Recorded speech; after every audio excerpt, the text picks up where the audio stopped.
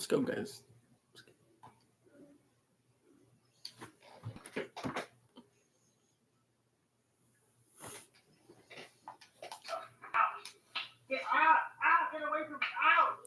Oh, hell no, that ain't over.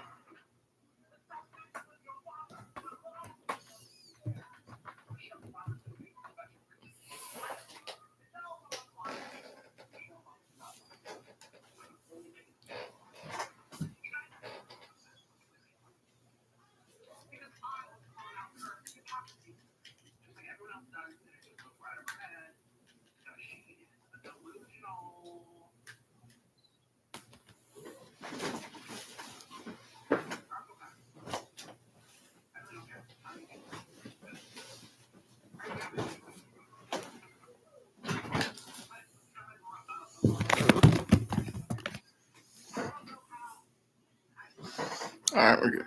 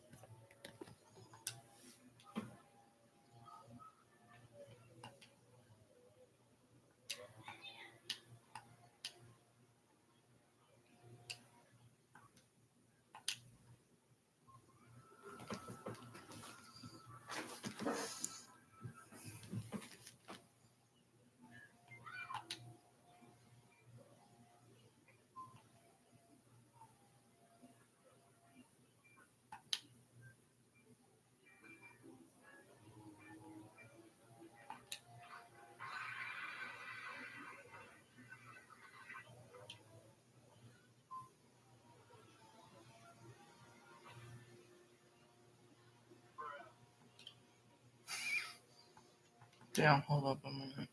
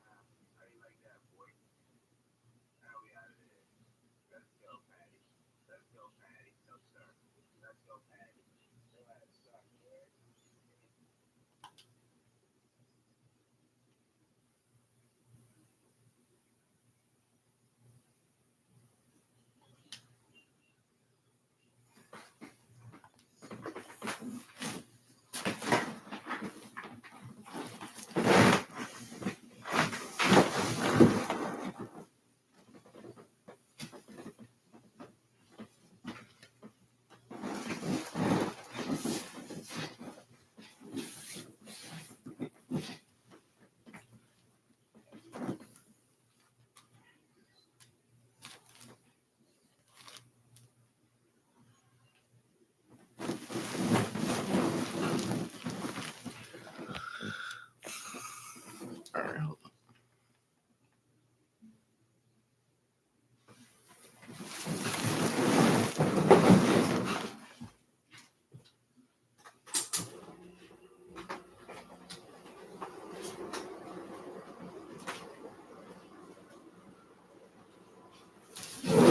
Oh, what the fuck? Okay.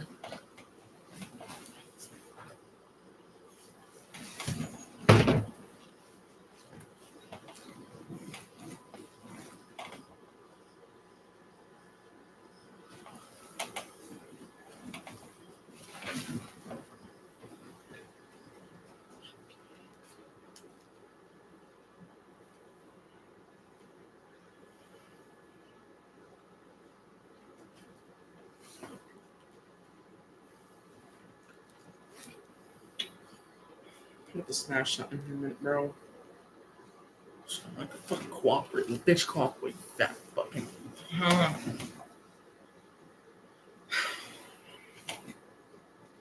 This bitch better be out my motherfucking way.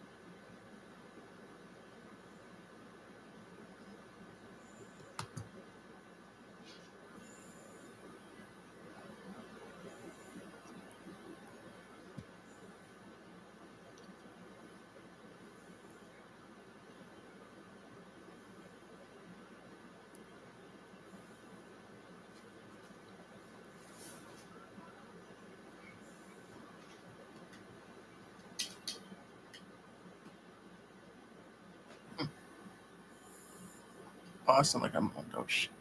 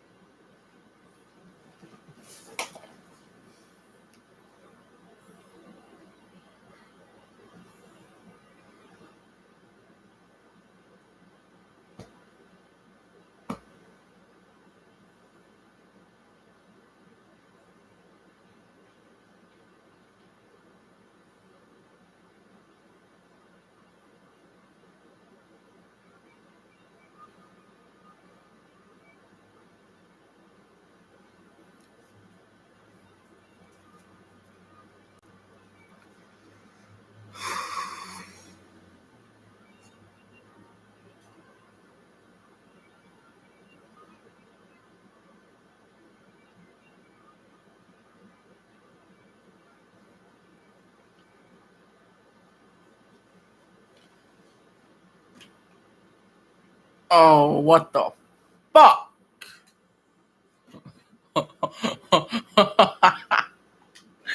Oh, the fuck up.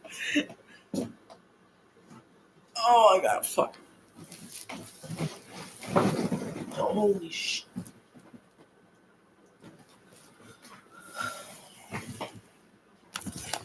Oh, what? Hold the fuck up. Whoa.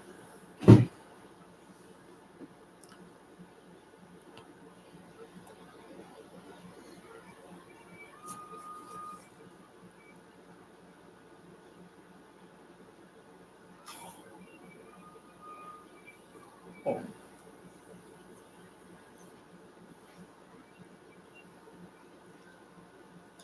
Try the next one.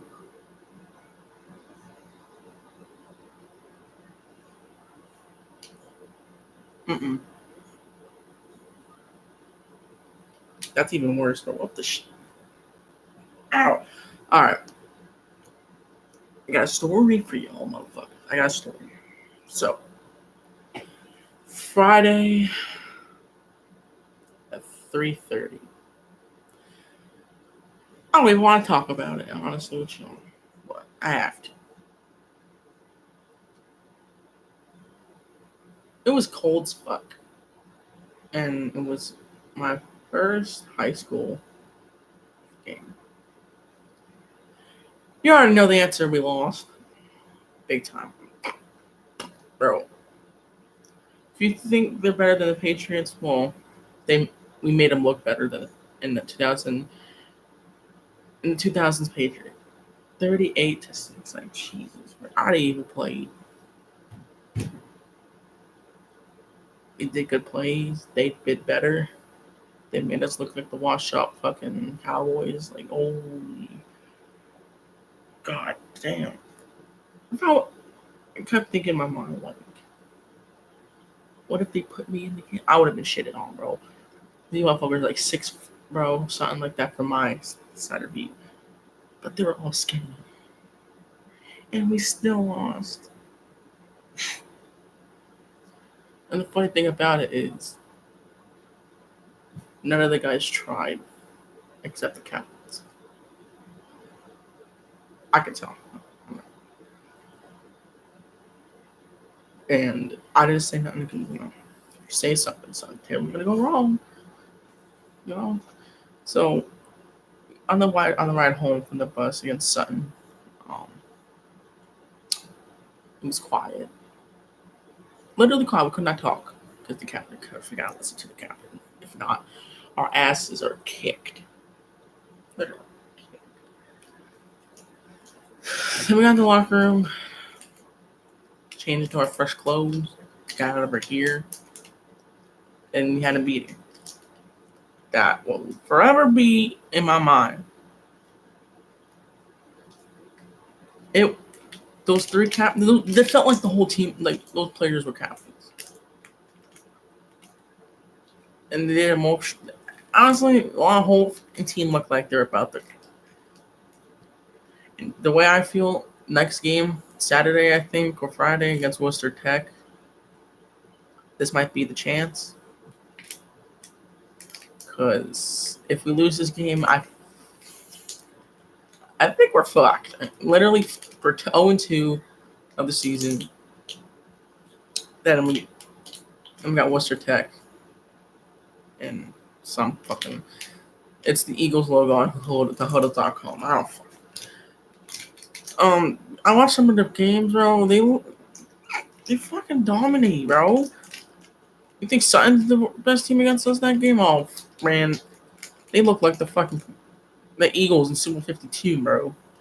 Trick plays out of their ass. Bad. Of course, I'm not gonna play for the rest of the season, but I'm still gonna go just in case if they need me, which they kind of needed me in the Sutton game, or the freshmen or sophomores. They really needed me and those people.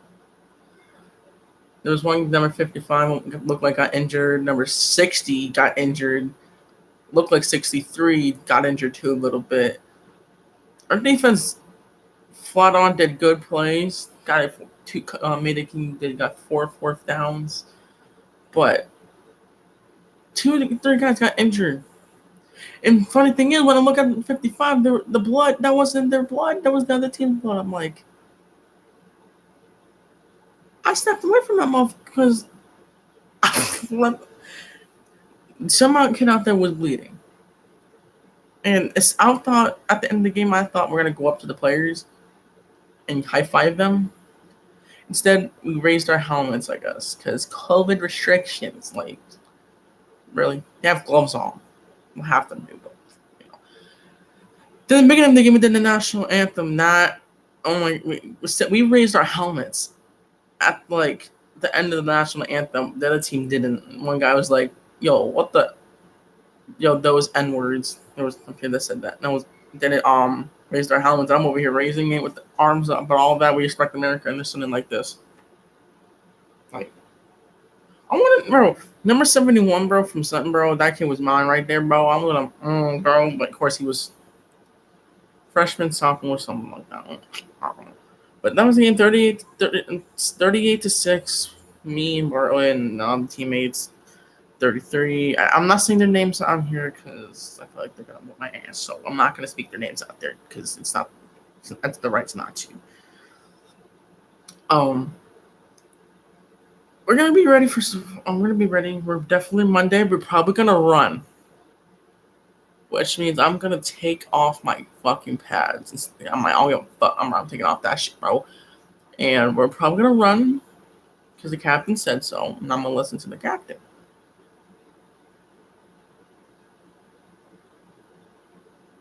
And we gotta learn a lesson.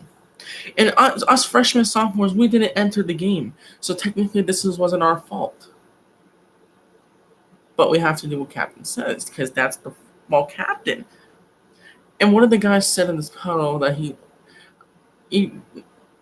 says something about brotherhood and all that, and I don't know if anybody in that locker room took that by heart. That if you were in that locker room right now with me, bro, you would have felt the energy. For real. Because one kid yelled and punched the locker and step up, all that. All that, bro. And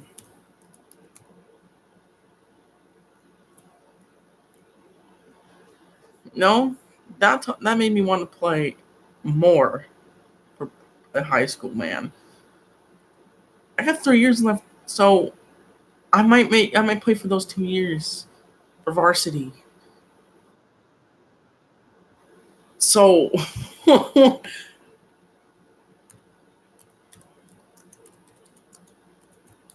and shit, dude, and that game, that was my first ever high school game, and it lost. If we won, good. And if we lose the next game after we won a game, that wouldn't hurt me as much because I never won a game in school football. know what I'm saying?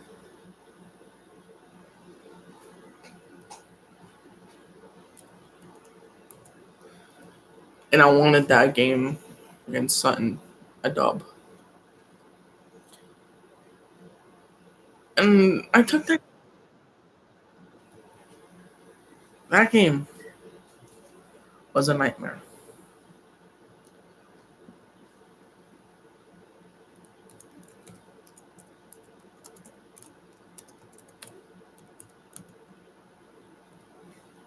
I took that game, and interview players on the team Bartlett saw. Look, I took that like it was the championship of high school. My first high school game.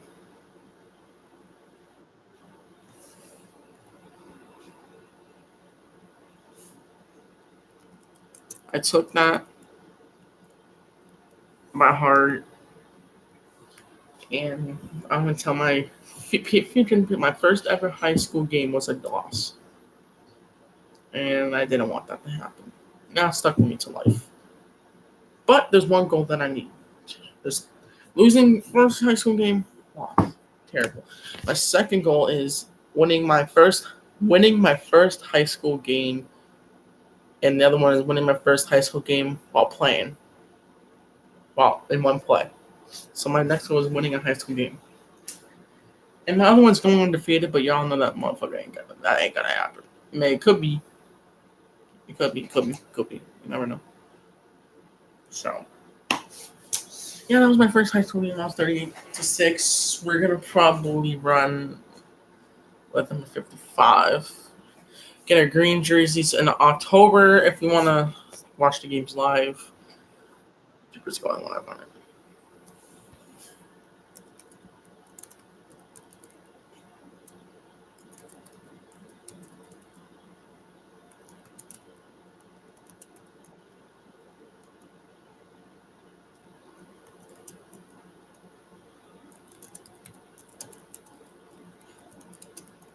Oh my guys. So yeah, high school game was a disaster.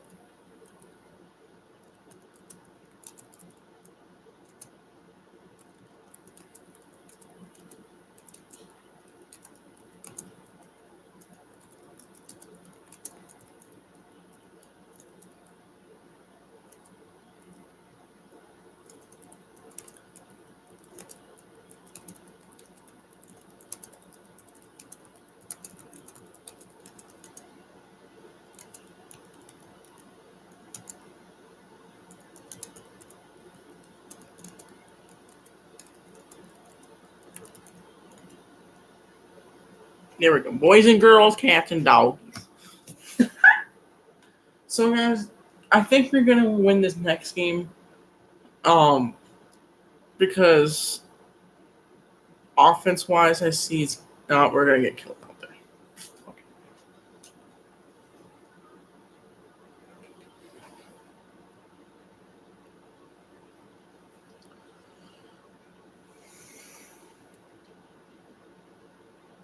Oh, we're outside.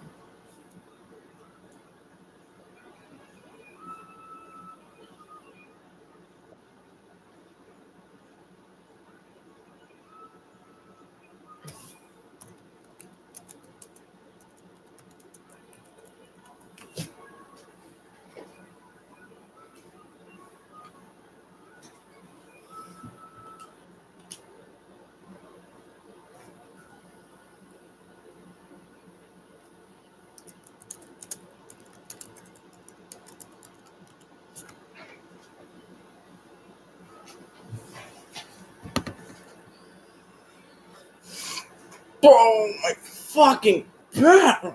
Hold on, bro. Hold on. Guts on that motherfucker? Yeah, bro. I swear, bro.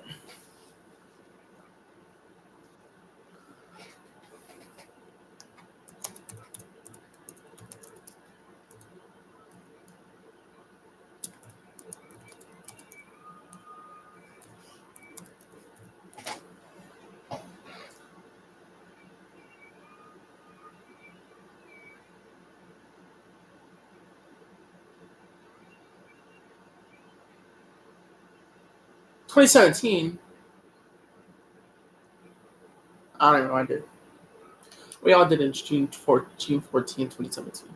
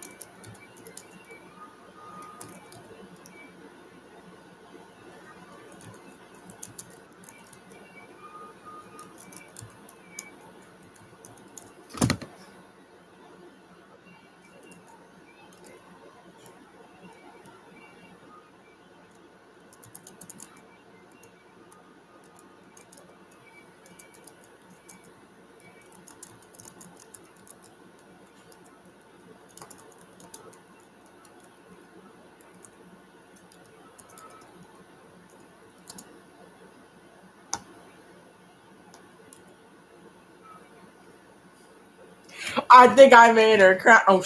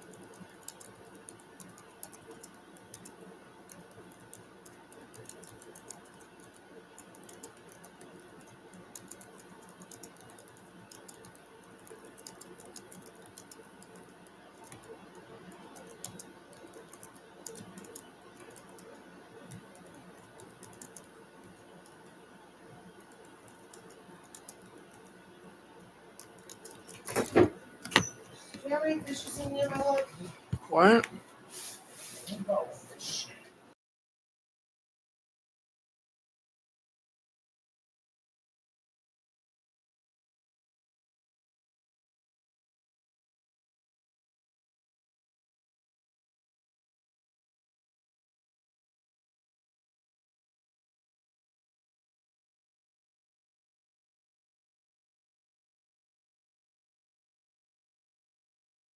It's just me, or I'm gonna grab a gun and shoot her.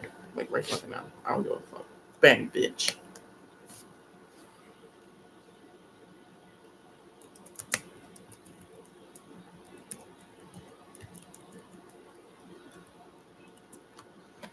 Oh, because she comes in here, checks the bed, and like, go fuck herself. I'm like, go fucking bed, you hoe. Suck his dick every fucking day, so like.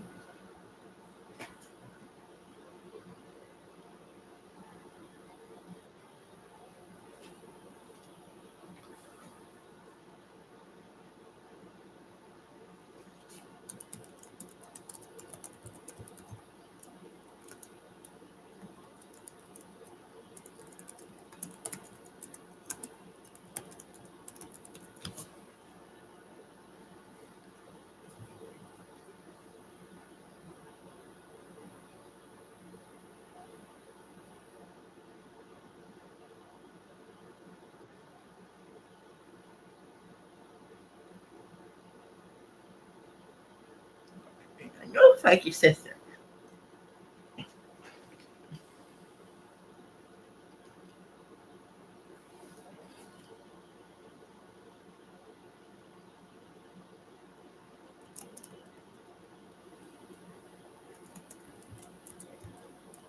Fuck.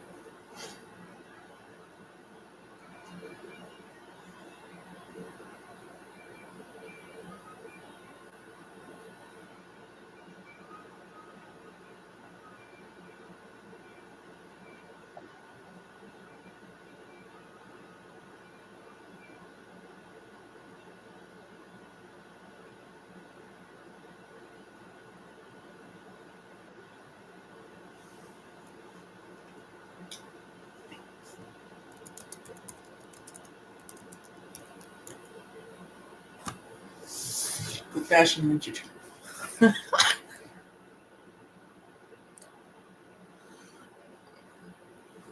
Corn.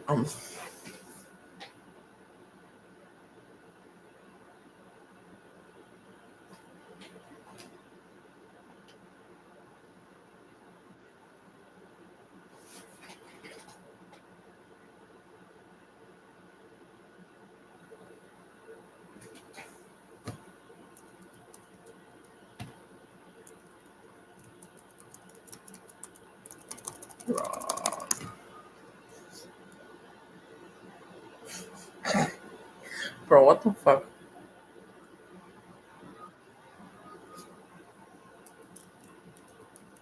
These.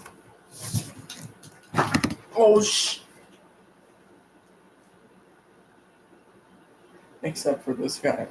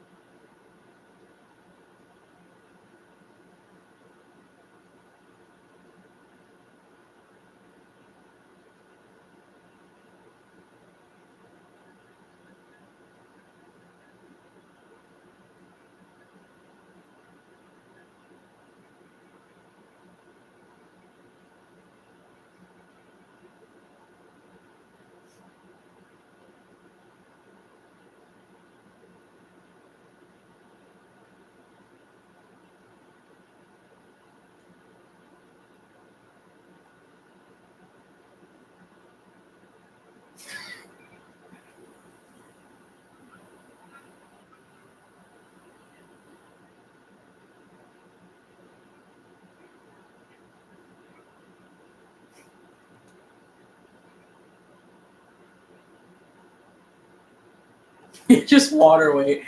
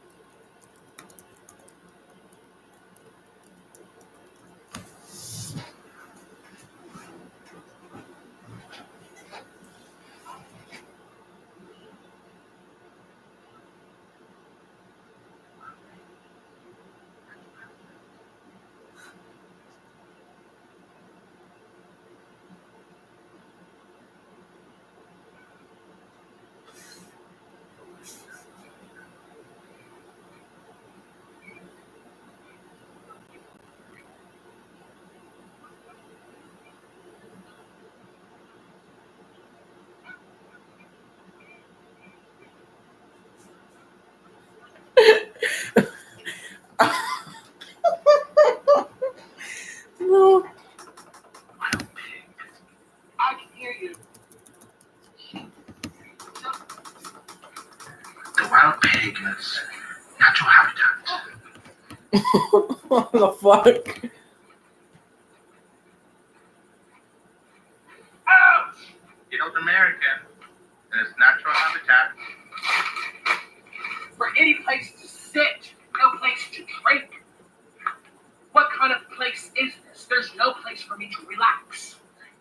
I'm gonna get the skin diseases. You want a scooter? Oh, it's corpus. You want a scooter? Get me out of this torture death. Why is he twerking? Oh my god! Why? Ew, bro. What the I fuck? think it can. It better hold my weight while I'm setting this to corporate. What's You know, a I'm gonna tell the corporate? president to get that reinforced for you.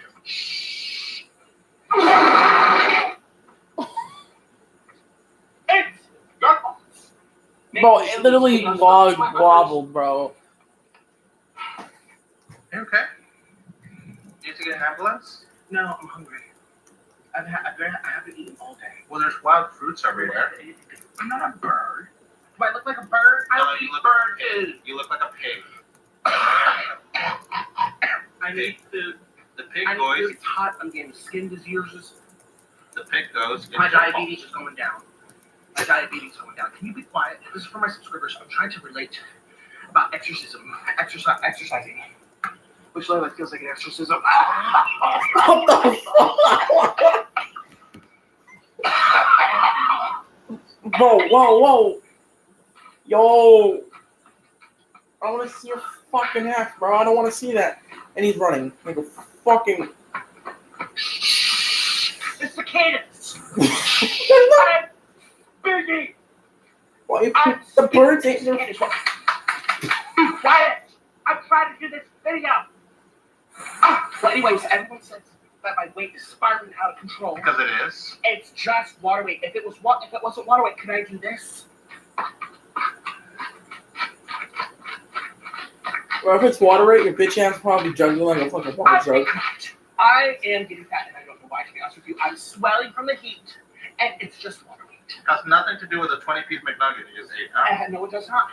That's called protein. It's called nutrition. It's called dietary functionality nutritional. Bro, go to school.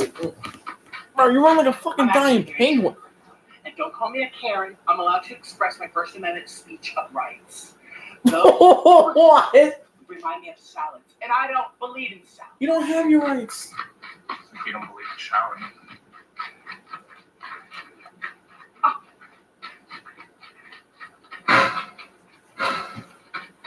This kid can't run. I don't believe in salads. I don't believe in salads. You don't believe in science. I don't believe in salads. Bro! Calm your tits.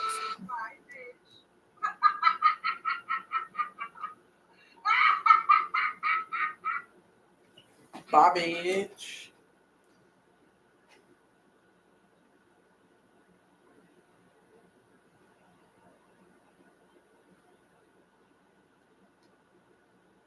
Dr. Paul here. Oh, I remember this dude. This This guy is the next Phil. young man stabbed himself in his hand, I believe. Let's take a look. Himself, motherfucker, comes some kid that guy on steroids. No cow. The vaccine family plan. It's 1, 2, 3, 4, 5, 6 babies. Tell me that ain't wrong. Bro, kids can have vaccines at that age. Like cold vaccine, but like vaccines for kids, yes, but no vaccines are stupid, Paul. You're stupid! On sale, whatever books are sold. Hey, there you are. What exactly happened? Pencil went into my hand. Okay, a yellow pencil? Yeah. Yeah, with Just a pencil, Paul. You don't need a fucking yellow pencil. It doesn't matter! the black kind of Yeah, great. gray carbon thing. Yeah. All right. And when was this? Yesterday. Just yesterday. Oh, it's left the bitch in, bro? Okay. Bro, where's this Paul dude at, bro? Okay. So,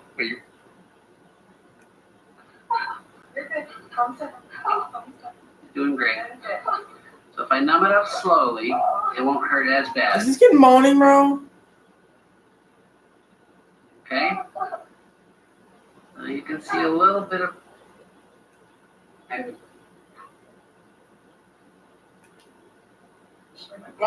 Did I get your lens? Squirted me, that's for That's funny. There's a little white blanched area around the black spot.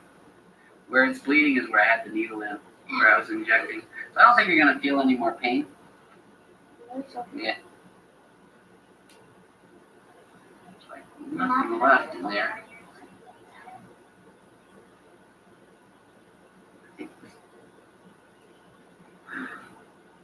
Actually, what we're going to try is rinse this. What do you think so far? Are you pleased with the doctor's work? Well, no, that's gonna hurt. What's going inside? You just not hurt it. Does that hurt? This guy's wearing swatter. Oh, my hands feel so weird. Oh my gosh. You're gonna have to watch it for infection though, because before we even started, this looked a little infected to me. So, we've been dancing around and flushing. Okay. So, Wait, did you just discover this for the first time? so I think we have to give credit to Mommy Doctor, Mommy doctor. who got all the foreign body out already. One tiny little fleck, that's all I got. To make sure that you're up to date on your tetanus. Think of that. Tetanus shot. He bites and screeches when overwhelmed. Adorable baby with pink eye. Oh, it's a baby. Advanced Same Day has the parts you need fast. Deliver today.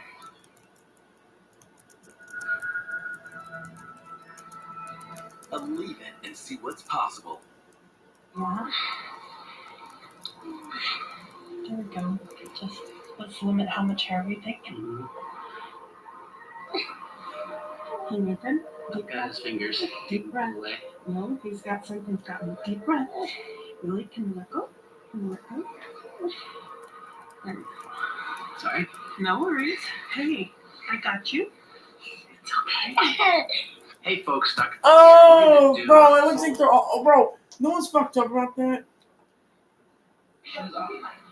There's one.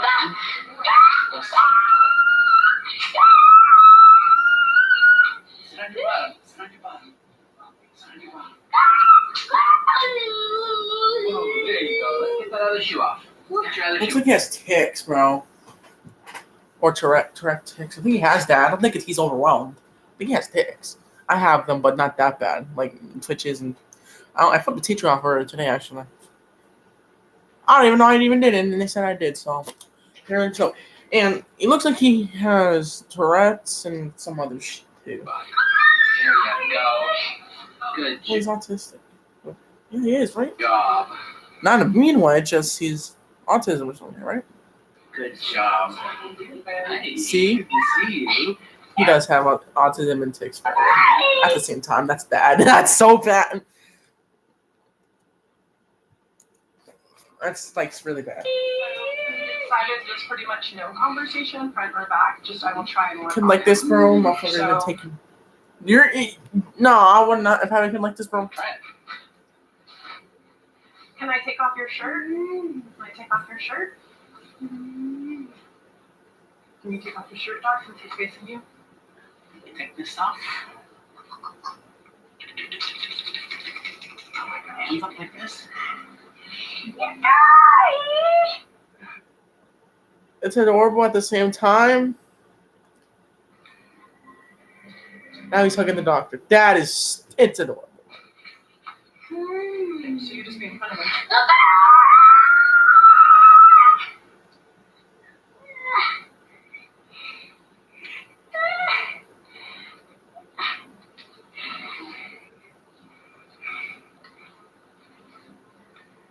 Oh, doctor getting a hug, bro. He likes hugs. Don't bite. Now just talk to him face and tone. Oh, he bites.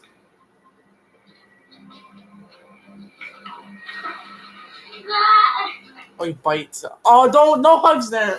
There's no hugs. He just put his shoulder like a zombie from Walking Dead.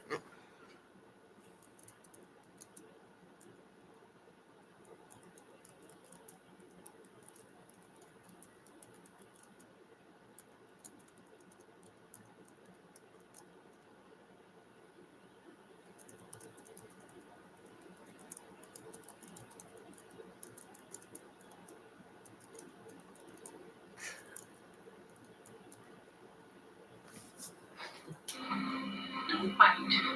Now just talk to him face and tone. Not bite. Don't bite.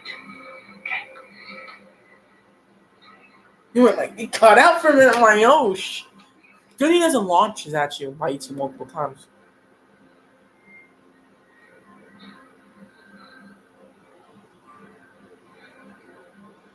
you're seeing a visit today where we're seeing a young man who has autism or autism spectrum disorder, ASD. Yeah, I'm sorry. This is a condition that when I was a child growing up was non-existent, less than 1 in 10,000, maybe less than 1 in 100,000, a condition not recognized before this past century, and one, of course, that is so much more prevalent. Every year, the rates of this condition go up and up, and it's not diagnostic substitution. This is real.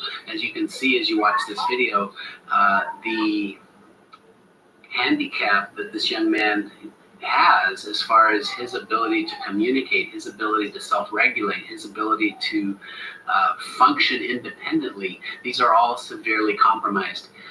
The good news for any of you who are watching is that almost every case that I've had in my care improves. Children on the spectrum get better over time.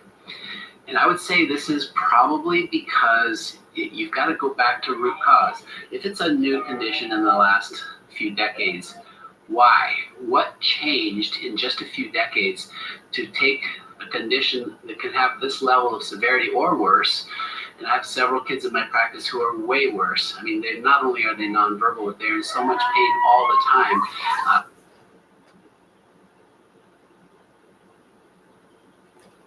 Quarantined for COVID for 1.5 years, and we were just at the Sunday market this past weekend. I bought her, it was hot, I bought her a little juice, like a lemonade, and we found a shady spot, and she was sitting on her walker that it needs at times to be gentle, or in the case when you have muscles that are in tension, sometimes you need it to be worked on. That's that body.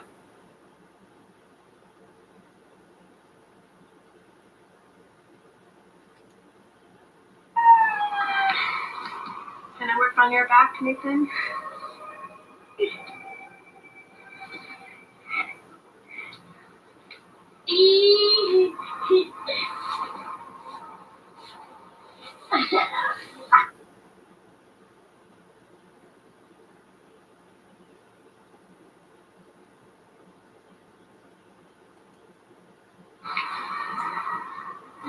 Yeah, good nails. Good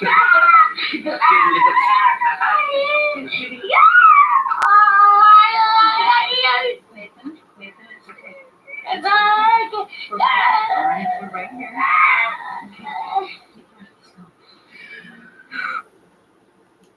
That's okay. That's okay. Can you let go? Deep breath. Do you help with his fingers? Yeah. There we go. Just let's limit how much hair we take. Mm-hmm. You don't let me. Sorry? No worries. Hey, I got you. It's okay. Okay. There we go. We're gonna breathe. Okay. I need you to tell me too what you want, okay? Okay, I'm gonna listen. There we go.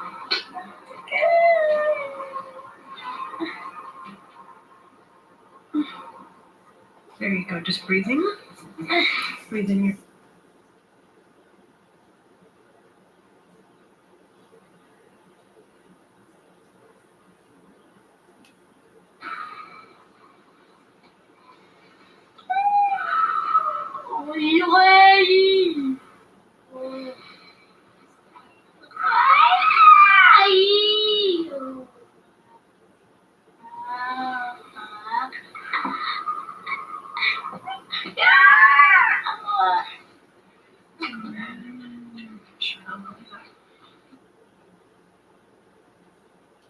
Inner scratch.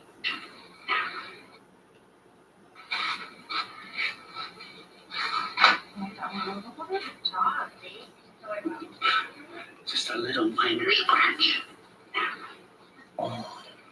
For drama effect. That's pretty good. We're all good. I got old man skin. You can follow them out and see if there's anything else today. You can't leave without your shoes or me. We just went for a walk. See, last time you tried to run with me too, right?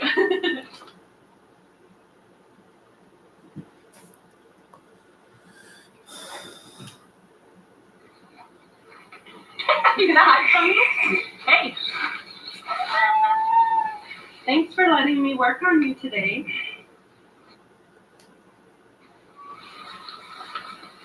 And thank you. Thank you for doing this. I know he loves it and it's helped so much. Yeah, and thank you. It takes a team, and it's important. No, here comes a child. Child, man. It's a fucking child. Oh. Dr. Paul here. We got. Dr. Paul. Okay. That looks like a marker. So just this morning I noticed some gunk in the inside corner of his eye. Okay. He does have a little birthmark up on his eyelid. Yep, So that saw redness is normal. Started out yellow this morning. I put some breast milk in both eyes. And then by Oh, breast milk. Lower lid down and just look at the amount of redness. Uh-huh. It's probably a little more red than usual. Baby spit not gonna hurt. That's No. common to get a pink eye. You did the first thing, which is breast milk. Mhm. It actually works most of the time. If the breast milk's not working, I bet you it does work. But if it's not, you'll be able to just use an antibiotic ointment or drops. It's a fucking child. I love how he's showing. Never mind. Okay. I don't know that it would do much there, but it is pretty amazing stuff. Now, if you had That was an adult shit. Like how that's gonna burning a big wart.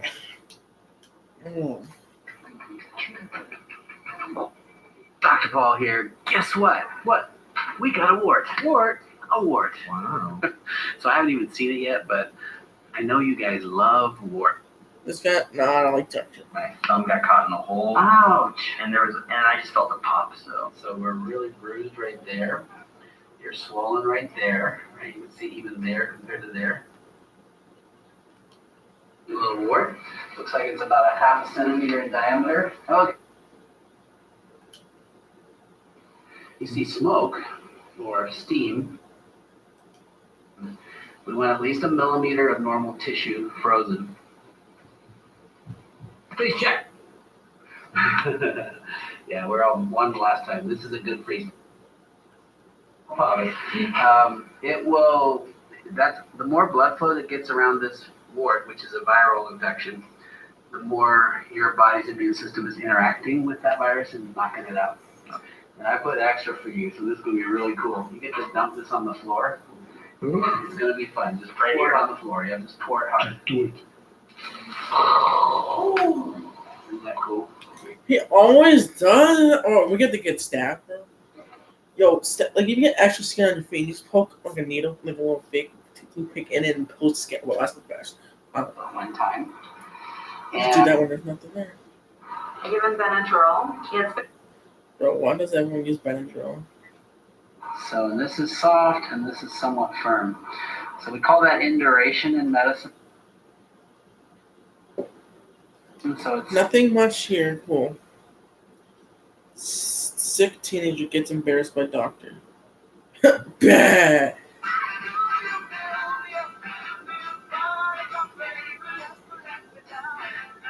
I fucking hate you. You know driving, right? Thanks, you. bam. And we've been vaccinated. You had the COVID vaccine? Yeah, she had the Johnson & Johnson. How long ago? A while ago. Yeah. Okay. And you guys did fine with it and haven't had any problems? Oh, yeah, that was fine. Yeah, we.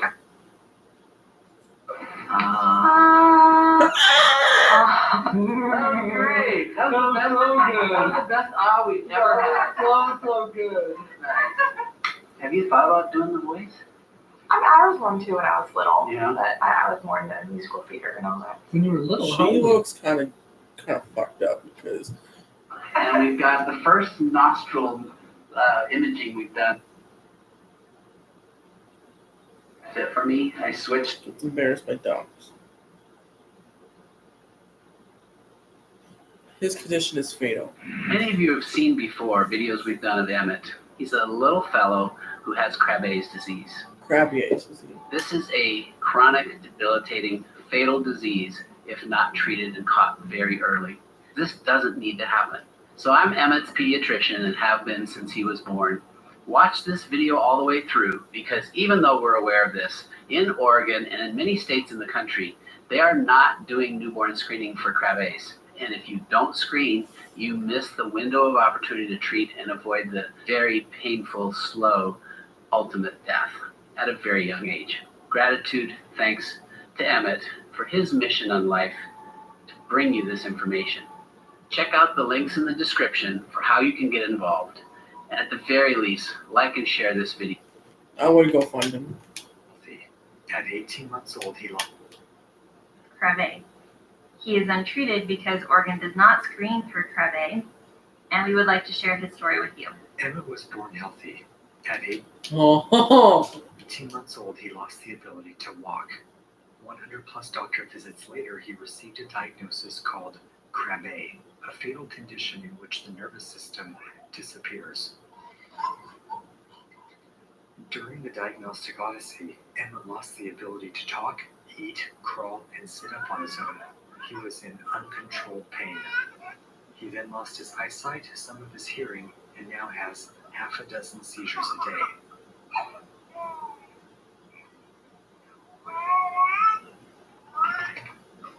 Emmett is now a proud big brother and spends the majority of his day laying in the same spot on the couch. Since Emmett's body is shutting down, he requires extra help throughout the day, and one of the ways that we help him is with medications. He has multiple routine medications that he gets every day, and he has some that are given as needed. These are just the medications that go through his G-tube. He has other medications that are administered as like an inhaler or eye drops. So there are other routes that he gets meds as well. This is where his food is made. He is fed a plant-based formula with breast milk to help digestion, mixed with water. Then even more supplements. Miralax for constipation, lion's mane for brain health, vitamin C for immunity, SBI powder for gut health, complete amino acid for protein, vitamin D for bone health, DHA and MCT oil for brain health. Mix it all together, add it to the formula, heat and stir, pour into the feeding bag, connect the tube, and hit run. This is repeated twice a day and runs for 20 hours. This is his nebulizer. The medication helps to loosen anything that's gathered in his lungs. This is the shaky vest. It breaks up anything that is in his lungs. This is the cough assist, and that helps to pull out anything that is left in his lungs. This is his pulse oximeter. It tells us what his oxygen levels are, what his heart rate is. In addition to the nebulizer, shaky vest, cough assist, and pulse oximeter, Emmett also uses a stander to allow weight on his hips as his legs are slowly becoming dislocated, a suction machine to clear his secretions, a variety of splints and braces, supplemental oxygen via a concentrator or tank, and a feeding pump. We will now address the 5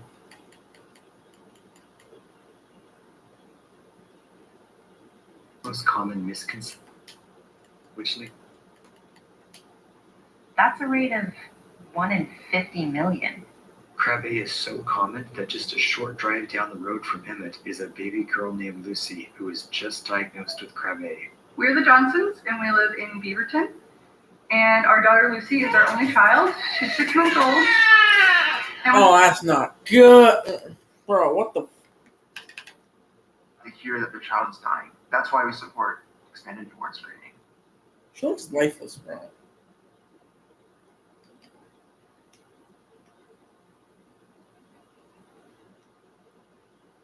And what the fuck? Dr. Intel's ultrasound shoot gun huge needles into his back. That is bum. Bro, yeah, that is bum. Oh, that's a girl's bum. Ew. No. There we go. You got buns. Okay, back down. Did you see that? I mean, that's not uncomfortable. Still waiting. Okay, I'm gonna bring you down here, all right? I'm gonna see some buns. There we go. You got buns. No, that's just gay, bro. Did you see that? Still waiting. Okay, I'm gonna bring you down here, all right? I'm gonna see some buns. Gotta see some buns, bro. You're gonna make it that much worse, bro. She's only fucking 20. Like, what's your fucking issue, John?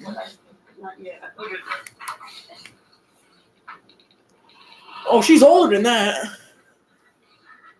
She looks wrinkly. It's just an easy way for me to kind of get. Sorry, this is cold. It's kind of an easy way for me to get a sterile feel. Bro, if I get. The only time I get usually stabbed is arm. Right here, this. Right here, right here, and up here, hands all the way around. This is one of the bigger Legs, problems of being a solo practitioner. back, Doing ass, anything by butt, yourself, anywhere. basically. It's gonna hurt. Because I'm not used to Thank it. you much. Awesome. Woo! Shoot, maybe I'll come out of retirement. Seriously. I mean, this is all I You can ask her to pull down her pants just a little bit. Are you gonna get another tattoo? Not you doing it. That's oh. So, I'm trying to yeah, snap between the crack. from nerves being really flared up and irritated. You're irritating. Fucking dumb fucking cricket. Stop, bro. Why are you showing her ass, bro? 400, 400 you motherfuckers saw bare ass that day.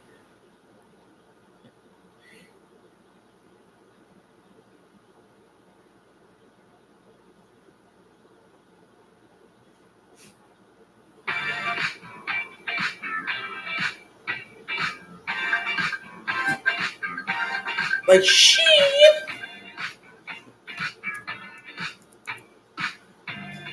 Bro, that's full feet of mac and cheese, bro. Dr. Ball here, we have something pretty unique to look at. This young man right here. I'm gonna smack him, bro. Legit, bro. Put that there. You think you can hold that? Yep, that's perfect. And then we're just gonna squirt some water in there. It feels kind of funny. You feel it? Yeah, the water's bro.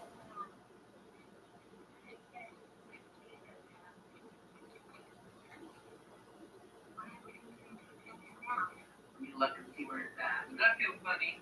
Yeah. Let's take a peek. There. We'll go after it some more. You're doing great. Why did it not come down? Yeah, probably it's not good one to ow. Sorry, does that hurt? That kind of. There it is. What kind of a bead is that? Good thing that is. You got it. Now, dislocated elbow girl thing. Can I headbutt your nose, bro? I'll show you what that. Sometimes just doing that will cover. That doesn't work. I can pull a little bit on your hand. While I'm pulling, put your palm up to your shoulder. Boop, and it's fixed. Okay? Now, when we fix these, there'll be a momentary. Alright, so we're going to be very careful with your her arm. Now, the first thing to do is to just feel your arm. Make sure it doesn't hurt. So, She's just a little girl. She's like innocent. Like I didn't do this. Yeah. I don't know what's happening. Yeah. What? She's like something you would be we very went careful a little at pony. do this You know, if some something games. might have broken their arm.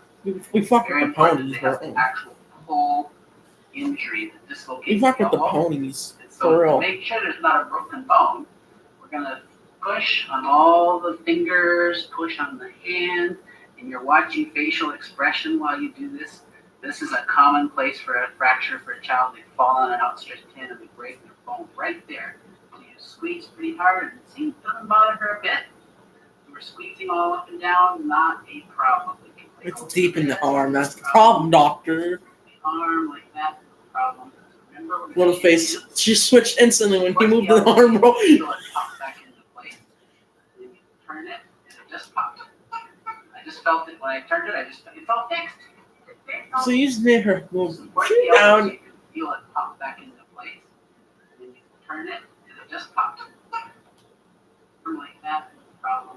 Alright, we're gonna stop at the very moment it popped. Support the elbow so you can feel it pop back into place. And then you turn it. Right there. I can't turn it, but her face went like this.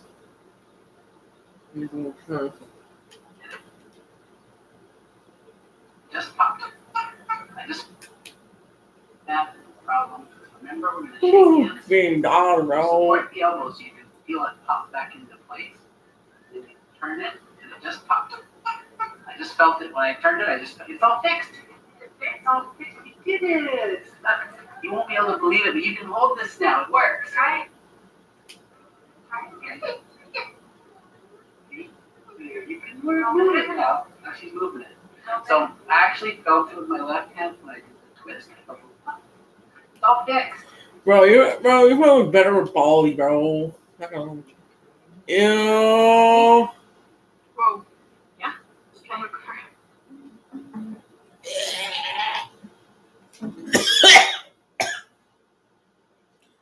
No ears, no ears, no ears, no ears, no ears, no ears.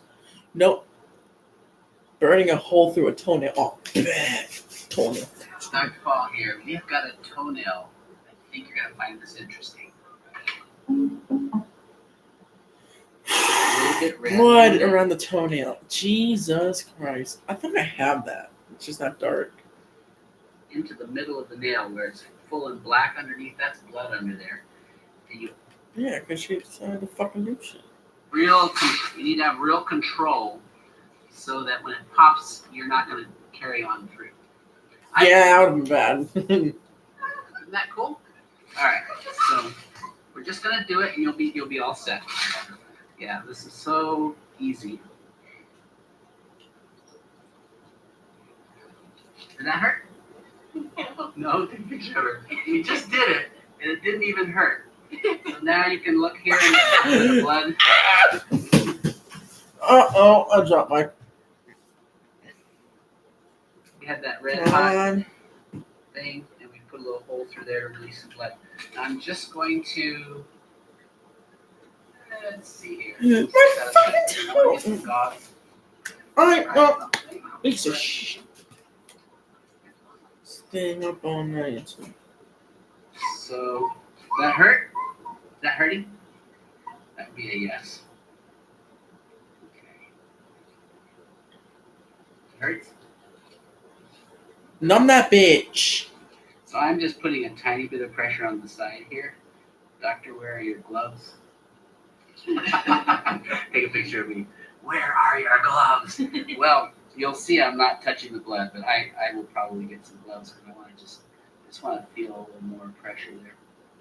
So I think what we're going to do is, let me get my gloves on so I'm properly attired here. Tie that bitch to the fucking table and squeeze the motherfucker.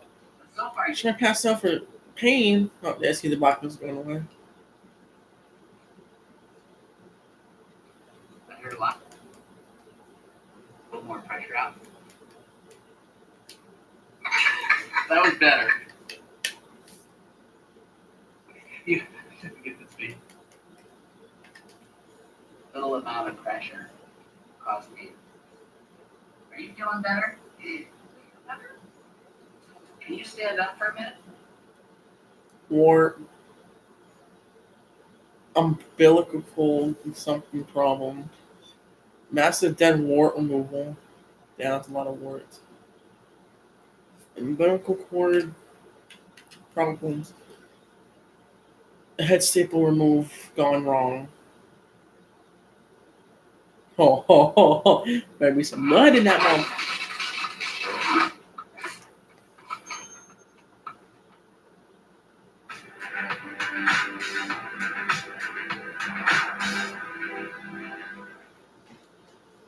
Dr. Paul here. We've got some staples to take out of the head.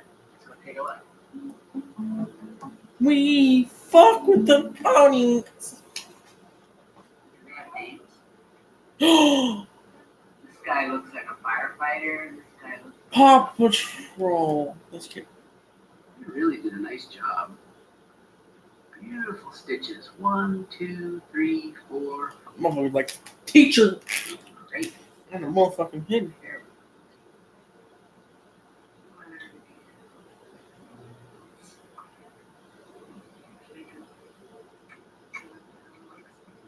Make it still open. Oh shit!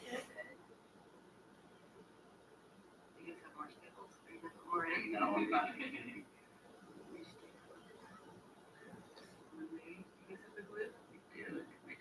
mess in his scalp. Oh, they're out except for that last one. There we go. Okay. Good job. Nice work. Okay. So I'm gonna get some glue. We're gonna just try to glue that. Okay. Okay. So in retrospect, those staples came out of those Murphy books.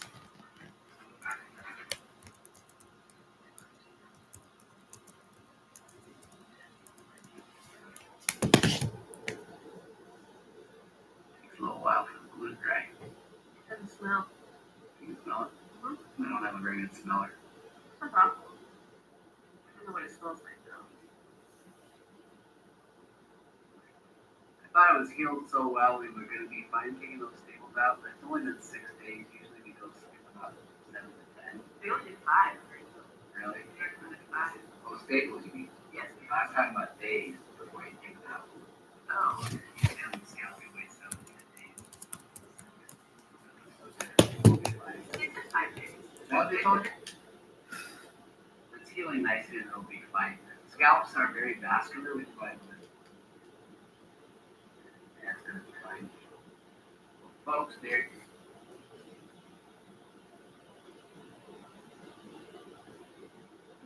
Worst pink eye ever. How old are you now? 9. You're 9 years old? Wow. I know, does that hurt? Is the light hard? Uh-huh. A little bit? Okay, I'll get the light off of it. You were totally fine until 4 days ago? And then what happened? I got touched. I'm jumping around. Fluid-filled knee. No, Jesus. Top sign, that's good. Oh, an effusion. Fluid. You know, some people are just brave. We'll leave it at that, right? No cutting, bro? What you mean?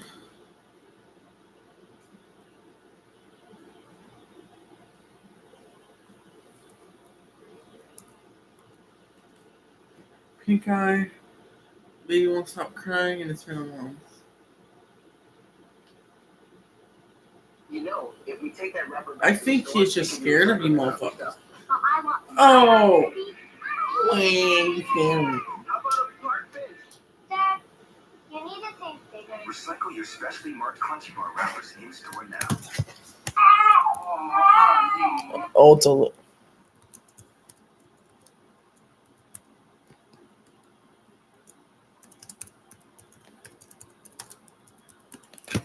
Yeet. Hold up.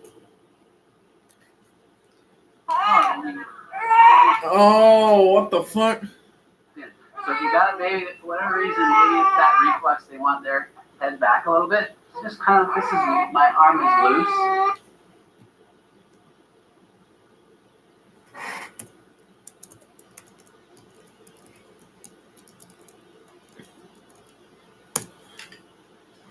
But as she's going to let me, I'm going to try to tuck her head into my chest so she can just relax and maybe go to sleep. I think during the birth process, or maybe it's their position in the womb, their head is one way or the other.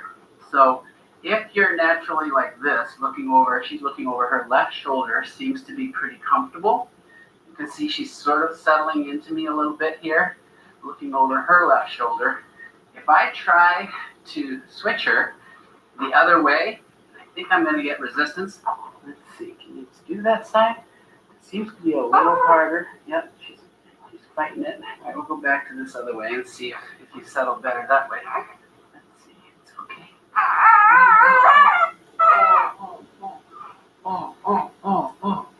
So, Bro! What the fuck, man? What the fuck? the new parent dance, folks. This one, you get your exercise. It's up and down while you sway back and forth. You support the head. I'm not pushing on this head very hard. But I want her to just sort of finally kind of melt. My head comes like, stop, bitch. Oh, knockout. Painful, dislocated elbow. That's what just a reason we're not. Bad case of mono. What do you need to know? Hell, back in the day, this camera does. Stop your fault, bitch. Hey, how you guys doing? Oh my gosh, it's so good to see you. So what's going on today? Well, I'm feeling absolutely like a mother. I was playing with her, and you should grab her by the upper arms. I don't know why tonight I hit her by the wrist. We did a quick swing, and immediately afterwards, she was upset. She was crying, and she's been holding her arm like this. And, Alright. so I'm assuming the worst. So just for fun, that's what I got for you. Here. Oh, so the right arm works pretty good. Yeah. How about this arm? Move that arm. There you go. Like, how does that work? When you have It don't work. Stop trying. the classic pulling mechanism, it will pop the radial head right out of this ligament. And it's called a nursemaid elbow. Very important that we don't manipulate the arm, or she might have like fallen and broken the bone. Okay. But your mechanism was classic. Yeah. It's swinging a kid around, and there's nothing wrong with swinging your kid around. Don't worry. I'm never doing it again, though. Well, you Don't. I'll smack you.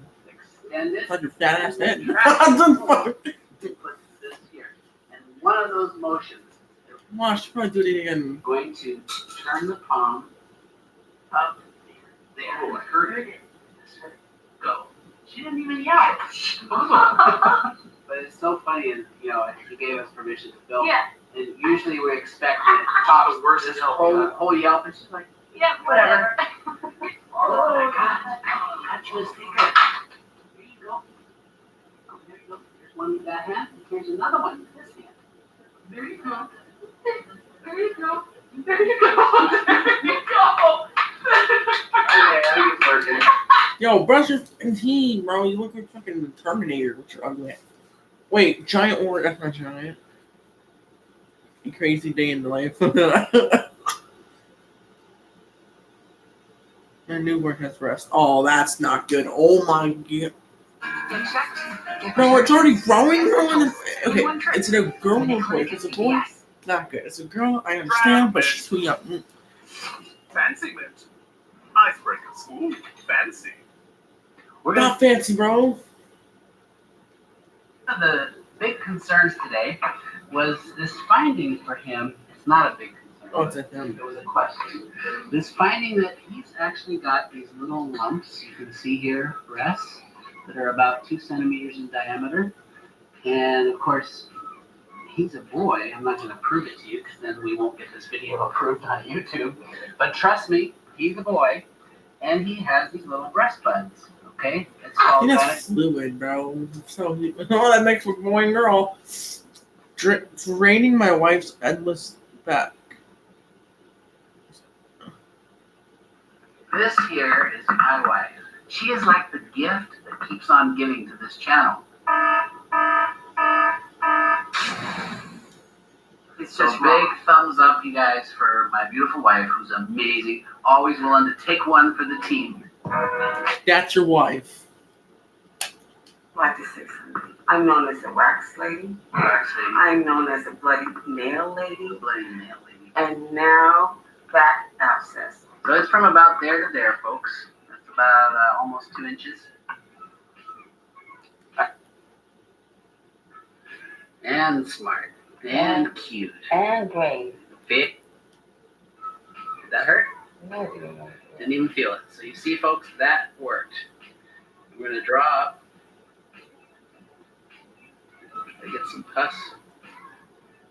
Yeah, it's pretty thick. It's not coming. So, got a little bit of pus in there. You can just see it. There. All right. So we're going to get our number 11 blade. Well, there is pus oozing out of there. We'll just get That's that all there. white pus. No. And we're going to slice into that. You okay still? Oh, yeah. No pain? No.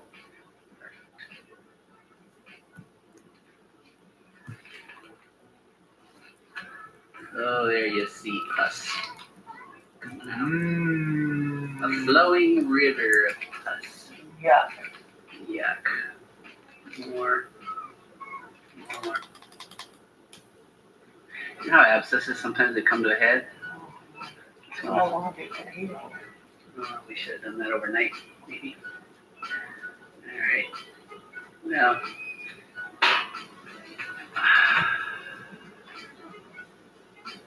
We're gonna have to obviously go home. Woo!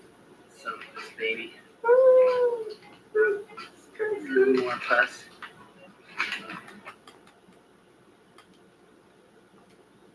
That's all we're gonna get from this baby. I mean, we got it way down. A lot came out. Yeah, but it's still. Whoa.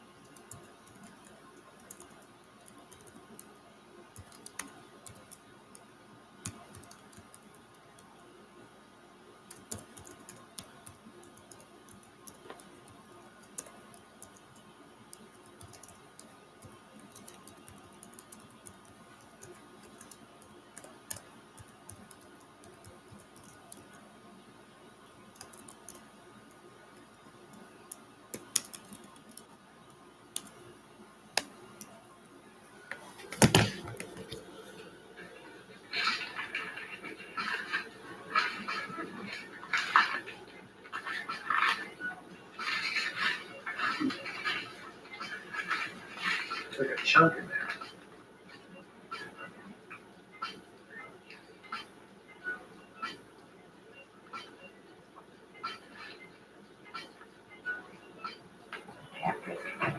You don't feel anything? Well, it's a good numbing job.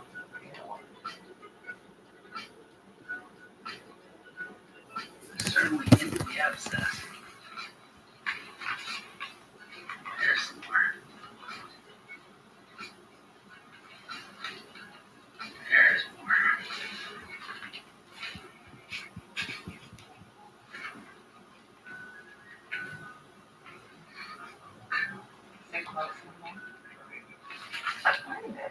Oh, there it goes. It must have been lobulated. That.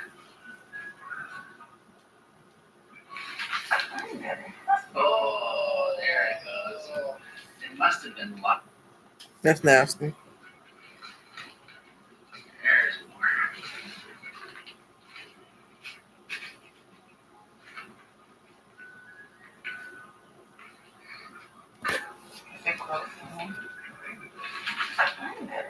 Oh, there it goes. It must have been lobulated. That is some thick old. Do you think? Integrity culture. You know, because you're my wife, I'm gonna culture that. Since we want to treat you as good as anybody else. Oh, great. No shortcuts for my wife. Only the best. I just wish you could have dermatologist. Yeah. Okay, but that's some stuff with me. We'd all be on a beach somewhere. Alright. Let's see here. Oh, that's pretty soon. Yeah, that last time I really opened up some new. Awesome. Good. Good job.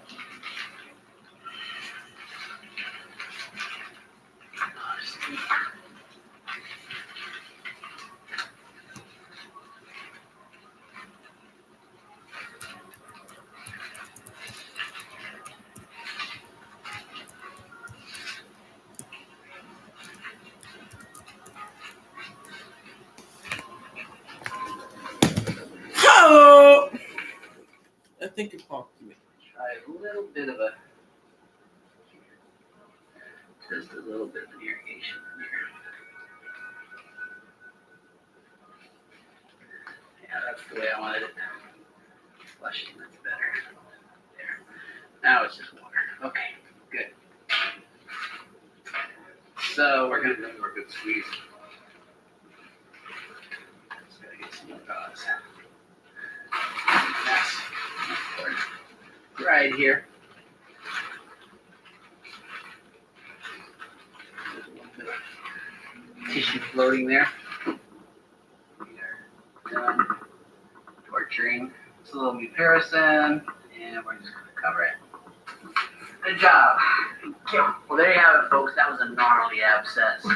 Brought to you by none other than my beautiful bride. So, big thumbs up, you guys.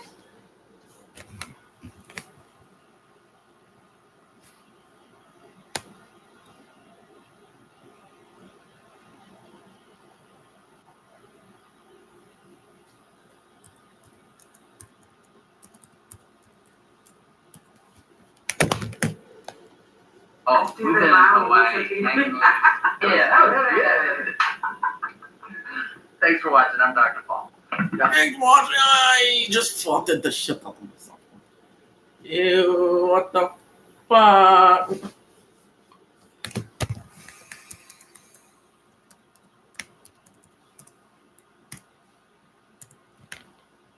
Penis.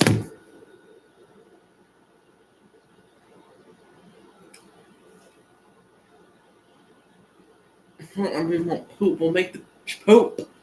Poop. Feed it more.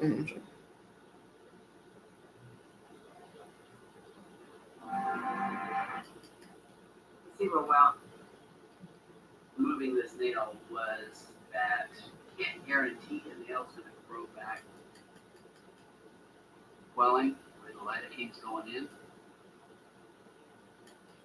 Under the neck. Under. Done. That would work so that you don't have excessive bleeding. Double hemostat maneuver here. We're going to clamp that one there.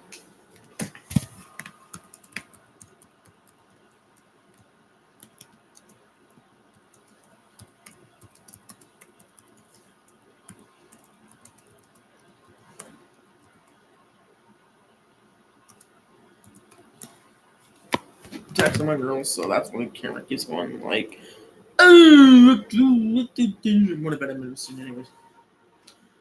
Oh. A little bit. Just look like that. I brought along a little probe here, just so I could feel to see if there's any pieces of nail, hard fragments.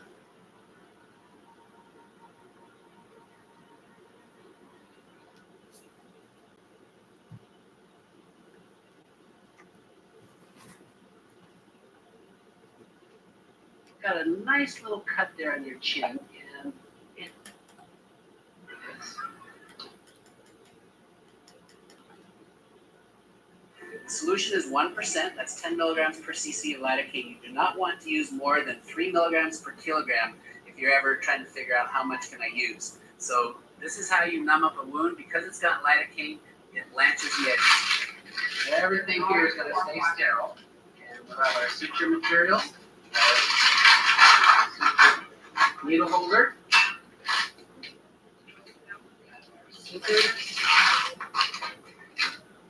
So here we are, we're now draping the patient. You want to maintain a sterile field, putting on sterile gloves. I'd forgotten to put my glasses on prior, so I have those put in. And now we're suturing with 6O sutures. This is the finest suture material you can find.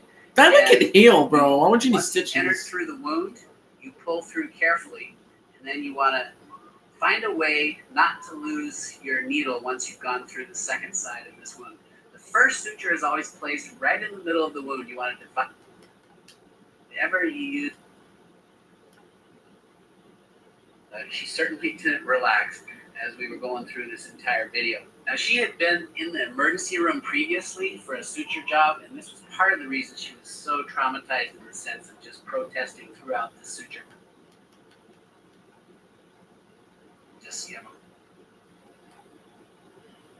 And I mean, you don't want to have them be wet. You want them dry, and if they're dirty, you need to change them. Suture removal is in 4 to 5 days for the face, 7 to 10 days for most other 14 days if it's over a joint.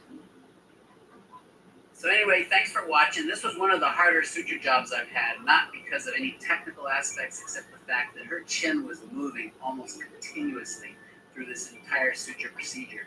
And so I hope you enjoyed that. I hope it was instructive, and we'll look forward.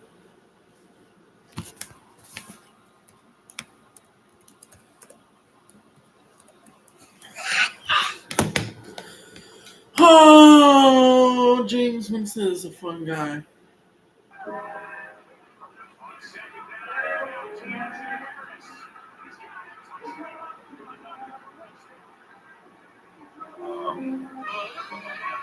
I'm a fun guy.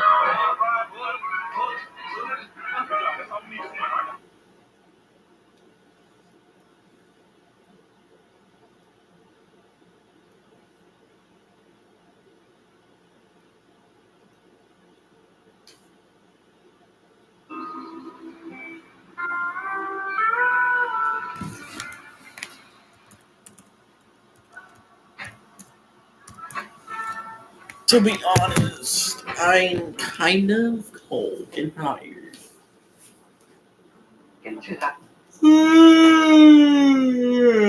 What the fuck? Bill Beckham Jr. here, the real one, not the virtual one. Welcome to the Odell Beckham virtual reality experience. We will now calibrate your headset. Please slowly look up.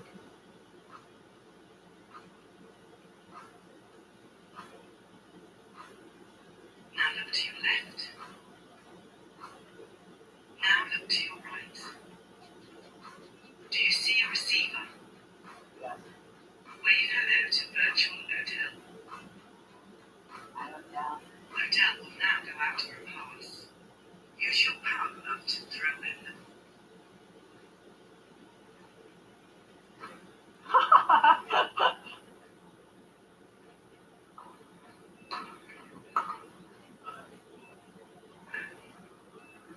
Bro, you in?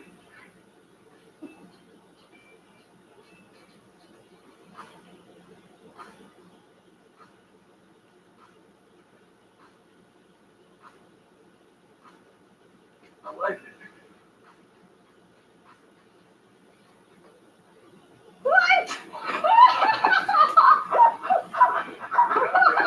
Oh, Oh my god.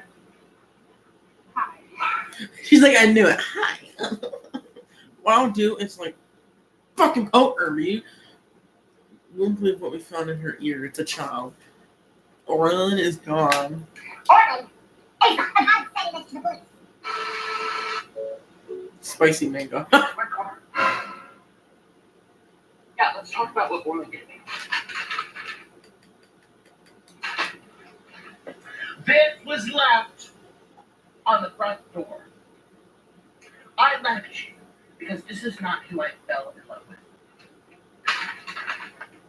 Oh.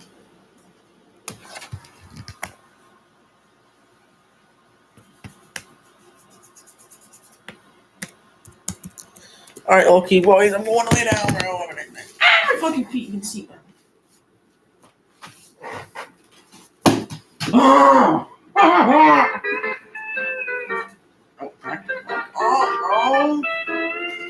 What's so fucking hard? I'm hard. No, I'm not. Okay. Fuck off, Ginger. Orlin, hey, I'm sending this to the police.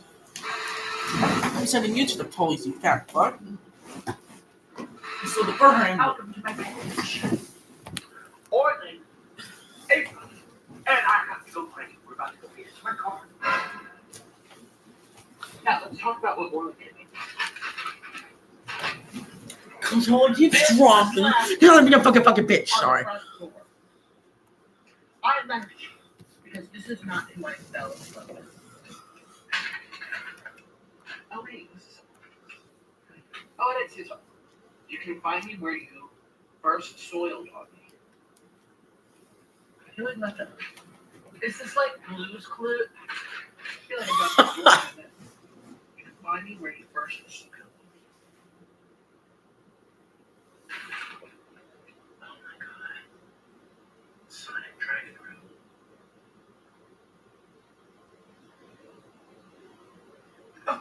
Jeez, this is getting ridiculous. I can't find him anywhere.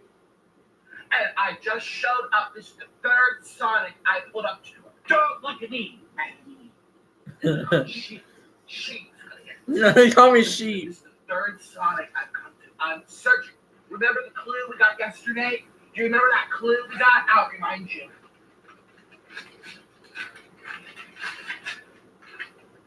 I left you because this is not who I fell in love with. And they did all these things which I find very offensive. My teeth look nice. I got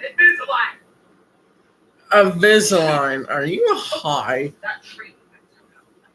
Chop that tree out of it. I don't look like this at all.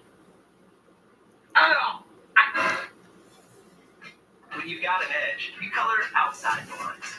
And the new Chase Slate Edge is designed to help you raise your credit limit when you do things like pay on time. So you can leave your mark and take it with you. It's your edge. Chase, make more of what's yours. Terms apply.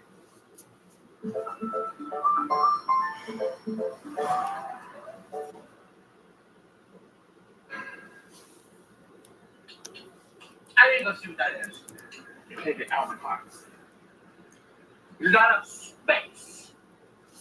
Jeez.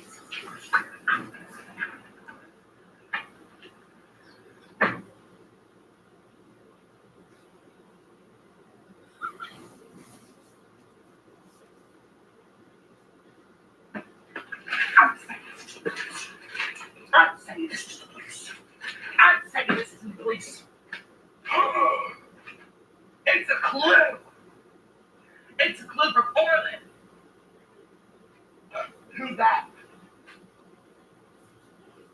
Hinkle. Wearing the wrong shoes. Family-sized chips.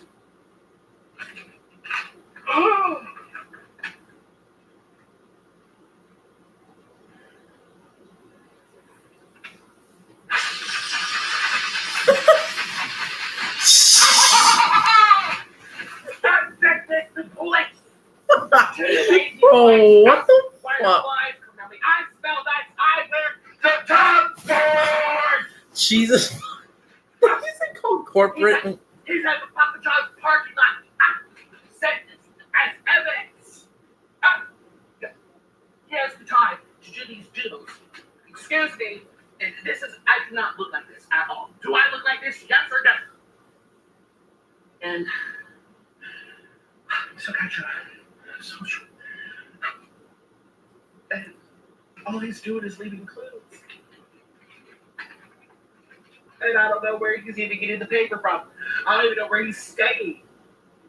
And he even put family-sized chips. I don't like chips. Why are there chips? Yes, like you chips. do. I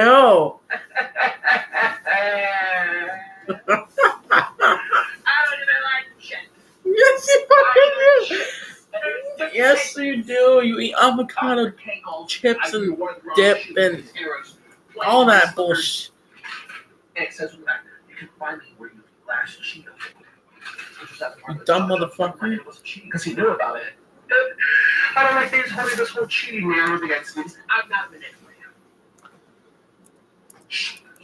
I know where he is. And I do this thing.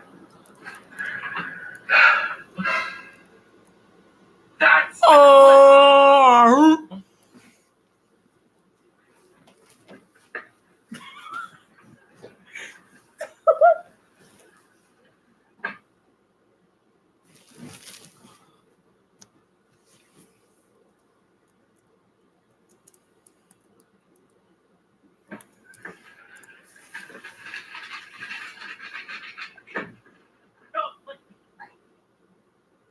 I don't need my seatbelt.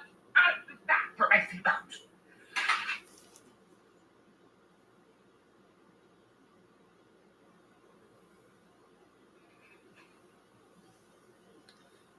Oh shit. My clothes are shrink. I confess. I know you love trains. I do love trains. Why are you driving the train? Excuse me. Excuse me. Who is this? What is this? And what is this?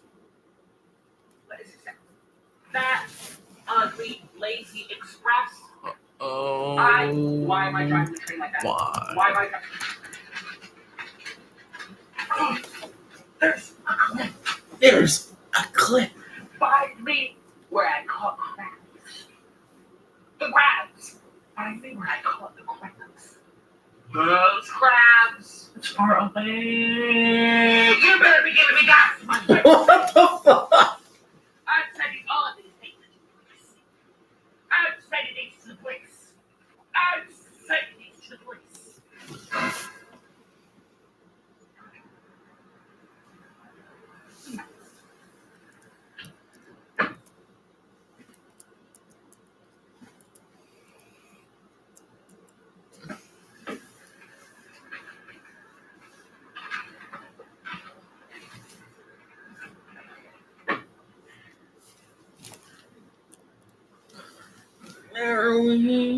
My double chin is choking me. Whoa. It's swelling today. It's warming. All right.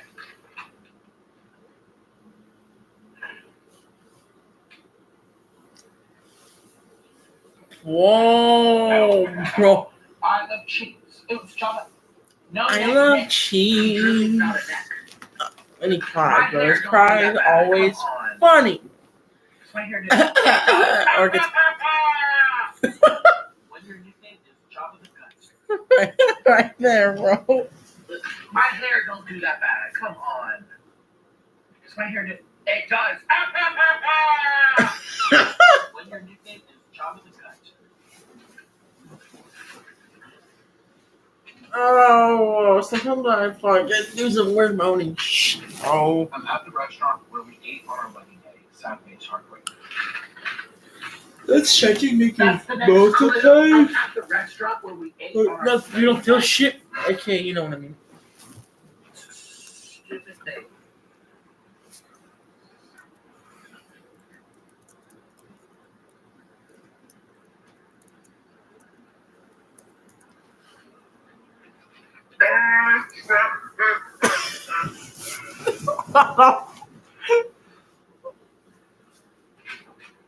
He jumps in the car and he goes, like, I can't breathe in here.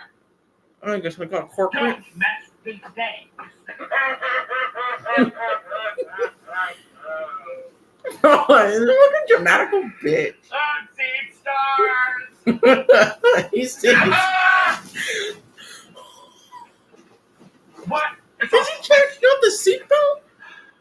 I don't think it has a nut shot. Stop.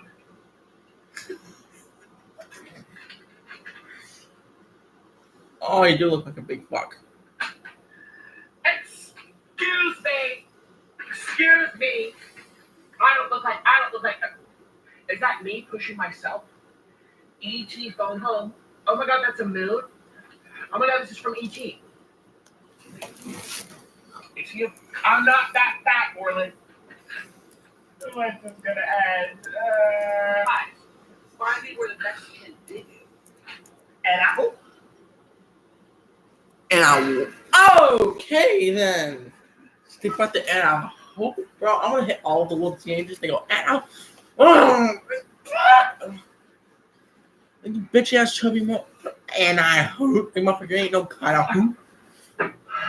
Oh.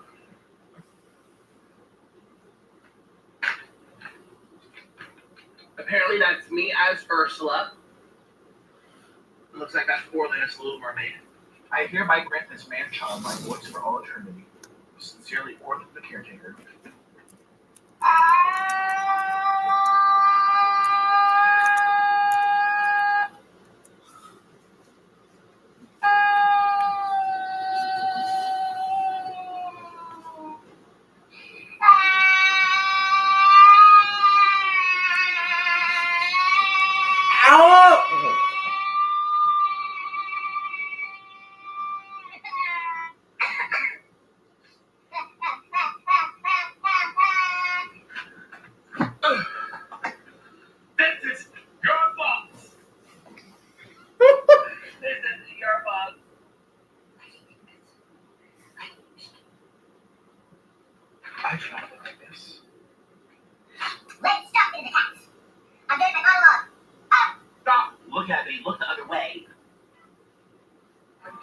gut-crushing emergencies, characters you love, and all the addictive drama you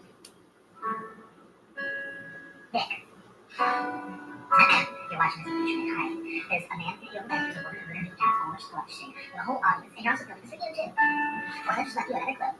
You can look back at this. I don't know what's happening in this whole situation. You look back at it, wow, that's so shit. But look at this people quote. Yeah, what does that remind you of? Yes, the past, the past. And I took his voice. This is all symbolism. This is a much deeper situation than what meets the eye. I'm looking for order because I lost Orlin. We lost ourselves.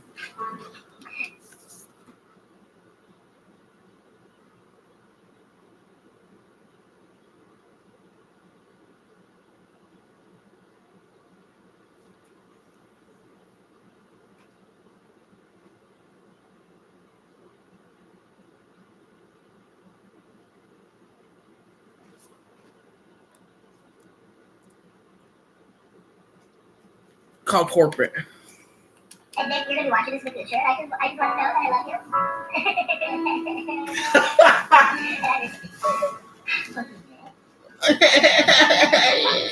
And you were able to get your life back, get your happiness back, and hopefully you found that answer. I hope you're watching this video. There's a spit all over something. So, guys, you really I like Rice Turbo. Like, shut the actual freak up. Stop being the perfect.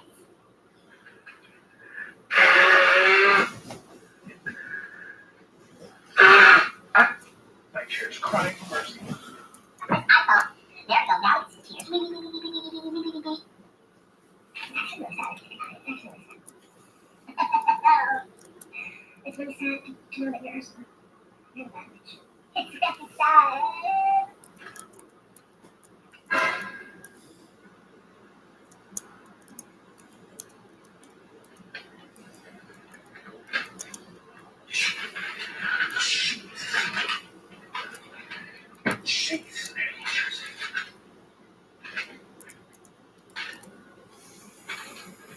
When you move and look like a slug. Do you look like a slut? This is from Monsters Inc. Find me at our favorite Monsters Inc. Oh, Monsters Inc. It's Monsters Inc. Not Monster Inc. It's Monsters Inc. Draw me like that, lady. Ah, this is ridiculous. I don't move like a slug. I'm very fast.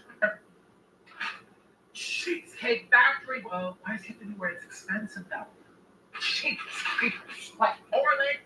I do not look like this. I do not look like this. Like. In yesterday's clue, I thought, I don't know which one's worse. Probably Ursula. This one made me cry because Orlin's there. I mean, this is ridiculous. I found my husband. Yay! He was in the bathroom. As you know, first of all, it's really dark in there. And I can't think. And I said, get out of the bathroom, Orlin. Get out. And then you get over here. And then I started whacking him. I was really upset. I started whacking him. And this was the last spot. Yay! Now X marks the spot.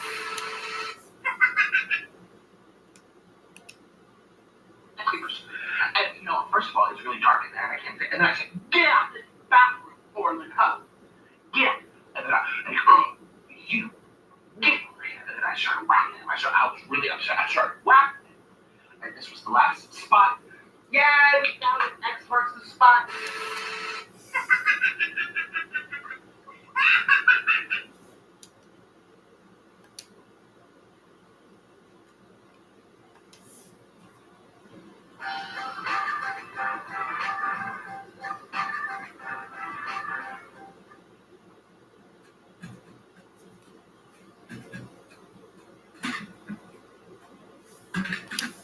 Okay, so maybe I need some help. Does anybody here know how to punt? Do you know how to punt? Do you know how to? I know what? Hi! In case you didn't know, this guy definitely knows what he's doing.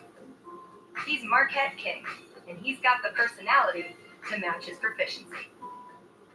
One Marquette. Give me one Marquette. Bring out the super hula show. Well, that punt by Marquette kicked That was terribly wrong.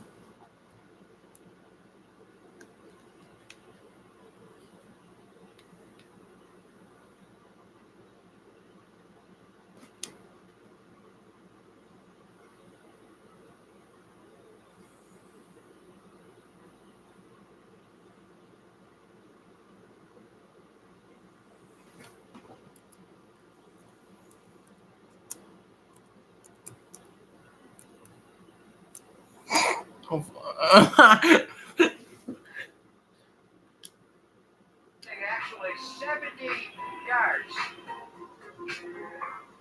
So you taught yourself how to kick. That doesn't make any sense. The sauce can never be explained.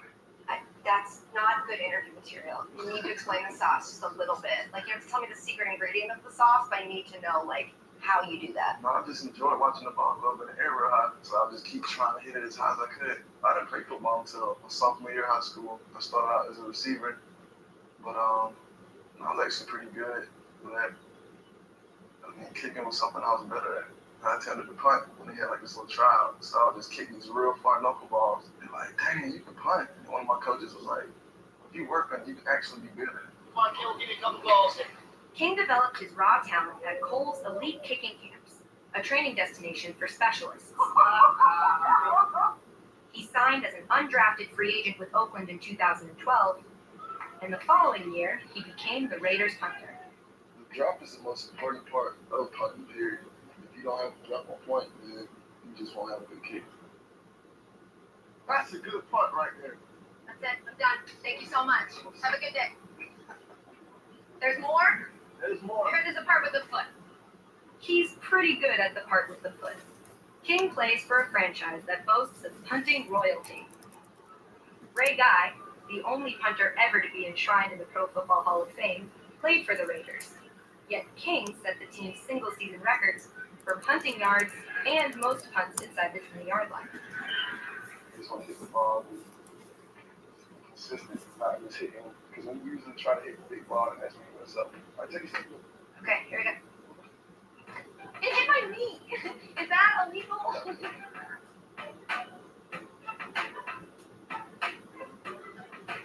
Ow, it hit the tip of my toe. That hurt? A little bit. That wasn't good. Nope, I hit my knee again. Clearly, I was too tense. Marquette doesn't have that problem. He's got swag. He's got charisma. It's fun to watch. Marquette King playing lawn darts out there, and he's doing his best Sean Merriman lights out dance. You celebrate after a good punt, which is a thing I don't think we've ever seen before.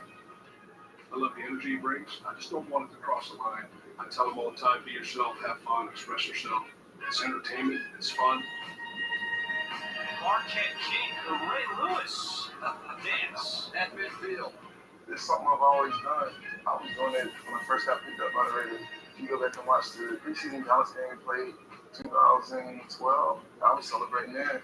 I've been dancing. Been dancing, but you only do it when they're what? Okay. Who gets what I mean by that? Why do you do it?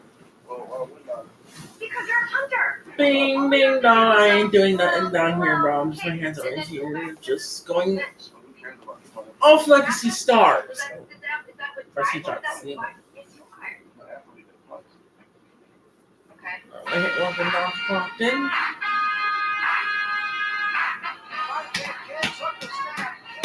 Ow, fuck. Whoa. So I took off running. So the first couple of steps, I'm like, well, these folks can do this. So I just take off running more. I made you the most athletic punter in pro football. I was like, what just happened? Oh, y'all got first down. You're a pretty fast punter, though.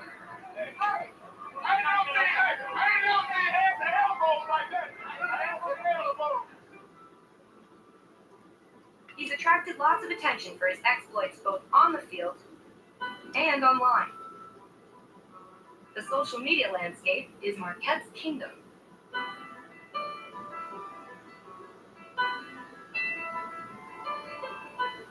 please hold the rope, bro. Hold the rope. Thank you.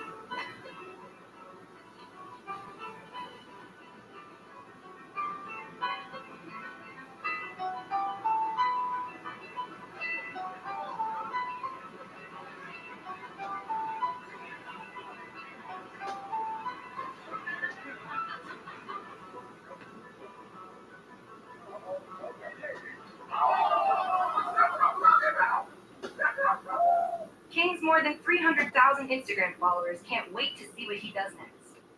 But Marquette's primary passion is his profession. Love it. It's the best. The best thing in the world. Now this kick, it's just a happy place for me.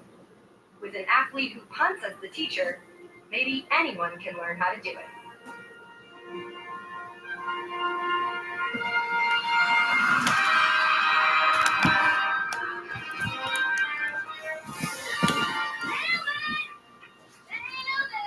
What's up, stream? Oh,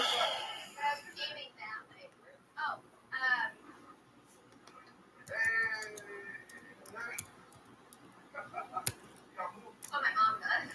That's my mom at a wedding dance. I know it's like a family. Anybody that kicks or punts, because anybody can do it. No, I think I proved that today. Like the kids need to be in like a fraternity. They kind of got a connection. Who's this? I know the kick squad. Is that like your cool thing you do? Oh my god. Okay, who's in Kick Squad? Oh my god, am I in Kick Squad now? Welcome to the squad. Thank you.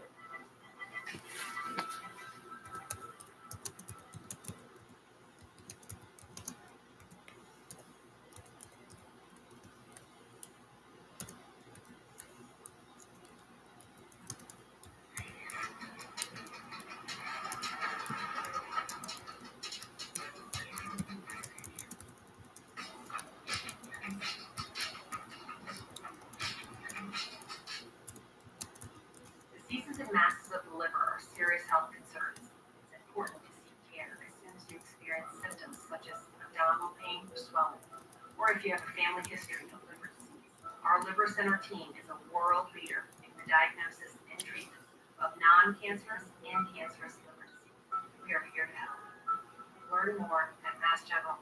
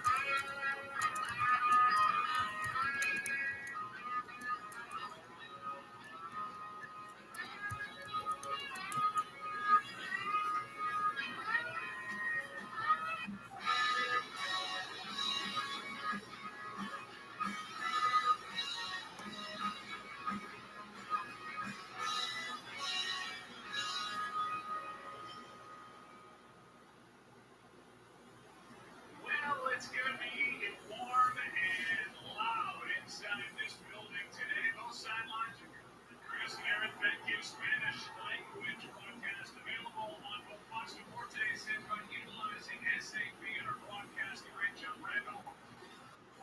It's the button on the horn and off we go after the Skull Chance. Vikings won the toss, they deferred. We'll see Breeze off we go on an eventual playoff game. Camara taking it to the 25 to go.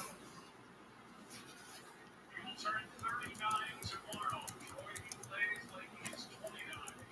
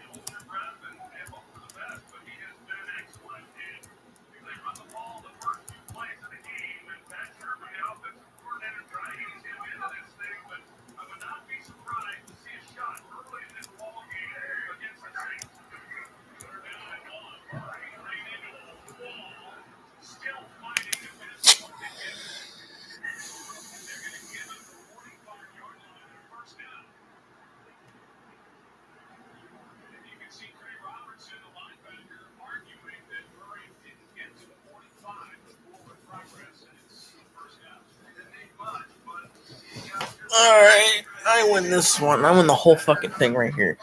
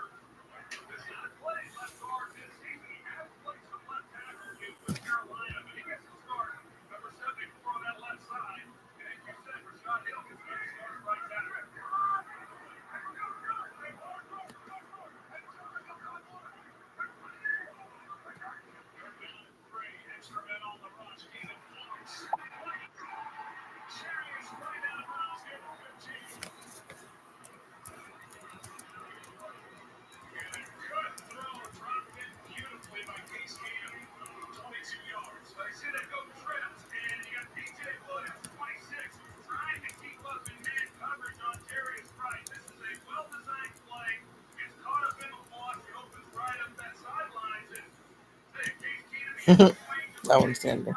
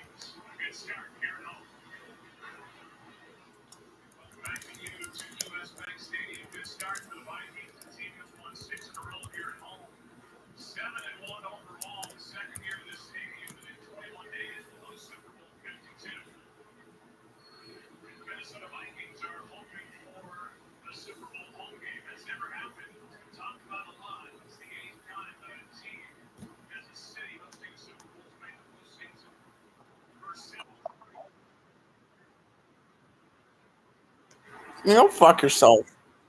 Go fuck yourself.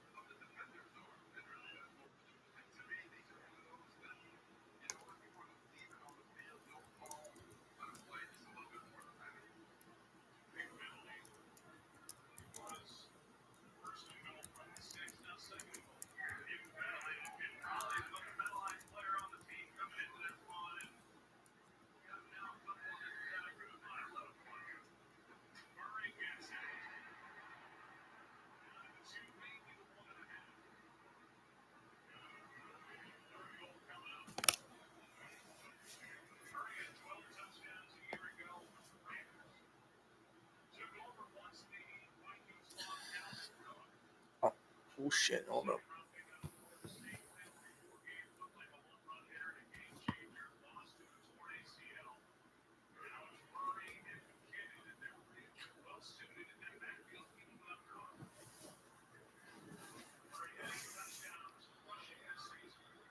It's getting hot in here. What the fuck?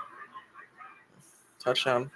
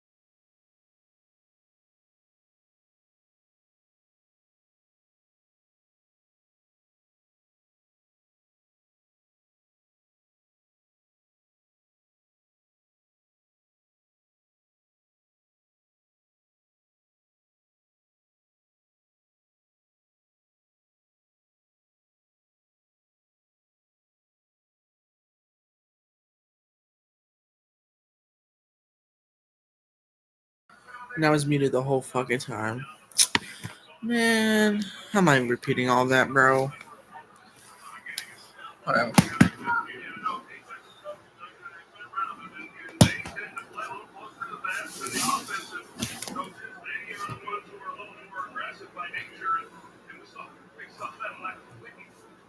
With Sean Payton going for it on fourth down in that win against Carolina, why would you want to give the Saints any kind of momentum and set them up with their defensive play here in the first half? I use quickly to punt. His second punt, he gets away. Lee Lewis with a fair catch just inside the 10. Saints get it, long way to go. 3:08 left in the half, 3 timeouts, down to 17. Number 2 offense in the NFL, they have been shut down here on the road. Last time they had a deflected pass for an interception, and Teron Armstead, Van Everson Griffin is the one who made the tip. Then he got the horsepower penalty. Then he went over to the sideline and was looked at under the tent as they rewrapped his leg. He was dealing with a number of injuries, including a bad thigh. So we'll keep an eye on Teron Armstead. The starting left tackle is Ted Ginn and sits on a short throw. You can see a little lip hitch in the game, though. Teron Armstead now second and forward. They're a little bit, up front as well. There's that reach for the tackle when he came off the field, I think, last time, second and forward. Camara for the first down. It is the divisional weekend. We'll give you the headlines. Recap. Philadelphia pulls off the win at home over Atlanta, the number 1 seed. Patriots just took part in Tennessee Titans. And earlier today, how great was Blake Bortles? He was terrific. And the Jaguars beat the Steelers. Talk about the specifics of the matchups coming up. Right now on first down, again. Shot, no catch, no flag, and Sean Payton is livid. He thought Mackenzie Alexander got there before the ball. No flag is thrown. Let's take a look at it and see. And I mean, he did get there, it appeared, just before the ball, but in real time, it's kind of one of those bang plays. Breeze takes a hit at the end of that. Looks like maybe that was a shoulder to the head or neck area. No flags on the field. 2-minute warning in Minneapolis. Minute 59 to go. We'll give you another look at what could have been pass interference against the Vikings after a play at 2nd and 10.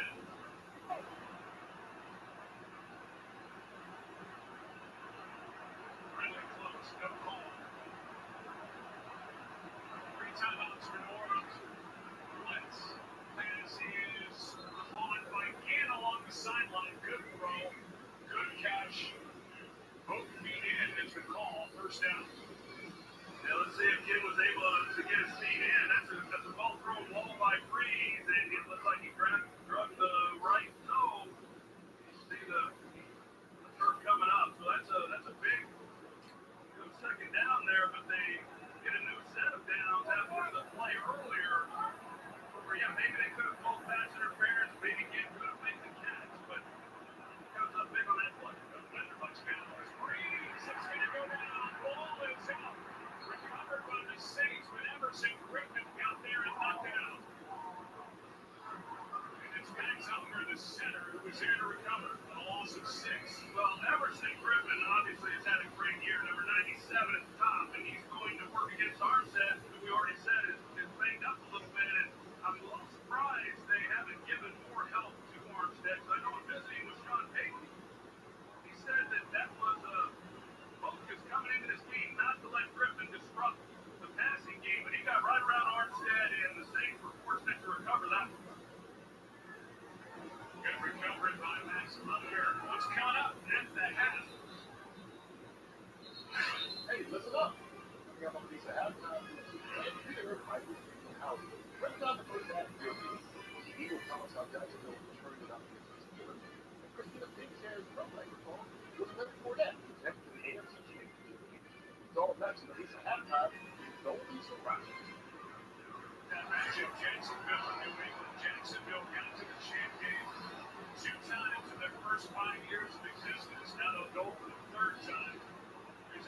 previous play, and there's the effort by Emerson Griffin. And the recovery by Unger. And this time they put the back. Griffin's side, he's right here. Second and 16, setting up a screen for Kamara. Good blocking and a first down at the 50.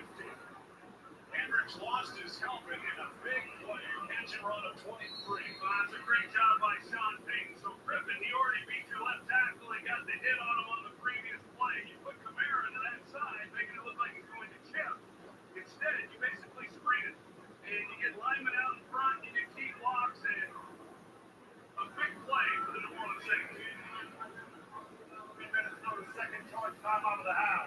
Quickness of the game, clock 1 minute. Kamara tripped over Max Unger. Meanwhile, Eric Hendricks lost his helmet, couldn't get off the field. There's a cut on his lip or bloody nose, and the Vikings have to use a timeout to get him off the field. That's a break for the Saints. It stops the clock with a minute 20 to go. It's a break for the Saints, and we'll see what the Saints are able to do to finish this drive and come away with points. The Vikings, see Hendricks there, the Vikings won the coin toss. They elected to defer. So the Saints got the ball to start this game, but the Vikings get it coming out. This would be huge for the Saints if they're able to come away with some points and run this clock down and not give the Vikings another opportunity before the half ends. Hendricks cleaning to get back out there. On first down, low snap, Breeze. Back Medley finds Hill, the tight end, and he complete. That'll stop the clock with a minute 23 to go. Sendejo, good coverage. They've been in good coverage throughout this half. I mean, they're not doing anything exotic. They're playing straight man-to-man coverage most of the time. They're sprinkling in some zone, and it's one-on-one, and who can win? But every throw has been contested. Drew Brees joined the New Orleans Saints in 2006.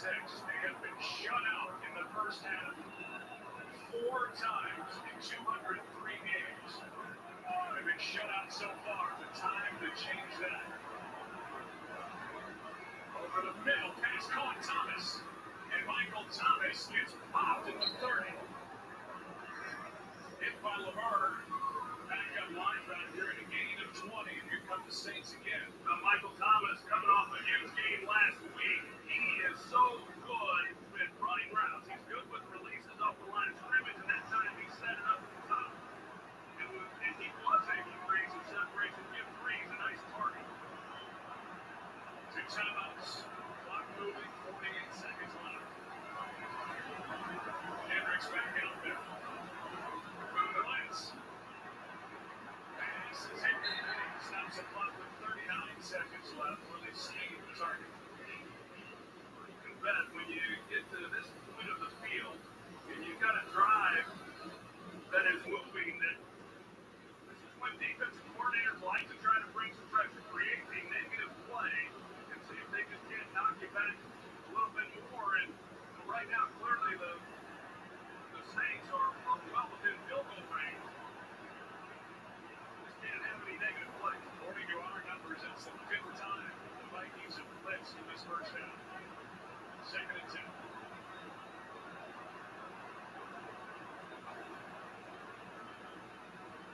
Breeze, nothing there.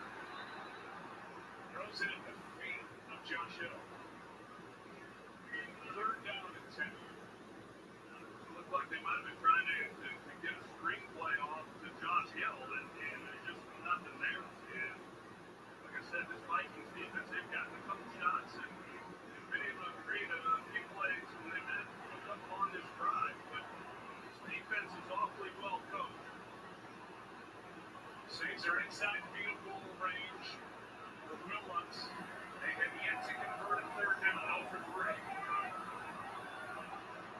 3rd down, they're going to 7 and converted. Only one of their last 20. Blitz again! Sacked by Harrison Smith. And that knocks the ball all the way back to the 40. Well, that's what the Saints couldn't have happen. They bring 4 weak. You're going to see these guys here, they're all coming. There's not enough blockers to pick it up. And Harrison Smith has a free run.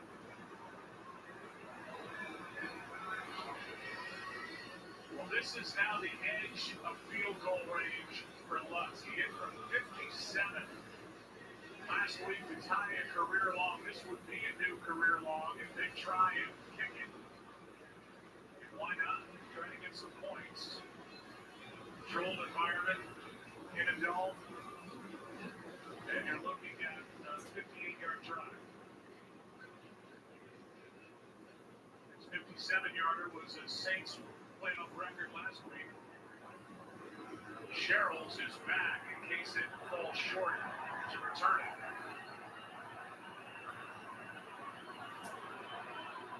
He's got the leg for it.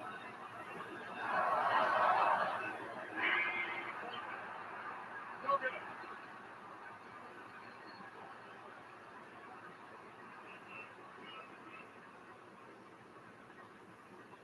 And this nightmare first half can't end fast enough for New Orleans. A chance to go in and talk about it, and now a chance for the Vikings to do some more scoring before the half. Well, that's right. The Vikings don't have any timeouts. I think you look at the game and where you are, if you're Sean Payton, you have to attempt that field goal. But with now 21 seconds, there was 26 seconds at the time.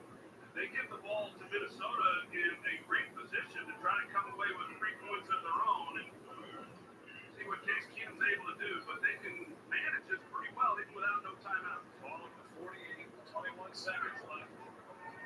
No timeouts. The Vikings, by the way, will receive the second half kick. Everything Minnesota's way. Trying to advance to a matchup against Philly. Keenum gets hit. Pass is too high, but a flag on the hit. And that'll be 15 yards. Jordan was in there, was not alone.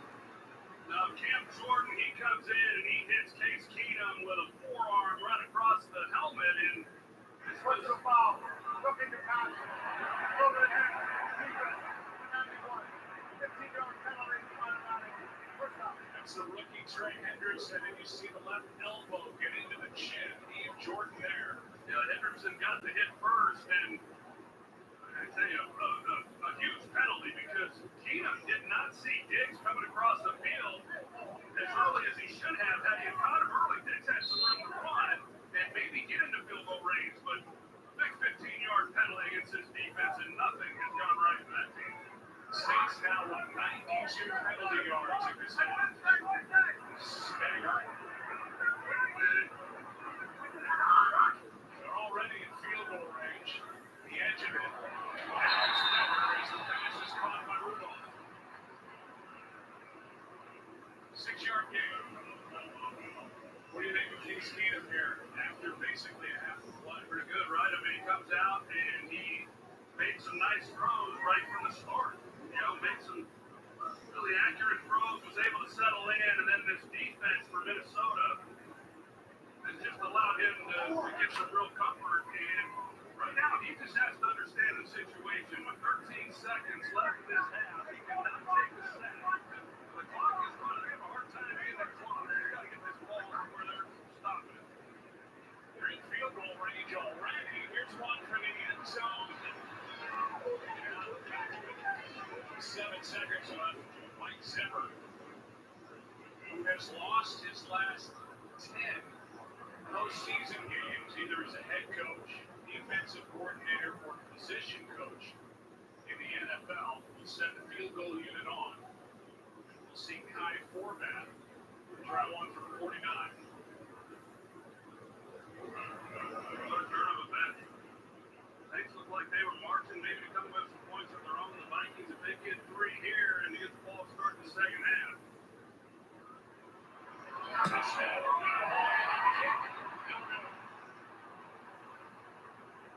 And with 2 seconds left, that's the first hiccup for the Vikings in this first half. We talked to Mike Zimmer about his comfort level with Kai Forbath, who, by the way, was with New Orleans back in 2015. He said, I'm really comfortable with him, which is a huge mission for Mike Zimmer. He is about as tough and as honest a head coach as you will ever find. And Zimmer said, I'm all right. I feel okay with him. And he sent out there, and I'm no good.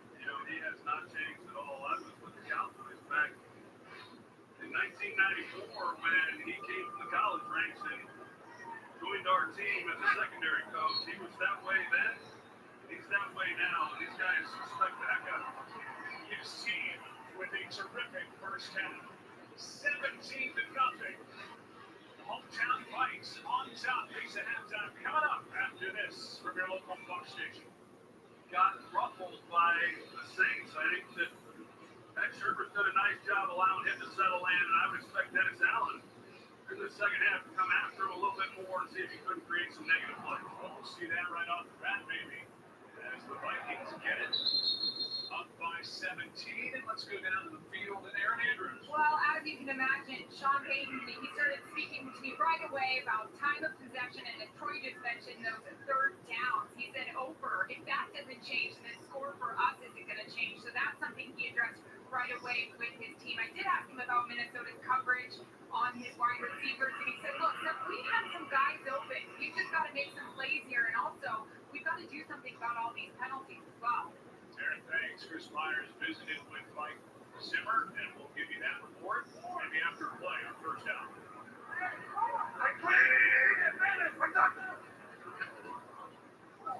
Murray gets followed up in the backfield. A good start to this half by the Saints team.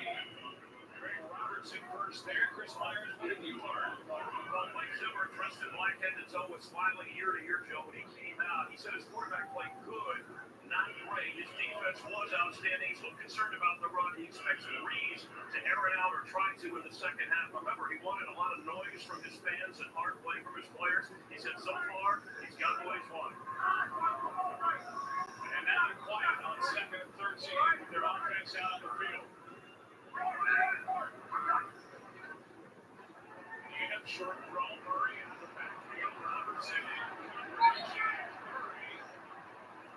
got the first down.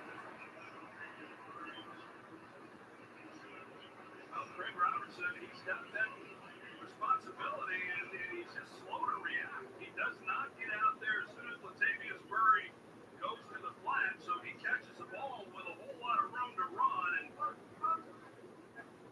first down, Minnesota. At some point, don't you want to hear Mike Zimmer say, you know what, Case Keenum is a long way away. I know guys been from, it's not going to happen. No, it's not going to happen. He hasn't said that yet this year. Even when Keenum was red hot in the middle of the year, as he rolls out to his right, finds his receiver.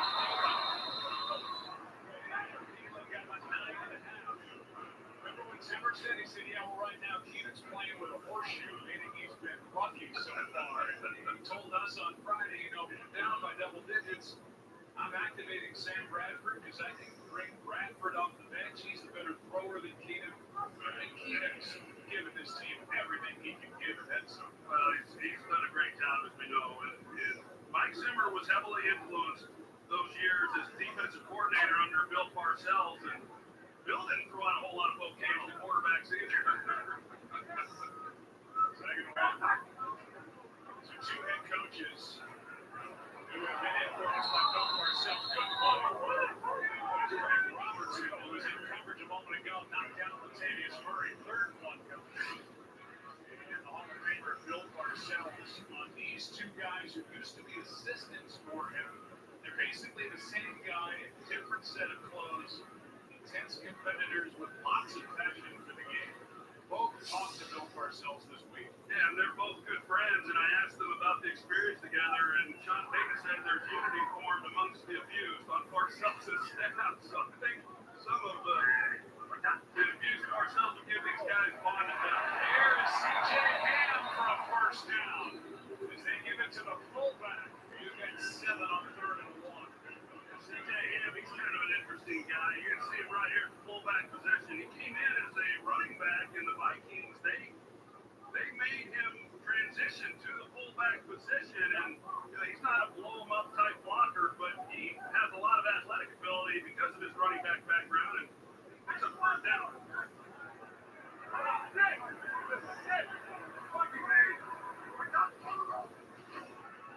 First down, quick throw, takes on the outside. A nice gain on first down as he gets 7.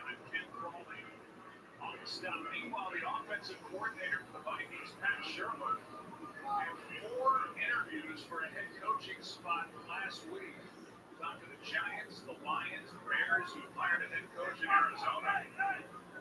He and this offense have not been distracted. They look good. Here's McKinnon, a yard short of the first down. Well, I know when I visited with Case Keenum, I asked him about Pat Shurmur. He said he's the most stress-free coach that he's ever been around. And when Pat came into our meeting, I told him what Case Keenum had said. Pat Shurmur said that was because he spent 2 years in Cleveland. I guess that was as stressful as life could be. So he's ready for the next opportunity, and I wouldn't be surprised if he doesn't get a head coaching job when it's all said and done. But those teams that have availability, it looks like they're going to have to wait a little longer. Third down, Keenan keeps. It's Bruno off of the tight end for a first down. Gain of 4 on another 3rd and 1, and Jonathan Brady brought it down. Now they stayed ahead of the chains, and so it's allowed Pat Shurmur to run some of these moves. You got 3rd and short, you hand it to C.J. Ham, you keep the drive going, you get Keenum out on the edge where he can see exactly where he's throwing the ball, and it's out on the Saints have yet to make Keenum uncomfortable. There's Murray bouncing into the edge. Latavius Murray inside of the 30. As we see Latavius Murray in that run, and you think about what's happened in Minnesota under Mike Zimmer. He loses his starting quarterback, Bridgewater. A couple of years ago, he lost his starting running back, Adrian Peterson, for the season. He loses Sam Bradford, and then he loses Dalvin Cook. I mean, obviously, really important positions, and yet this team has continued to win, and it says a lot about the job that offensive staff has done.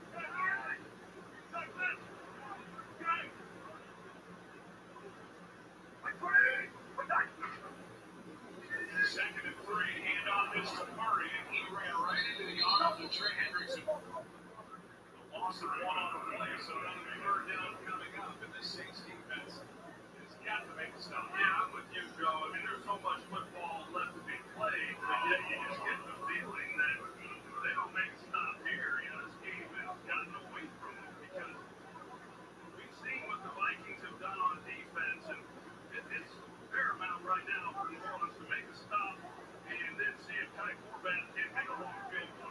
Case Keenum has gone 7 for 8 on 3rd downs.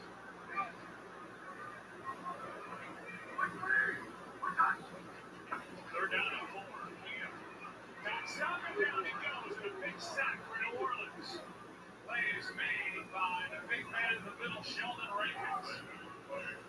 52 during the regular season. There's some pressure out here. You can see this game up front, and it's Cam Jordan coming underneath, and Rankins then finishes them off. So they needed something, and that's a 4-man rush, and yet they get the sack. And so now it forces the Vikings to punt the football instead of what would have been a long field goal attempt. That's a great job.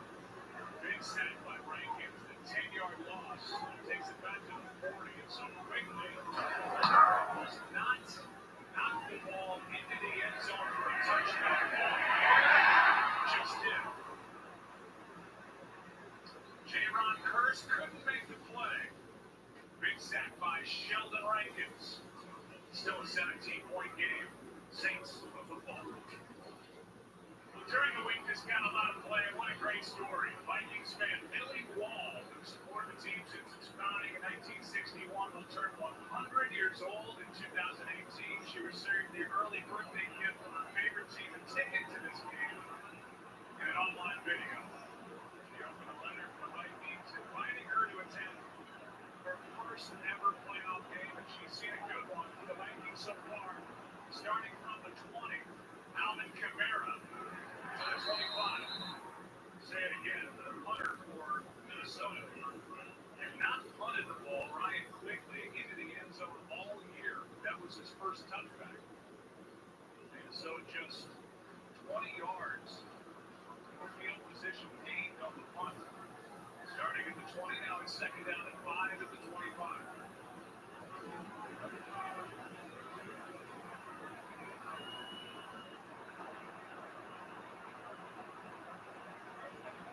Coming from the Vikings pass is caught. Thomas, good catch. Good coverage by Xavier Rhodes, the all-pro, and yeah, that's just Michael Thomas's 3rd reception of this game.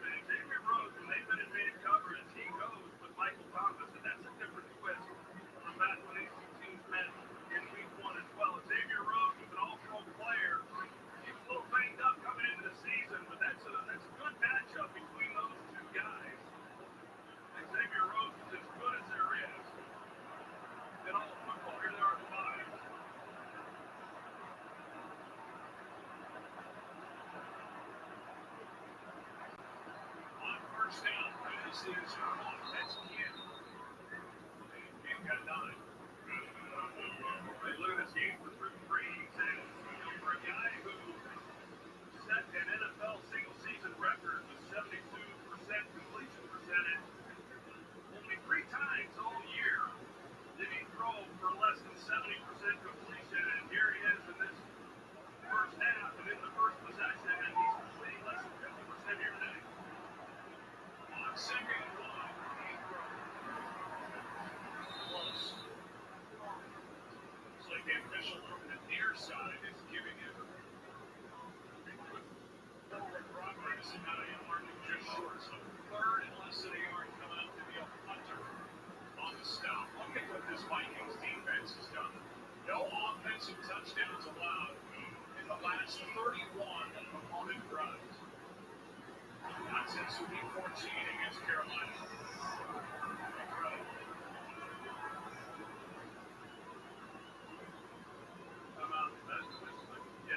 You look at the talent that they have.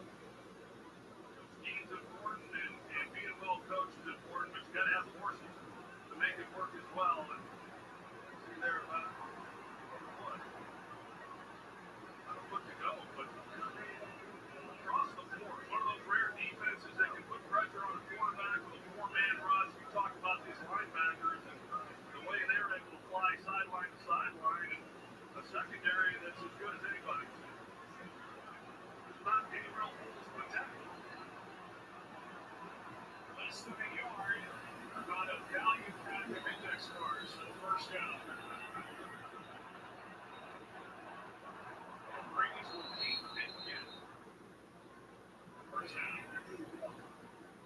Saints. Their offense has the longest active streak in the NFL of not getting shut out in the first half. Entering today, 61 straight games was shut out by the Vikings here in the first half. So missed a field goal along the way. First down at 10. New Orleans. And that was the first 3rd down conversion for the Saints in this game. The Saints bring in Austin Gore. He's a rookie. And the catch on the year. Hand off this to Cabrera. And everybody gets in to push on the line. They call Joseph on the stop in the game 3. Considered the league's most prestigious honor, the Walter Payton NFL Man of the Year Award, presented by Nationwide, recognizes NFL players who made a significant impact on the game, on the field, and in their communities. This year's nominee for the Saints is Cam Jordan. For the Vikings is Kyle Rudolph. 3 finalists will be announced during the AFC Championship game, and the winner during the NFL Honor Show. Things go with their tight impact. A lot of times they like to take a shot with this personnel grouping. See if they can't block them up front. They got 1-on-1 outside. Breeze keeps. Unloads. Pass is caught. That's Thomas. And Thomas shows his strength, taking it down inside the 30. The big kid, 6'3", 212 from Ohio State, got 23. Conversation after this play, like I said, that matchup there is awfully good, but Michael Thomas is, like I said earlier, he's so good off the line of scrimmage at the top of the route in order to get a defense back turn. And there was the extracurricular activity going on after the play between those two. Now, Xavier Rhodes, he can decide on his own whether he wants to come up and play press, which is where he's best, or if he wants to play off. Mike Zimmer allows him to make that decision. America carries. Jumps underneath the tackle and takes it down inside the 25. Gain of 5. Erickson Smith on the stop. Now, this is obviously a good drive. After the sack and forced the punt, now you got to get something going offensively to climb back into this. Even though the Vikings didn't come away with any points on that drive, they did take time off the clock. And now this drive is taking time off the clock, and here we are 3 minutes left in the 3rd quarter. So looking at this as we move through, this drive right here, it's imperative that the Saints catch in with a touchdown.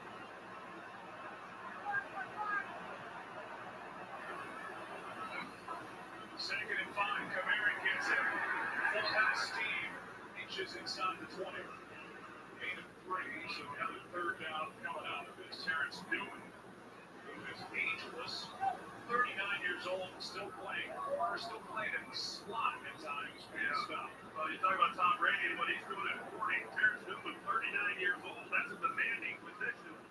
John Payton says, yeah, I go to South Lake, Texas, and that's where Terrence is in the off-season and sees him out there at the ball field with his kids, and he loves something playing nickel on Sunday afternoon. Third and short two. Breeze needs it. Pass is low. What a good catch by Willie Snead. Number 83 with a big first down for New Orleans. Yeah, Willie Snead, that is not an easy catch. This ball is low, and you're going to the sideline, and he's able to make a play on that. He goes just like a wedge buster. That fish came off the line of scrimmage. But a big completion. Catch by Willie Snead. Another third down conversion on this drive. First down.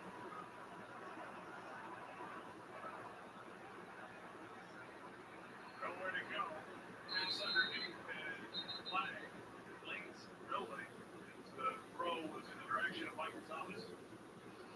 But here inside, what happened a moment ago, they picked up the flag.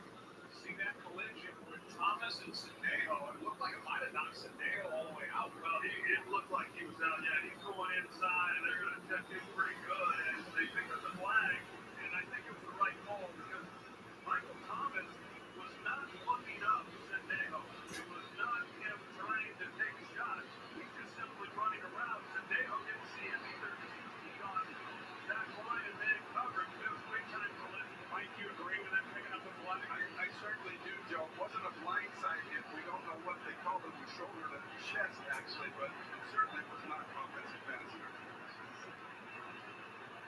Second down and 10 now. Braves in zone. Has a man. Touchdown, Michael Thomas. The man who was involved in that collision with Sandejo. Good throw, good catch, and the Saints are on the board. Well, they run the crossing route, and Rhodes is in man coverage, and once you take the inside and you get leverage, then you're going to beat him across the field if you have any kind of speed, and that's what Thomas is able to do. There's no chance for Rhodes then to keep up with him, and that's just the 14th touchdown pass given up by this Vikings defense all year long. Hard to come by. The Saints needed one desperately. They come up here. That's the first touchdown pass allowed since week 14 in Carolina by this Minnesota defense. And Xavier Rhodes, who was arguing with Michael Thomas because of that hit in coverage over his hand into the arms of the young receiver. Saints down 10. There's only a minute 18 left in the third quarter. Each team with one third quarter possession. The Vikings took over 7 minutes off the clock, punted it. Saints 6:40 off the clock, scored a touchdown, trailed by 10. There's light. Orland's going to kick it back to the Vikings. Under 2 to play in the quarter. We'll take a break. When we come back, Case Keenum in the offense for Minnesota, leading 17-7 this divisional playoff. Welcome back to U.S. Bank Stadium, where it's now a 10-point game, and Troy may be the first little bit of pressure on this Vikings offense to move the ball since the beginning of the game. No doubt. And as we move through into the fourth quarter, things could tighten up a little for Keenum. Keenum was cut off that sack last time he had it. Up for grabs and picked off by Marcus Williams. He stepped out of bounds, but now a takeaway by the Saints defense. And an ill-advised throw from Case Keenum, who threw it up for grabs. Well, they got Rudolph out there up top, but here comes Cam Jordan, and he's the one who gets the pressure right into Keenum's face. And it's, you're falling back and then just throw it up for grabs like Keenum did. And, that's the throw that worries Mike Zimmer. That there are those times when Keenum will make a poor decision, and that certainly was one at an inopportune time, with the Saints having just scored and kind of flipped the momentum. You see the step out by Marcus Williams, the rookie who had 4 interceptions during the regular season, biggest play in his young NFL career. They marked him at the 30, and Drew Brees is right back to work.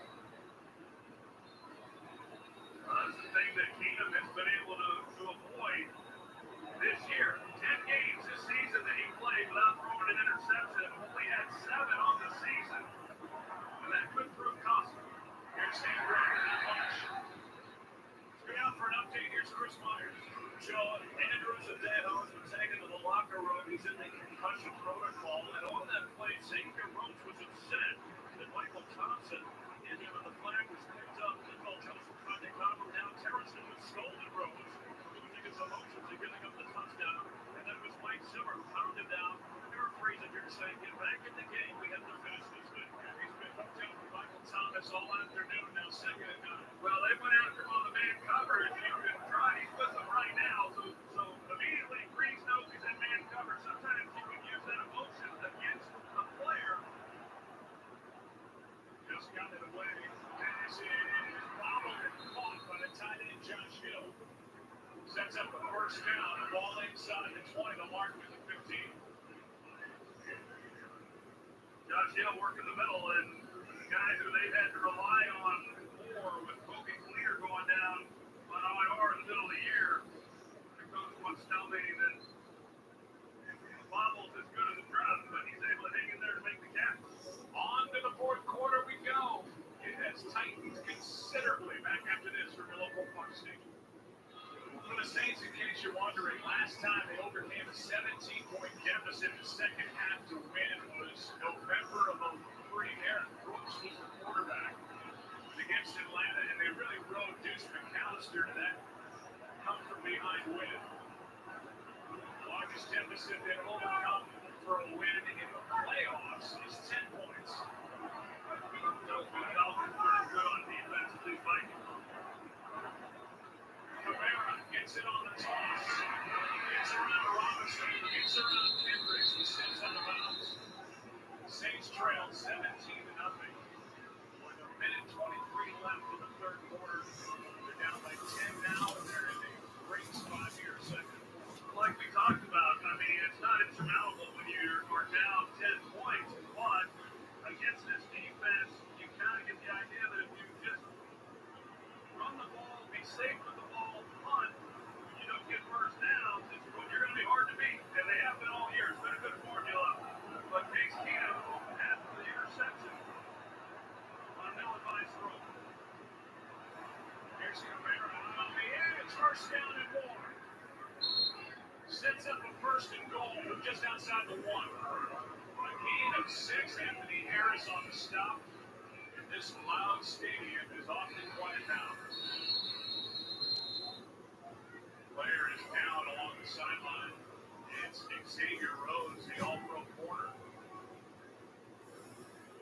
As he was getting blocked by Michael Thomas and then got plowed into by Camara. He's banged up. He was on the injury report coming into this game, and he looked good during the week in practice, and he looked good on Friday, but getting involved in that tackle. Blowing it up. Second break, first and goal. Xavier Rhodes goes under the 10. They look at him. One of the best corners in the NFL is out. Ball is at the 2. First and goal.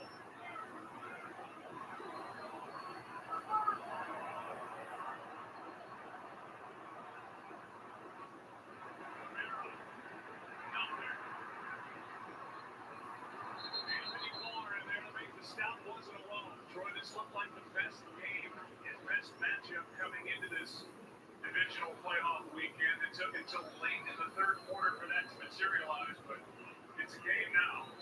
Well, it sure is. It sure is, there's no doubt. And see what Sean Payton wants to do here. They might go play action, they might go drop back. Into the backfield.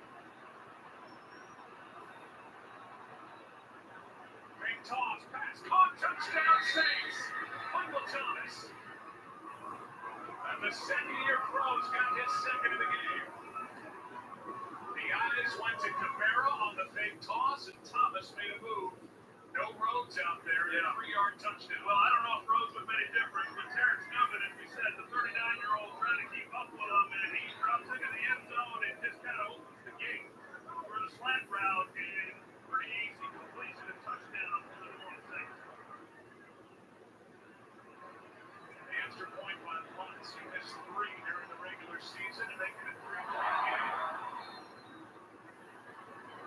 It started with the interception, and it was provided by the rookie Marcus Williams. Breeze makes good on the chance. 3-point lead in Minneapolis.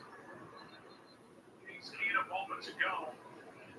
It is ratcheted up considerably. 3-point game, and Keenum. And the offense for the Vikings will started at 25. Well, early this ballgame, Joe, we listed the three things that Sean Payton said that they had to do in order to give themselves a chance to win this ballgame. The third one on that list was patience. And that means that there are going to be some negative things that happen. And you have to hang in there and just keep playing, one play at a time. But the other part of that is give yourself a chance to win in the fourth quarter. And they have now given themselves that opportunity. And we'll see how Case Keenum handles this, but this is an entirely different animal. Right now in the fourth quarter with a 3-point lead and seeing whether or not he can execute this offense. See the inspiring running line start to the drive. Out to the 39. Really gets on the stop and a carry of 14 yards. Well, we get Rivers the left guard, and then we get Elfline the center, and you see the push that they get. And then Berger, the right guard, and creates a nice lane for Latavius Murray.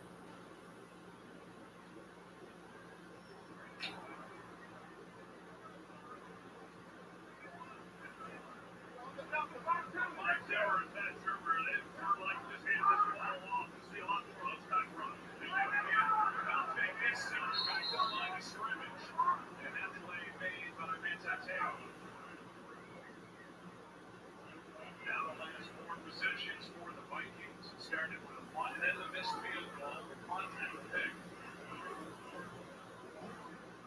Well, this field goal was, well, the big one was when they came out here to start this second half and they were in field goal range. And then they take the sack, they have the punt, and if you believe that Horvath would have made the kick, that's a 10-point swing. Now the Saints went right down and scored a touchdown. By action from Keenum. Pass is loaded for right. What a throw and catch!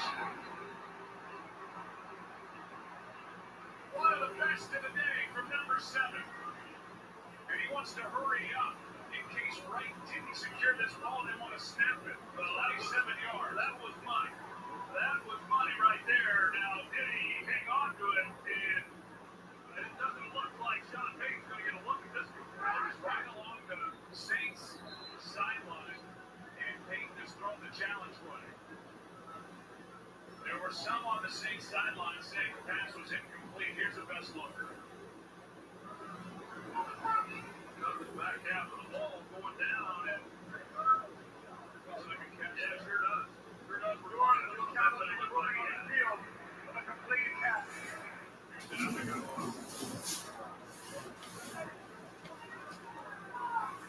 Seen anything yet that says incomplete? Mike Pereira. I think he got a catch here that made this say stand. To me, he had the ball going to the ground, but then he got the goal. Even if the ball did touch the ground, I did not see it move. Yeah, what a great throw by Case Keenum. He just drops this out of a helicopter, and a little movement. I agree with you, Mike. It looks to me like he's got it. He's got his arms underneath it. I certainly think that at this stage of the ball game and that play, that it was worth the look by Sean Payton. Crowd thinks it was a catch.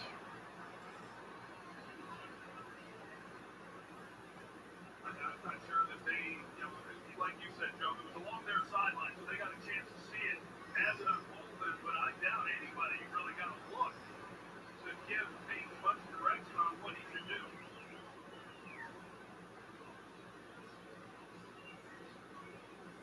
Sean Payton only challenged 4 calls during the regular season. It was 2 for 4 challenges. It looks like to us this will cause him a challenge. And how do we do? The ruling on the field stands, and it's completed. The field is still short. This is the first time on the half. They also have 1 challenge remaining in regulation. Hey, that's the biggest throw of the day for Case. I'm going to say, he showed some nerves of steel there.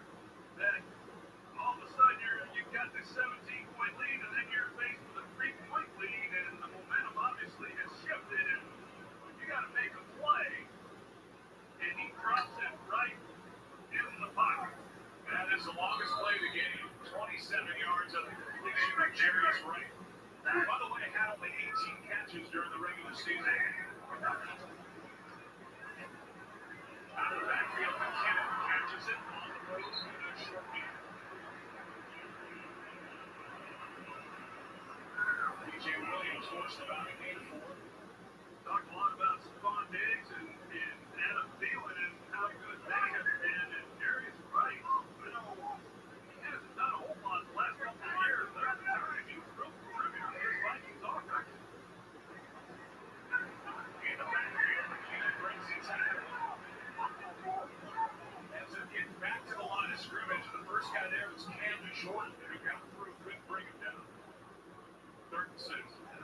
Takedown looked like Sean Hill, the right tackle on Cam Jordan. I expected to see a flag, but Cam Jordan did too.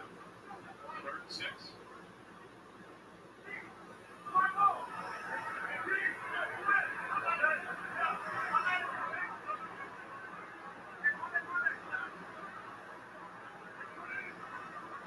They're inside field goal range at the moment.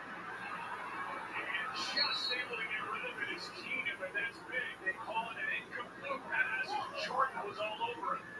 Rashad Hill, as I said, he has started 6 of the last 8 games, but he has a tendency to play awfully hot. And he does here. And Cam Jordan comes right around him and makes a play. You see, he comes right around the edge. Cam has no chance. Now, does the ball come out? It looked to me like it did.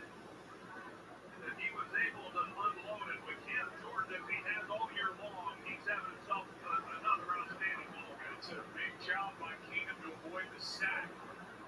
Second 49-yard try by Forbat. He missed from this play at the end of the first half. Whistles before the play as, how about this? Sean Payton's going to challenge. I don't like that challenge. You look at where we're at. You've already lost one timeout, and if you don't get this one, you lose your second challenge. Mike Pereira, the knees were up as far as I can see. They believe the quarterback can even down prior to throwing the forward pass.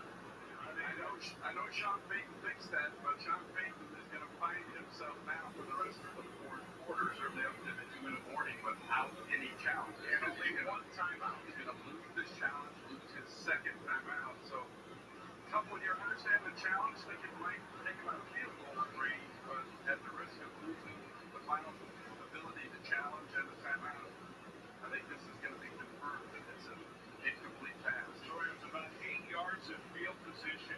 That effort by Keenan was saved. So instead of a 57-yard try, it's a 49-yard try. You saw Morgan go easily in the range of Ty Forbat, who is 1 for 2 in the game. Well, we saw what happened on the possession to start this second half on the sack, and how that knocked them out of field goal range on 3rd down, and almost, happened again. I mean, we agree that he got the ball out.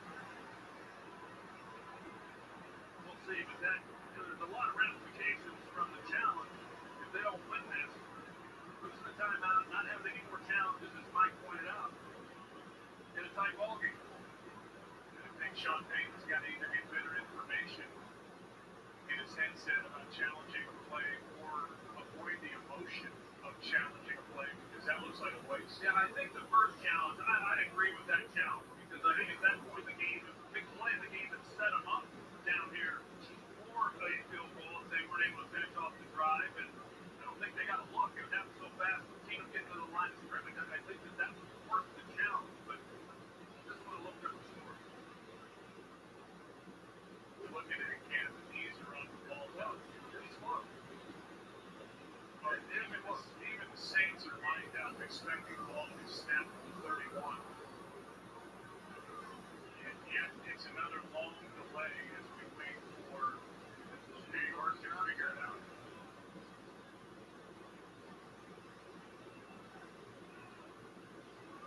Before a 49-yard drive. Here comes territory.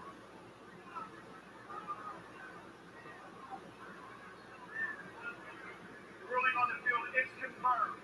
The quarterback was knocked down by contact prior to releasing the forward pass. It's an incomplete pass. New Orleans is out of challenges. They also have 1 timeout remaining in the half. File that one away with 10-17 left. Ty Forbat trying to make this a 6-point game.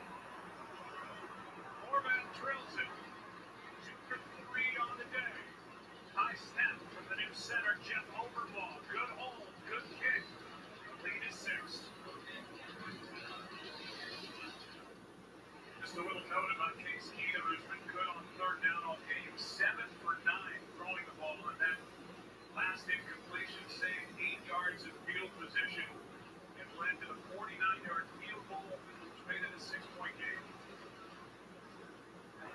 Format hits it. A chance for Rivera is going to bring it out.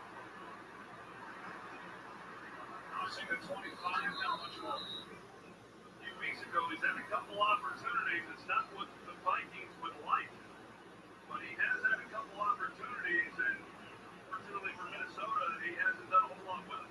Good second half for Drew Brees, 8 for 9, 2 touchdowns. Compared to the 2 interceptions in the first half, one of those was deflected. From the 27.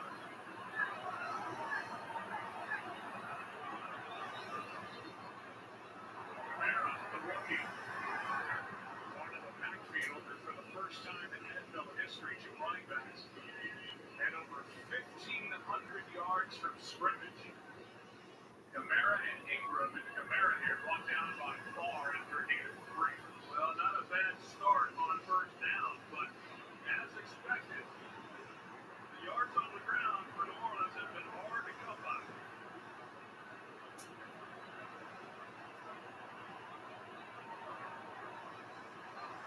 Rolling to the right, Ken made the catch, knocked out of bounds by Trey Wayne, short of the first down by a yard. Wayne's is busy, but you play opposite Xavier Rhodes. You get a lot of action. He was targeted over 100 times this year, tied for 5th most. He had 102 chances among NFL quarterbacks. So we'll see what happens here. We've seen the Saints in this situation when they've not been able to pick it up. Just have 2 conversions on the day. As we said, the Vikings, one of the best in the history of football, is down. This is going to be a double pass. Steve throws. Pass incomplete for Kamara.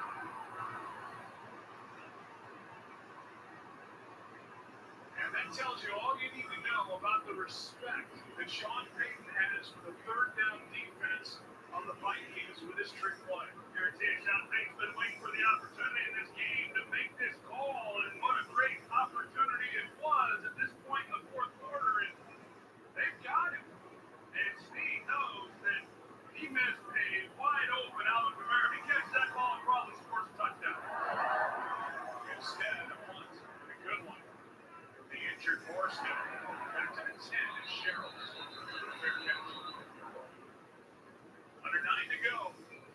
In a good matchup, Saints and Vikings. 6-point game. It's Championship Sunday on the 21st. Right now, we are 21 days away from February 4th and Super Bowl 52 right here. Taking up during that TV timeout, smiling and joking with the Saints territory. So he's on the ground, Murray, not much. And 1. Let's go back to the second career pass attempt by Willie Snead. Well, good design, and then you're going to see Snead here who gets the throw, and watch what happens. Kamara, he's able to go past Anthony Barr, who gets lost in the man look, and if he catches that, he's one-on-one on Aaron Smith. And that's what he's saying, he's wide open, and boy, couldn't have thrown it that many better. It was a great time in the game to make the call, and just didn't execute the pass.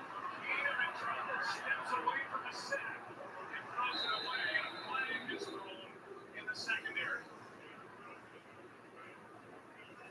And it is a defensive hold, which brings with it a first down.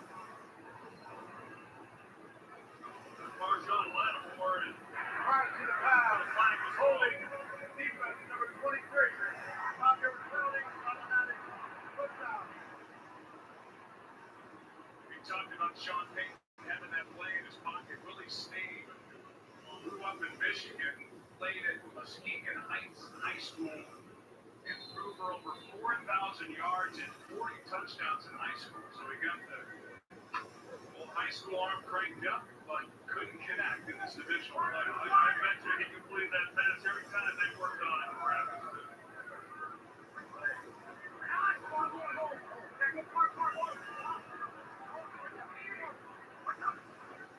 From the 16, Keenum throws pass incomplete right in that center.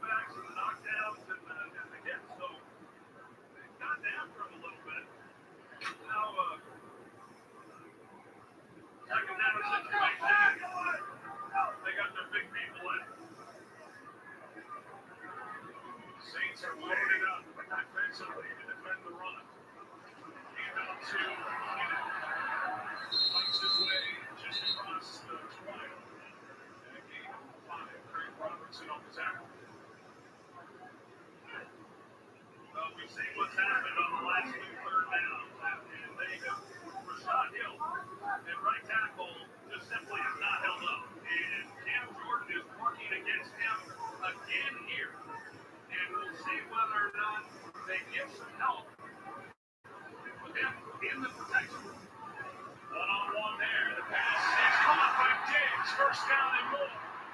Big play on third down. And now Case Keenum is 8 for 10 on third down. Well, Ken Crawley, he's in man coverage on Stephon Diggs. And you see, when you're in man coverage and you've got those crossing routes, and that's what Vikings and every other offense in football like to do, navigating the bodies in order to stay in tight coverage is almost impossible. They've hit him on that a few times. It's a big third down conversion for the Vikings offense. Brown wanted a flag for a late hit. They don't get it. That was 22 yards. Here's Murray. The ball covered up. A lot of scrimmage, that's all. We talked about Dennis Allen and will he start bringing some pressure? Not necessarily right here, but when you're looking at a 6-point game, a field goal is huge. So if they start to creep in, if they do, I would expect some calls by Dennis Allen to try to create negative plays because they cannot afford to make this a two-possession game. Latavius Murray's under 3 yards of carry. Wide receiver screen for Diggs. Good blocking, first down. But a flag comes in.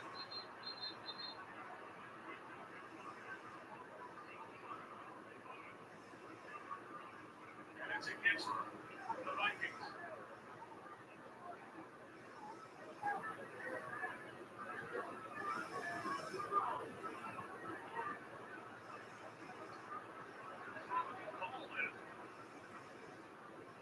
Territorial block in the back.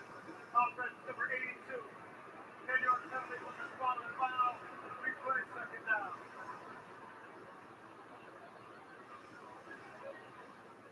And that shove by Kyle Rudolph gets a thumbs up on the flag from Mike Carrera in our booth. He says good call. And I think that Rudolph, he came off the ball and Natty just gathered himself a little bit. He's going to say after the fact, you don't know where the receiver is with the ball, but it looked like he probably didn't have to do as much. They just handled it a little bit differently, but a big gain gets created, and now they're on that second ball.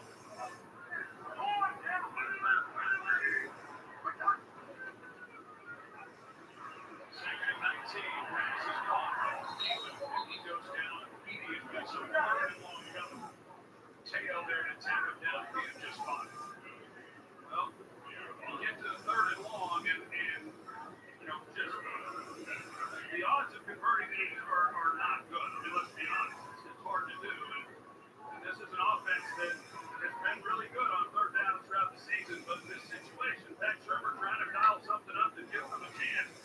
But Keenum, the punt is not a bad thing here. He's just got to be real smart with the football.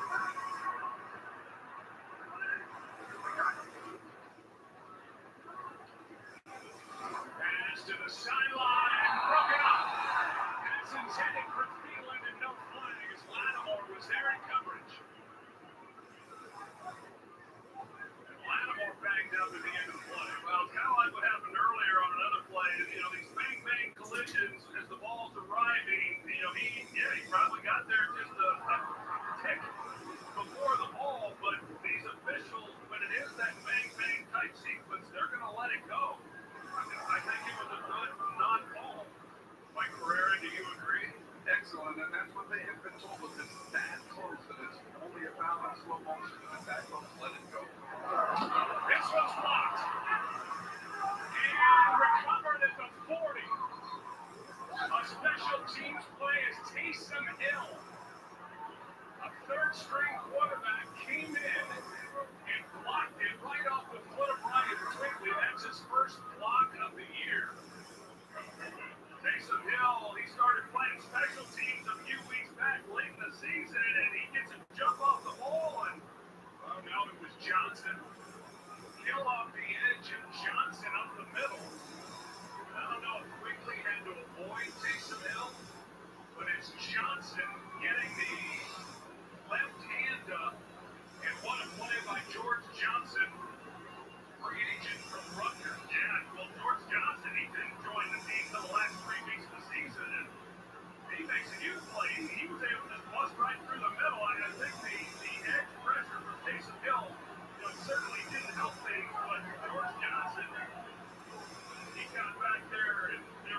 chance to get that ball off. Now Graves. Looked like he wanted to launch. On this spot, the pass is caught now inside the 30. It's Ted Kim. And he's wrestled down to the 25. It's a 6-point game. And the Saints have the football for the first down at the Minnesota 25. Contact at the top of that round, too. That's whole. It's like bumper cars out there. Because Breeze is out of the pocket, there's a no call, but you see, Gideon, he comes across and he looks like he got his fingers a little bit on that ball, he did. Out of the shotgun, Breeze. Steps in, Miller pass caught yet again. He's been busy. It's about 9. Trey Waynes on the tackle. Watch Taysom Hill on that effort, trying to block the punt. He doesn't get there, but somehow avoids a penalty, not slamming into the body of Quigley. And I don't think there's any doubt that pressure by Hill bothered Quigley, stepped inside. Johnson got his hand on the punt. Yeah, he, when we saw it real time, I was with you. He got back there so fast, it was right there in the area that he thought that he was the one who got the hand on it. Great job by the special team. Ingram falls down, but untouched. And they're going to give him the first down. Mike Westfall, he joined this team in the middle of the year. He joined this team in the middle of the year, and what an accomplished special team coach he is, and he's improved this group dramatically in every area. He's a hired gun by John Payton, but they needed a plan and came up with a big one. Sean Payton takes Taysom Hill. Very well being a quarterback in the future for the Saints. Right now, he's made attempts on special teams. First down, the Saints. Under 3.5 to go.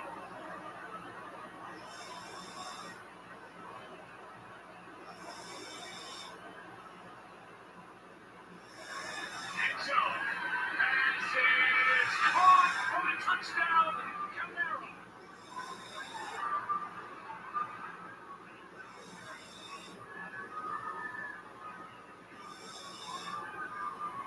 All the way back, we're down 17-0. It's now 2020 with the extra point coming.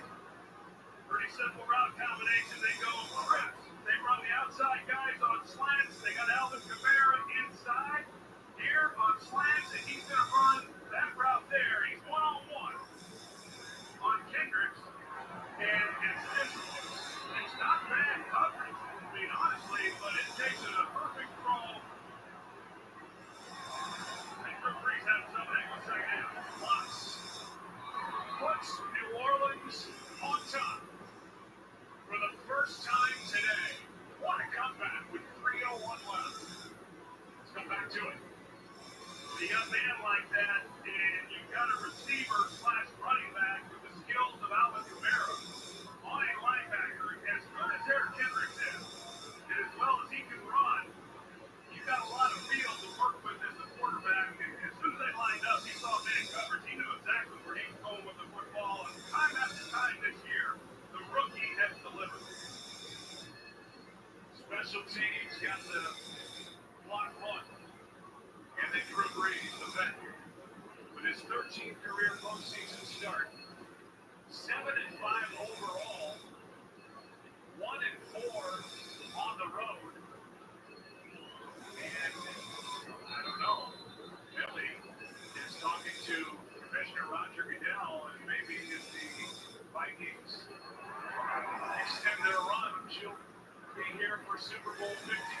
There's going to have to be work done now by Case Troy. What a story that would be. What a story he is, Alvin Kamara. Joined Gale Sayers in 1965 as the only other rookie to have 5 or more rushing touchdowns, 5 or more receiving touchdowns, and a kick return for a touchdown. He's just a dynamic athlete. And they went right to him.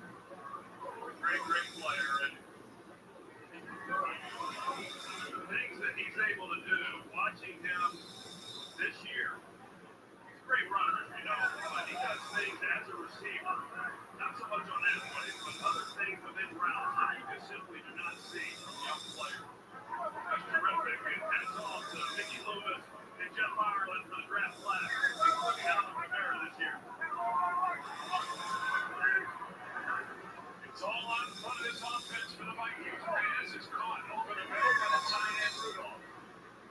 short gain of just 4. Well, next game, let's go to the 11. And the opportunity to show that you belong, and there's a lot of things working in your favor. You got the clock in your favor, you've got 3 timeouts, and just execute the offense the way you have all year. Second and 6, the screen isn't there. Keenan gets loose. Was short of a first down by the yard, but Keenan avoided a sack. Tail is there for the stop, a yard short of the first down. They went a period during the regular season where he didn't get sacked hardly at all. And then the last part of the year, he was getting hit a lot. He had saved this offensive line a few times. And off for the first down to McKinnon. Here is the 2-minute warning. The game can't get much better. Vikings the ball down by 1. 2 minutes left. A career long field goal for Kai Forbat. Different circumstances, no doubt. Dr. Mike Zimmery said about the 35-yard line is where I feel good with Forbat. That's about 30 yards away.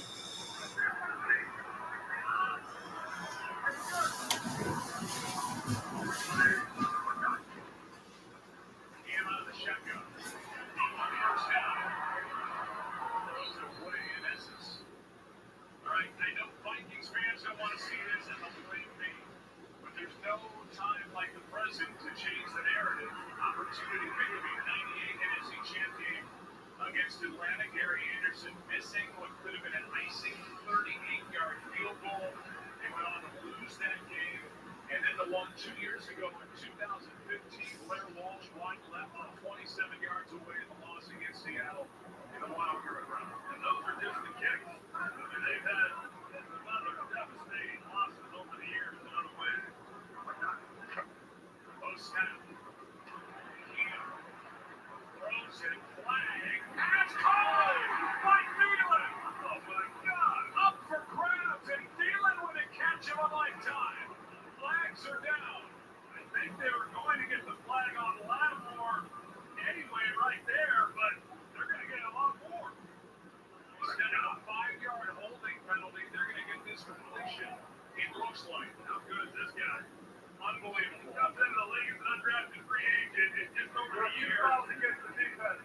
Part of the pass holding. Defense number 23. That penalty is for 5. They also have pass interference defense, number 23. And there's also declined as a result of the play. The completed pass is a first down. It's really phenomenal. This guy comes in with the Vikings as an undrafted free agent, as you said earlier in this ball game, and not a lot expected out of him. And he just continues to work his tail off each and every day, and has turned himself into an all-pro wide receiver. He's going against one of the best corners in football, Marshawn Lattimore, Pro Bowl player, and Dan Thielen makes one heck of a catch. Unbelievable.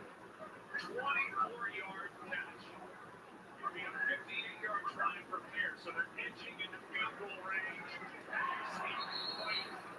Thielen the target again, and Lattimore was defending again at 2nd and 10. Now, this is where Case Keenum, he's got to be real smart about this and understand where he needs to get to, and cannot take a sack. And then on the other side of this is the 2 challenges by Sean Payton leaves him just 1 timeout.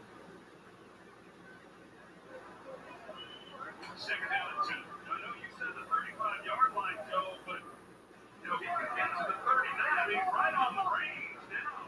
For Forbat, they don't really need anymore. Let's go off the edge. Pass is caught by Rudolph, and there's near the 35. Catch is made, gain of 5, 3rd and 5. Now here's the deal. So now they're out of their clock stops.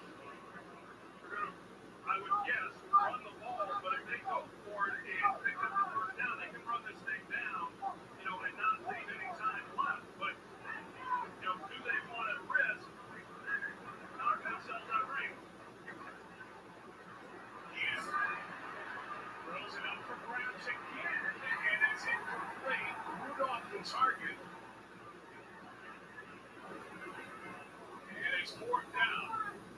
was a dangerous throw again. Yeah, it was, and yet you got to realize, as I said, that you got to get the ball out, and you just can't take a sack.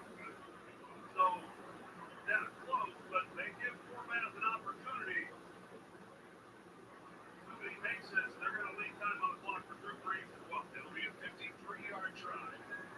Second NFL game for the guy snapping a chip over ball.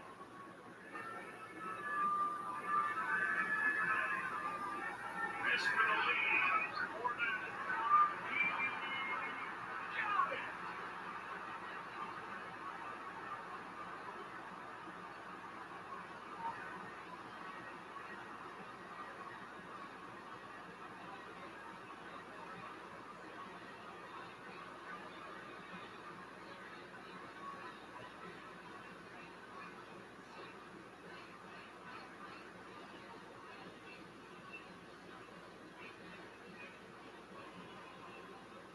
Now he just splits the uprights with it, and that's Forbath. You see Case Keenum and his reaction, and of course Adam Thielen makes the great catch. But good job by Case Keenum in that situation, and you're down, and you got to come down and get some points to retake the lead, and now with plenty of time, this defense that we have dragged on all year long and throughout this game, will they be able to make a play? The number 2 offense against the number 1 defense. For the trip to the NFC Championship game on the line. Forbath. Romero. Take a knee. Troy, I think both head coaches have what they want. Game's on the line. Drew Brees on the field for Sean Payton. And this defense on the field for Mike Zimmer of Minnesota. I think you're right. Yeah, these coaches, with the game on the line, what units do you want on the field? No question, Sean Payton said, I want the game in Drew Brees' hands.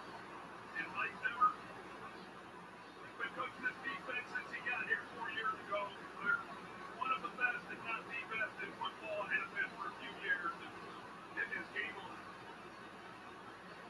What a second half for Drew Brees. 23-21 Vikings. Here we go.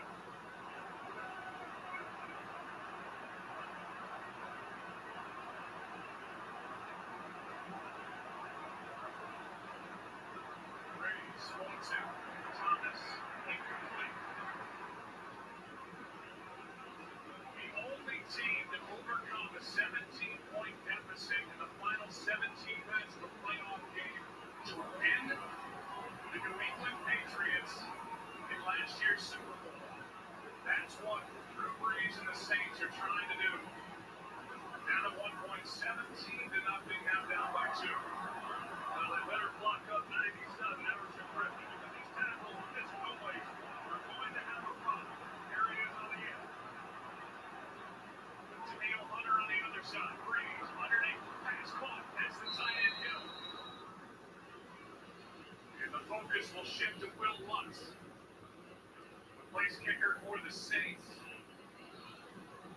Who's missed from 58 in this game. He hit from 57 last week. That means the 39-yard line. The Vikings, they were in zone coverage the last play. They go man now.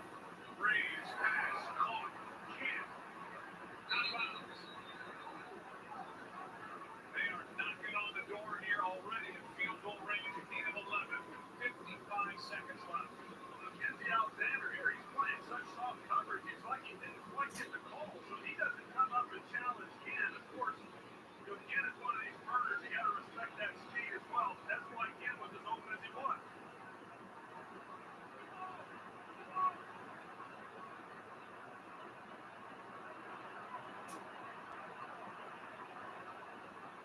Brees, quick throw, pass broken up. Xavier Rhodes with the left arm in front of Thomas. The All-Pro makes a play. Well, that's been a heck of a matchup throughout this game. The battles that are going on. That's a great play by the All-Pro, Xavier Rhodes. You know, what are they looking at? They only need about 6-7 yards in order to give Lutz a shot. And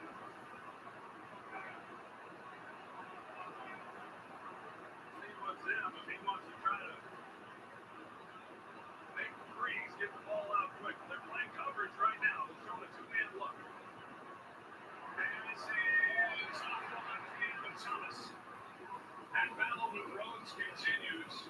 They had Camara split out wide to the right. The throw was for Thomas. There's Will Lutz. Second year pro out of Georgia State. Thinking about what might be headed his way. Well, Mike Zimmer on the last 3 defensive snaps. He's given 3 different coverages. And has not brought anything yet.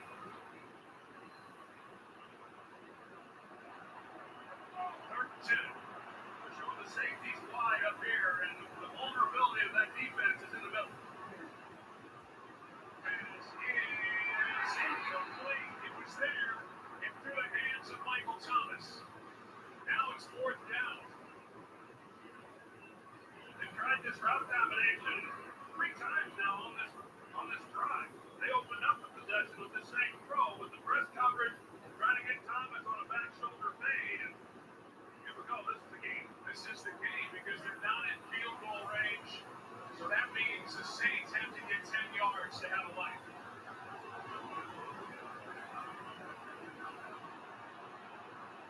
That line is where they want to go for the field goal try. 4th and 2.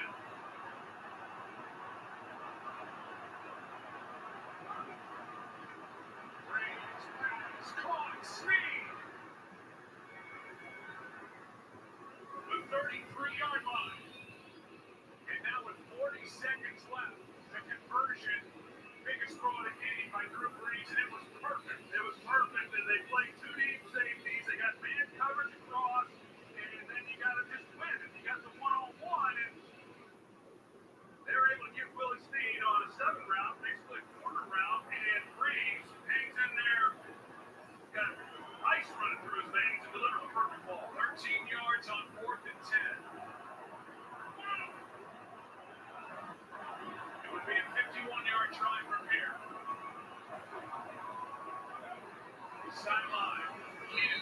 Out of bounds. Just inside the 30. So they're taking a little bit of the edge off for Will Lutz.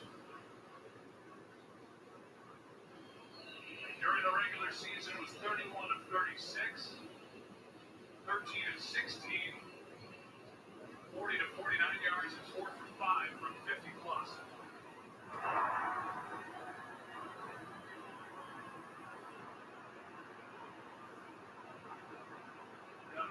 I've been expecting to see it. I've got to believe that Zimmer is going to come after him, but no one covered. Blitz here. Pass is caught. It's Michael Thomas. And the clock is stopped with 30 seconds left as the Saints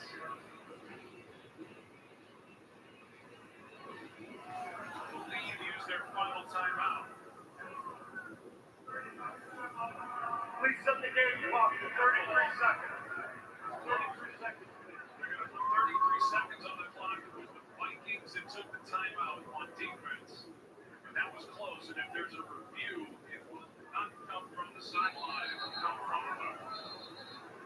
Well, they'll take a look at it. And it looked like... I didn't think I saw it up there that suggested it wasn't a catch. So the Saints are able to hang on to their timeout as Minnesota took it. And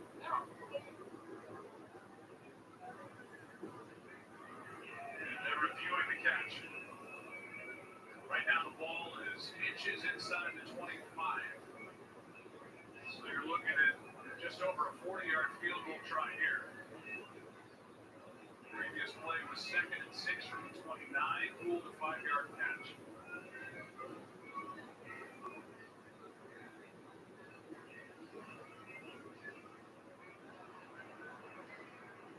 So after a dominant first half by the Vikings, and their only clip was a 49-yard miss by Kai Forbat, the Saints have come roaring back. An interception played a key role, delivered by Marcus Williams, the rookie safety. And Sean Payton and Drew Brees, they have the Saints in position to win the game. What does Sean Payton want to do here? 3rd and short. Still got a timeout. And if they pick up the first down here, then they're able to run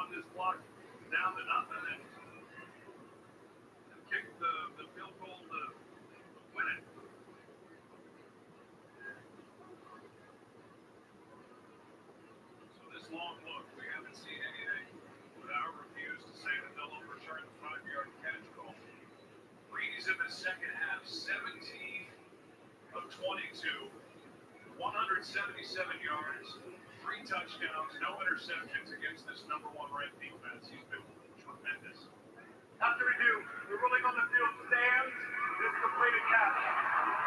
Third down, 1.5, New Orleans.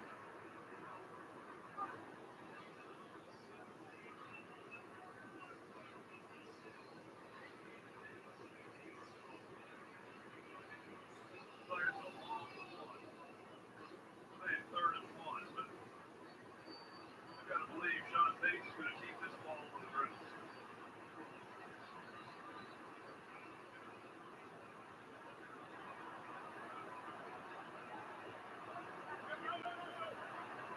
Camara in the backfield, gets it, carries it, doesn't get anything. Back lost half a yard. And a timeout is taken by the Vikings. They have 1 left. The Saints have 1 left. Let's give you a recap. Sandejo with an early interception. 2 picks in the first half for Drew Brees. Latavius Murray with a touchdown rush. But the Saints started their comeback late in the 3rd quarter. A block punt. Led to this by Alvin Kamara. A moment ago, big field goal hit by Kai Forbath, 53 yards for a 2-point lead. It's been a tremendous second half, and now here comes Will Lutz. 29 seconds left. 43-yard drive for the lead.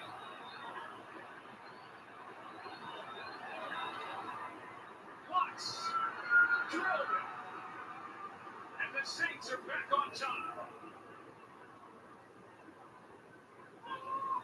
And so 25 seconds left. This game is not over. The timeout remaining for Case Keenum and Vikings. Well, that was perfect execution, and Lutz, he delivers it perfectly, just splits the uprights, never a doubt whatsoever, and there's still time on the clock. They're going to have to give Keenum a little better protection than he has had. Here on recent possessions, he's been having to run around. They've got to be able to get some chunks at some point with very little time. That's the 3rd lead change over the last 2 minutes, 36 seconds. Drew Brees has shown his experience, his brilliance, number 3 in the all-time passing yardage list. Over 70,000 yards in his sure-to-be Hall of Fame career. He and the Saints now lead by 1.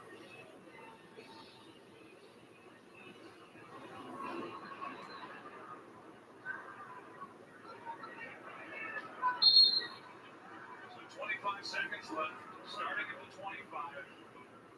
And it's all on Case Keenum in this Minnesota offense to give Kai Forbath another chance.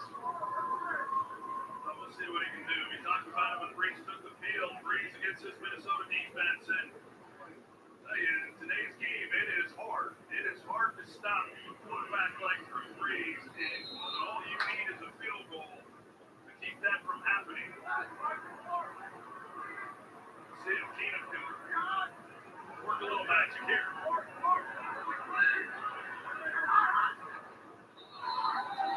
And now no snap by the center Pat Elfline. Ball start. Offense number 74. 5-yard penalty. Touchdown. Everybody moved on the line except for Elfline didn't snap it.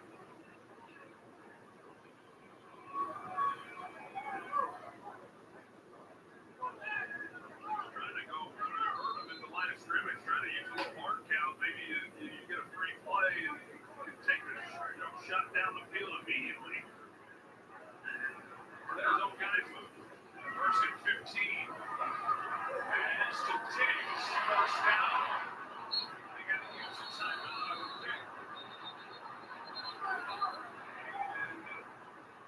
17 seconds left. Timeout taken by the Vikings.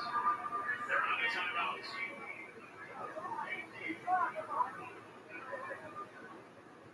We need 20, 25 yards. yards to give Fort Bath a chance with 18 ticks remaining.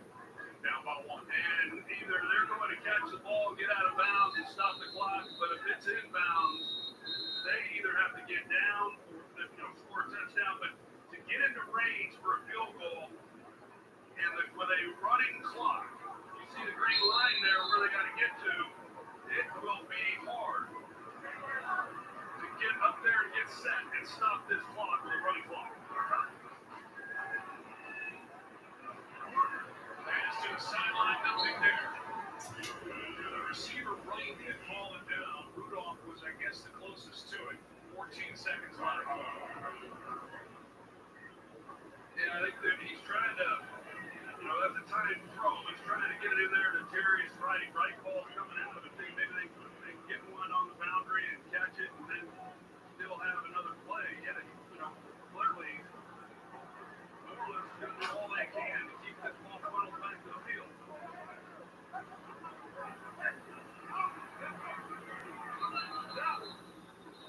Now timeout, 3rd and final charge timeout. New Orleans. Taken by the Saints. We said this earlier, the largest lead for franchises postseason history given up in a loss for the Vikings, 14 points. This would eclipse that. The largest deficit overcome for a postseason win for the Saints in their franchise history is 10 points.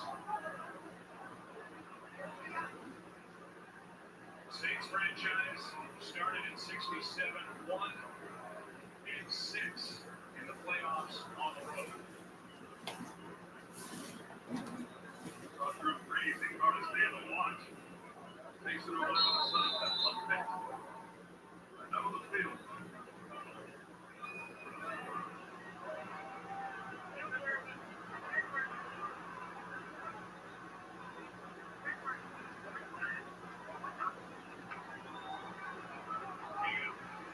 It's his throws incomplete. And more pressure, Sheldon Rankins came through. And now 10 seconds remain. In what could be a heartbreaking loss for the Vikings. And a thrilling come from behind win for the Saints. Winner goes to Philly. See that Sheldon Rankins, and they run a twist inside, and they want to try to get shots. You're going to see what the Saints are doing.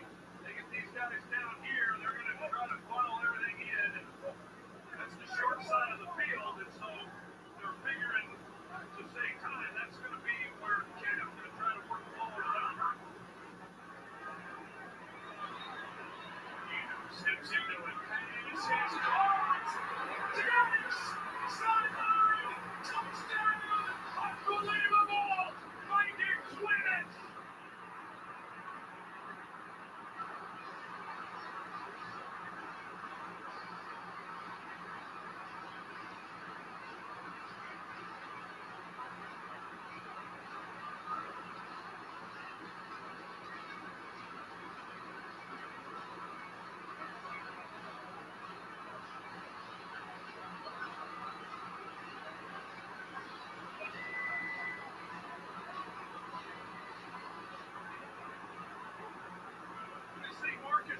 Here, he has a shot. I'm not sure really what he's thinking, Joe. He comes in, he's got him dialed in, and he just all he's got to do is make a play. And even if he catches it, you tackle him in bounds, the game is over. And I know Diggs, he's catching this, he's expecting somebody to hit him.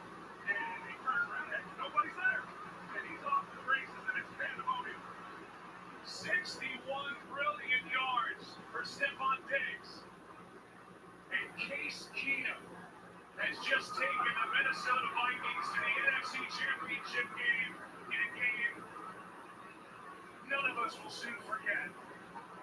By rule, I gotta kick this extra point. I don't know how they're gonna get that done. Case Keenum cannot believe it, nor can anyone else. And I just simply don't know what Marcus Williams was thinking. For a guy who's had such a great career, a great year here in his rookie season, but what a finish for this Minnesota Vikings team.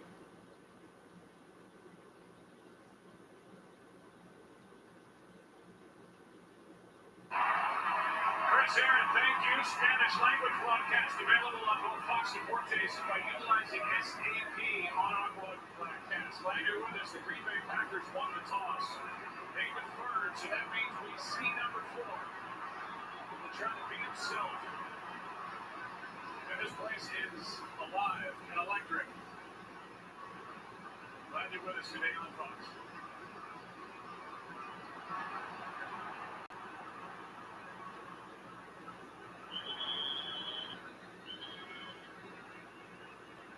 Here comes Dak Prescott, a Pro Bowler in his rookie year. Passer rating 104.9. That was 3rd best across the NFL.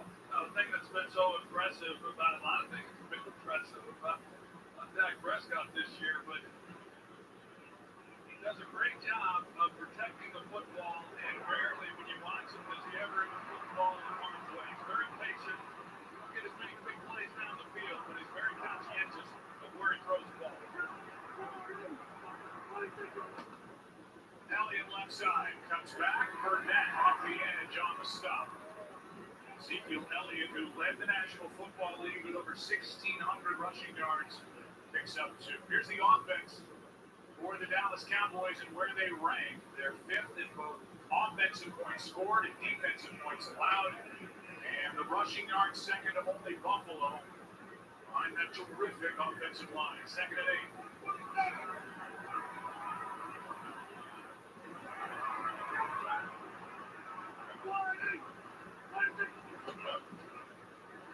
Take it to Elliott against Terrence Williams, and Williams is going to scoot out of bounds with a first down.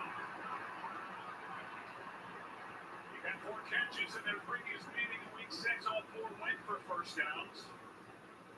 We'll look at this Green Bay Packers defense. This again without Quentin Rollins. What they've done over the last 7 games, a big reason why they're on this 7-game winning streak. They've taken it away 17 times to support what Aaron Rodgers is doing on offense. Well, that would certainly help them in this ball game. The other thing that they've got to do a better job of is not giving up the big plays. Monkey Whitehead was coming. Here's Elliott left side with his typical 6, 7, 8-yard gain. This one good for 7, and Clay Matthews is out there to make the stop. And nobody ran the ball more or more effectively on first down than Ezekiel Elliott. It's been a very balanced attack for Jason Garrett's team. Well, this is one of those runs, and it's how the Cowboys hurt them in the first matchup. You see Micah Hyde, 33, there's just nobody out there for contain. And time after time, back in October, we saw Ezekiel Elliott get on the perimeter, and he does here on this first possession. Straight drop back, walk it over. Dez Bryant. Gunter will see a lot of Dez Bryant in the first completion, good for 13. A complete breakdown in coverage. You see nobody goes to the flat, covers that area, and hope it's hard to let the ditch or not. But they completely vacate the zone and give Dak Prescott an easy completion. Drive started at the 25. It's already in the Green Bay 40.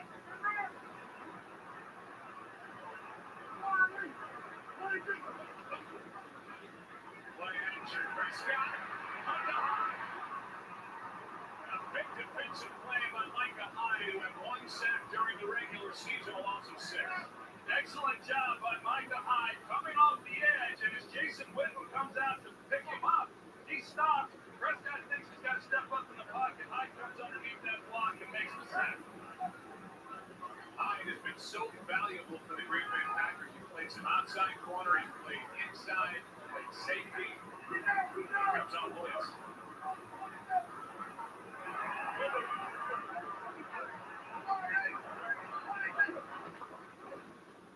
Here's Beasley looking for blocks.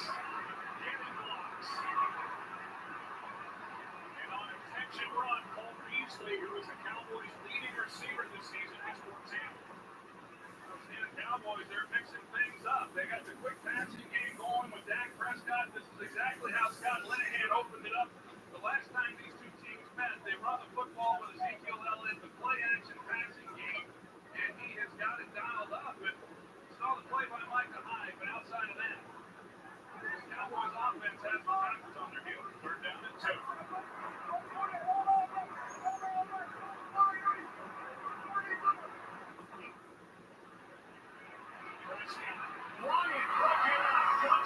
in there, and he's hurt.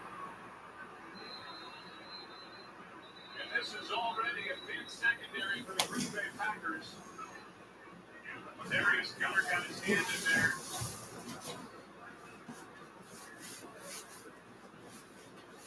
He got run into by Morgan Burnett. Morgan Burnett coming from the middle of the field, and boy, they're so thin already in the cornerback's position coming into the game. Bailey, the kicker, already on the field for Dallas. Darius Gunter is on the bench, looks fine. Got over the sideline with no issues. They're not even looking at him. He got that hit from his teammate Morgan Burnett. He broke up the pass that was intended for Des Bryant. That means that Dan Bailey, who is usually one of the most reliable kickers in the NFL, will have a little time. He has had a little time. Think about this 50-yard try. Give the Cowboys the first points of the game.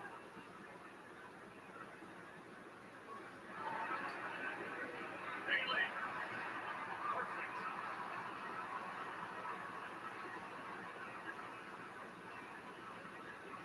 And now Mike McCarthy's offense will head to work. As we said at the beginning, he's got the most dangerous weapon in the NFL. Calling the signals, what he's done during this 7-game winning streak. Whether it's the completion percentage, passing yardage, touchdowns, no interceptions. This is a team that hasn't turned it over in 5 straight. The quarterback rating is ridiculous. And I like what you said during the open. You were talking to Aaron as I was before the game, and you saw that look in his eye, like he is feeling confident rolling into this one against Dallas. Yeah, and like I said, there's no reason why he shouldn't be as confident as he is when you look at what he's been able to do here over the last, really, 8 ball games. Go back to their last loss to the Washington Redskins, but he has been on fire and got this team playing at an awfully high level. And I think that we go back to that first possession, Joe, of the Cowboys, that's a win for this Packers defense. I mean, they know that they're going to give up some yards, but if they can make the Cowboys settle for field goals at the end of those possessions, as hot as this offense has been, 5 weeks in a row, Aaron Rodgers and company have scored 30 or more points. Bailey kicks it away at the end of the year. We're setting a career best for touchdowns with 57. Here comes Aaron Rodgers. It's been 285 pass attempts since his last interception, the longest streak of his career. The Packers, during the 7-game win streak, have trailed for only a combined 26 minutes and 8 seconds, and they're trailing here early 3-0. It's really remarkable when you consider how well he protects the football, not just this year, but really every year, because a lot of times you protect the ball like that, you're sacrificing big plays. Not with Aaron Rodgers, he's giving you the big plays down the field, and yet he still is able to minimize the turnover.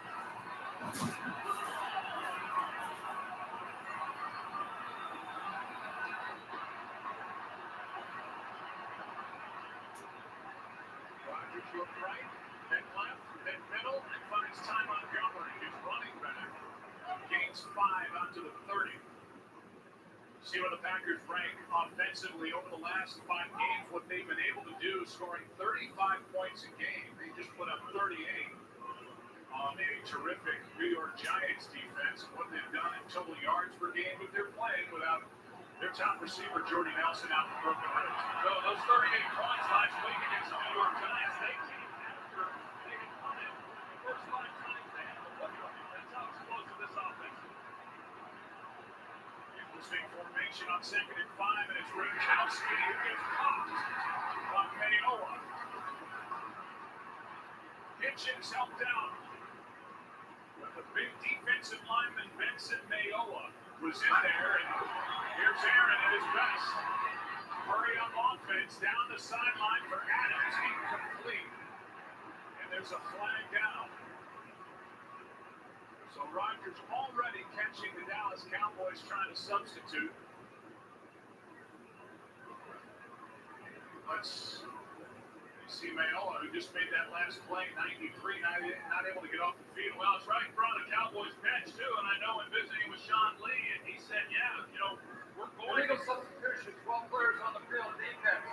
5-yard penalty will result in a push down. I was really surprised, Joe,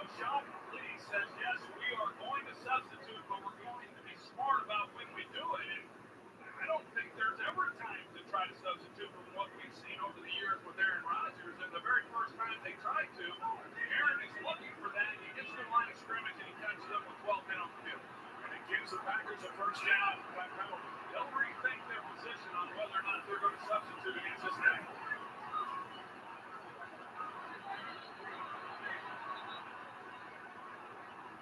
Timeout is taken by Dallas defensively there.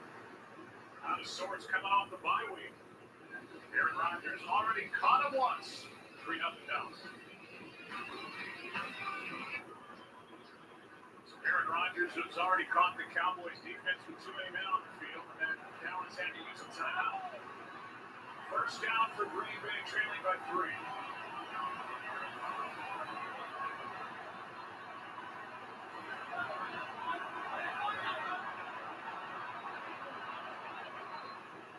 Montgomery left side comes back. And Ty Montgomery got to midfield. Started the year as a backup wide receiver and now the featured running back. Well, this is where Ty Montgomery has really excelled, as he's got more time running the football as the cutback. He's gotten more and more patient with the ball in his hands, and this is an element that this Cowboys team did not see the last time they met. Yes, Ty Montgomery was very involved as a receiver, caught a lot of passes in that game. Didn't have much of an impact as a runner. He's a much better player now. 15-yard carry. Quick setup and throw. The pass is caught by Cobb. Randall Cobb down near the 35.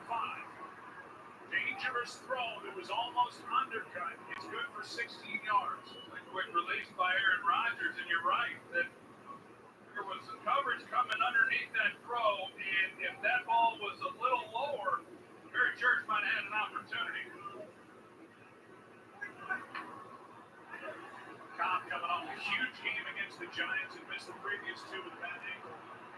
Time to play on record with 3 receiving touchdowns against New York. Flags. Free play. Rodgers. Touchdown.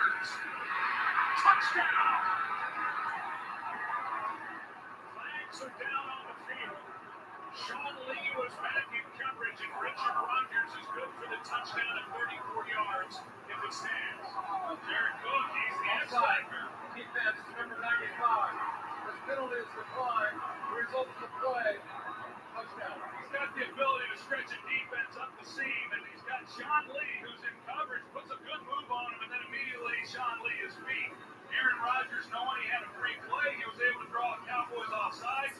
Cook is able to haul an underthrown ball in. It's an excellent job. So, see Rodgers now with a couple free snaps, taking shots, and this time it pays off for the touchdown. It's just next level thinking by Aaron Rodgers. What he does, getting his team to line, hurrying the play, catching Dallas trying to substitute and getting him offside. Crosby adds the extra points. And it's Richard Rodgers getting a chance to celebrate here in Arlington, Texas, as the first touchdown of the game, and Mike McCarthy's squad up 7-3.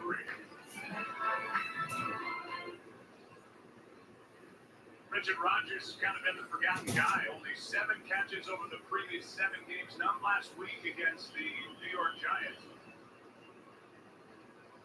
And he's good for a 34-yard touchdown straight from Aaron Rodgers. I know it's early, but the Green Bay Packers, as you said, Troy, just traded a field goal for a touchdown. Kneel down by Lucky Whitehead. We go back to the touchdown, Rodgers to Rodgers. Now you're going to see verticals here with Devontae Adams and then Richard Rodgers, and Aaron Rodgers is working off of Barry Church, and he's going to move and work towards Devontae Adams, and then Aaron Rodgers, as you'll see, he is able to get Barry Church cheating that direction because of the look that he gives to Devontae Adams. And once he gets him to move, he knows he's got one-on-one on the backside, and then they're able to take advantage of Richard Rodgers beating Sean Lee. Second possession for Dallas.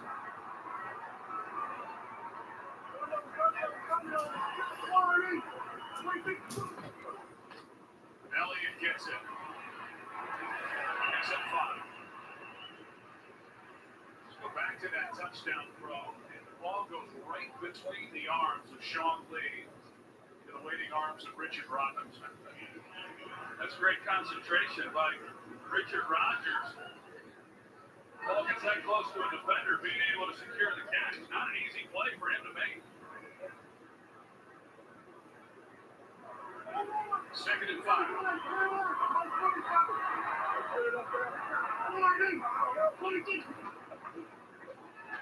Play action.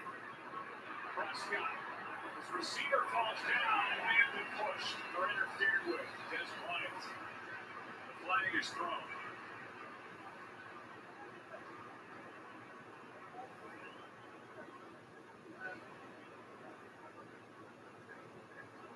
Holding, defense number 36. A 5-yard penalty and an automatic first down.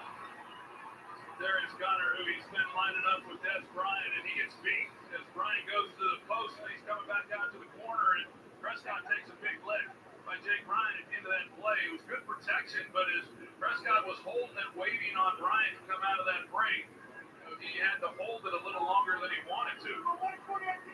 Darius Gunner, expect to see that good part of this ball game, and that should be a pretty good matchup in terms of what Ladarius Gunner does well in being a physical player. Here's Elliott trying to get to the edge, shows his speed. You can run it inside, you can take it outside, and Demarius Randall there for the stop after a gain of 9. Well, they just have not been able to solve the puzzle of not allowing Ezekiel Elliott to get on the perimeter. Demarius Randall, as you mentioned, Joe, he's the corner. He's got the outside contained. He gets caught inside, and Elliott then is able to get on the edge, pick up a nice game. And it's been over from Demarius Randall on that stop, 2nd and 1. There he is again now inside, and he will push forward for a first down.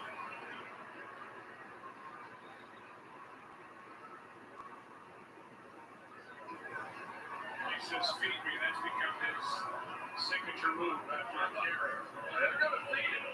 Only twice this year when he finished a game did he not have at least 20 carries in the ball game. So he doesn't have to be sitting and thinking over there to the sideline. He's going to get the ball.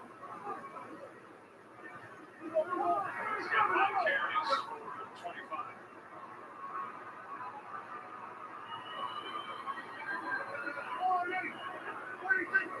Blitz.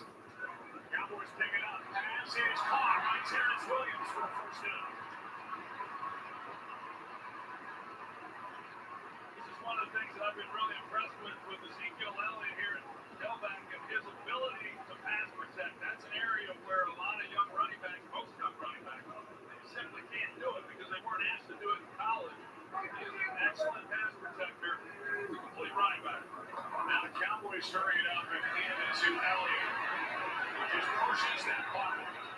It was Urban Meyer, the head coach at Ohio State, Coach Elliott in college, who told the Dallas Cowboys, Ezekiel Elliott is the best offensive player I've ever coached without the ball in his hands, and blocking and blitz pickup is a big part of that. And what that tells you, Joe, is that he's an unselfish player because there's not a lot of those types of guys. But someone who takes as much pride in being able to protect as he does running the football, it says a lot about him as a guy.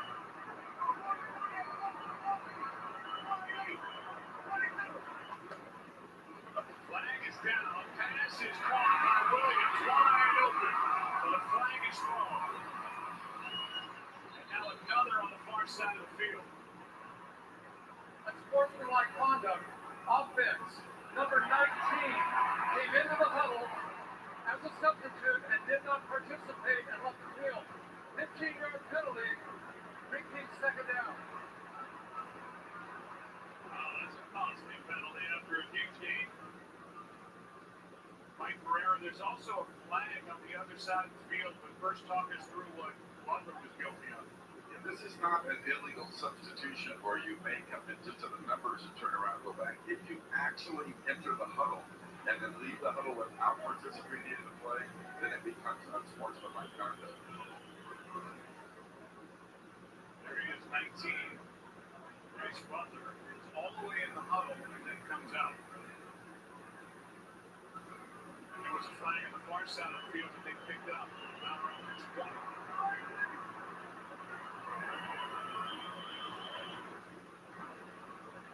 I think Mike McCarthy is going to question the spot of the ball.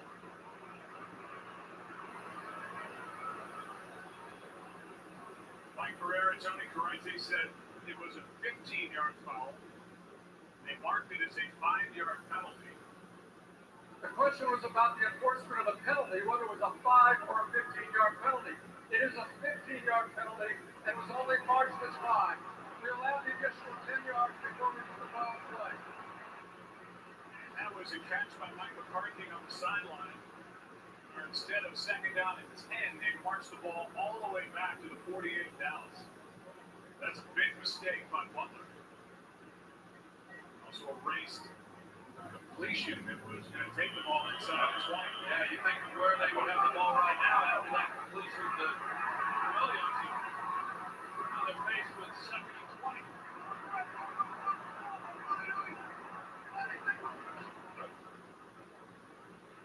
Prescott for Butler. Broken up and what a play by Micah Hyde. He's got a sack in this game, and now he makes a perfect play on that throw to Bryce Buck. He really does, because initially it looked like he might try to undercut this ball when it was in the air. They may be able to come underneath it, and he stays up on the top shoulder, and he's able to make a play on it without going through the receiver.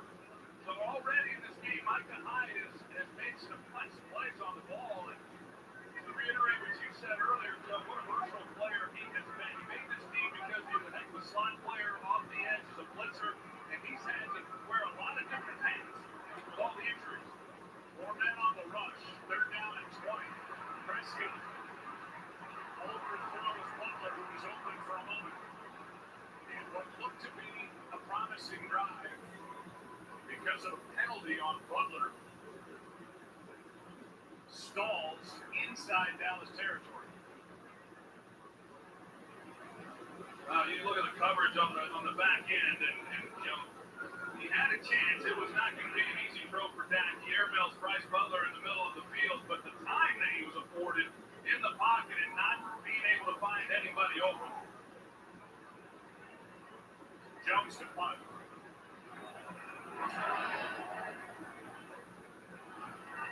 Tom with a fair catch back in the 10. That penalty on Butler, by the way, cost the Cowboys 37 yards in field position. Took away a 22-yard completion, went 15 the other way. Back to work, Rodgers up 4.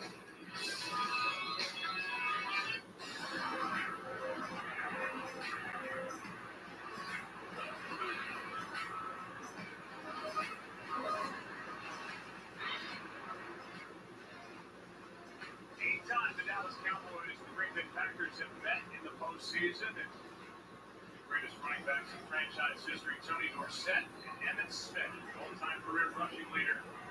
Checking this one out as the Packers start from the 10, up by 4. A lot of rushing yards. Let's push back right there. A lot of these Cowboys hanging around the stadium. Excited about the postseason. Worried about Aaron Rodgers, Gronkowski, the big fullback. Carries down first down and picks up 3. You look at the start of this game, Joe, I've always believed that the wild card team coming into the divisional game is a little more relaxed than that team that drew the bottom, because they've already won, they've won in the postseason, they're feeling good, and now, in a lot of ways, the pressure's taken off. This team sat home last week, and they got a chance to watch football, and then there's obviously big expectations, and to come out, we've seen some of the struggles. See what Green Bay's able to do on this drive, but it's kind of playing out that way, at least here in this first quarter. Second down and 7.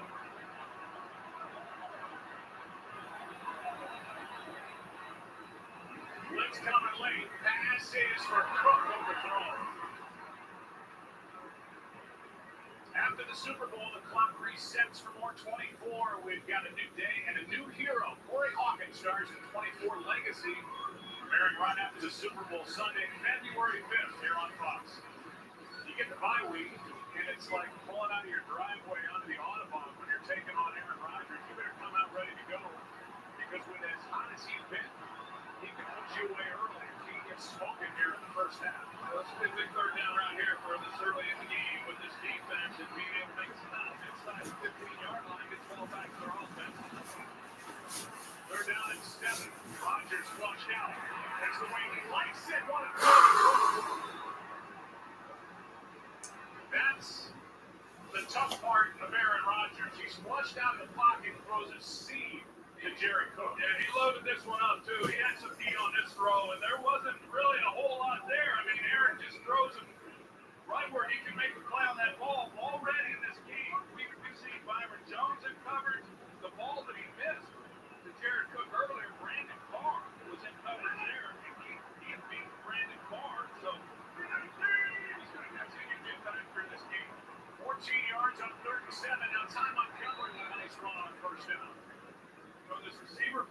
Joe, when you look at the fact that they don't have Jordy Nelson, I know in visiting with Mike McCarthy, every one of these receivers can play all 4 wide receiver positions on the field. And Mike said simply, in 11 years that he's been the head coach, he's never had a receiver that couldn't play all the spots. So it's not like just one guy is going to be taking over the position for Jordy Nelson. You'll see Randall Cobb in the slot at times. You'll see Devontae Adams. Of course, we've already seen Richard Rodgers. These are all moving pieces that he has to deal with.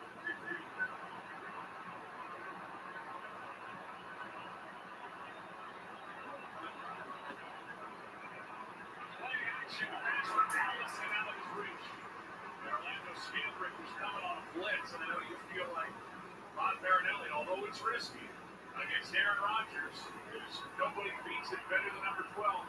He's got to bring pressure. And I don't think you can let Aaron Rodgers sit in the pocket and just carve you up. And I know that Marinelli does not like to bring extra people. 16% of the defensive snaps was all that he brought pressure.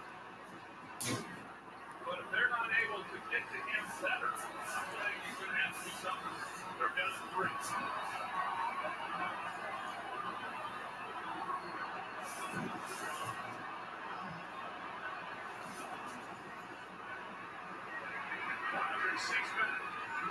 Over the middle, pass is caught. And that's the rookie Allison. Geronimo Allison, undrafted out of Illinois. Good for the catch. 9-yard completion. I think this offensive line probably is the best pass protecting offensive line in football. I mean, we see this week after week. And it just affords Aaron Rodgers a ton of time. They split Ty Montgomery out on Sean Lee. He runs a sluggo route, slant and go, and he's beat. And Aaron caught it a little bit late. He saw it late. He started to make the throw. He pulled it back and went a different direction. But they've got too many guys for him to sit in the pocket without Marinelli trying to bring some edge rushers. Rodgers has started 5 for 7. He's got 5 different receivers. He finds Cobb for the second time. And Randall Cobb is out of bounds in midfield. And so far, no answers defensively for Dallas against this red-hot Green Bay offense. So the guy that they're hoping can be a factor in this game is DeMarcus Lawrence. He's over on the sidelines right now. He has played in this game. He hasn't been a factor, of course. He missed the last 3 games of the regular season, missed the first 4 games of the regular season, only 1 sack on the year. He led the team last season with 8. But this is why he is here. And he needs to be that guy that can put pressure on Rodgers in passing situations.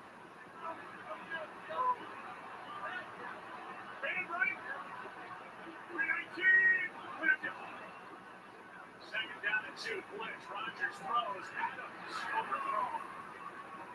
Adams was looking for a flag on Scandrick. See the shirt pulled off the shoulder pad. That's usually a hold. I don't know what the official's looking at, but that alone, you know that he was grabbed. They missed a big play there. That clearly was a penalty, and Devontae Adams has every right to be upset. On one spot down here, ready to freeze. Third down and 2. They call it a miracle freeze.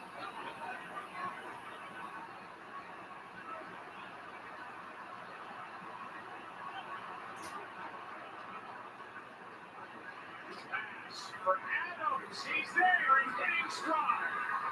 First down inside the 20. What a catch by Devontae Adams. He spun around and Rodgers dropped it right in his lap. David Bakhtiari, second-team All-Pro left tackle, and he just stones DeMarcus Lawrence on the outside, gets one-on-one, and they're working in the middle of the field in some of those seam routes, and you see the job that Devontae Adams does, and he makes a heck of an adjustment to the ball and making a play. Packers are now inside the red zone where they've gone 20 from 28 trips during the 17-winning streak, scoring touchdowns.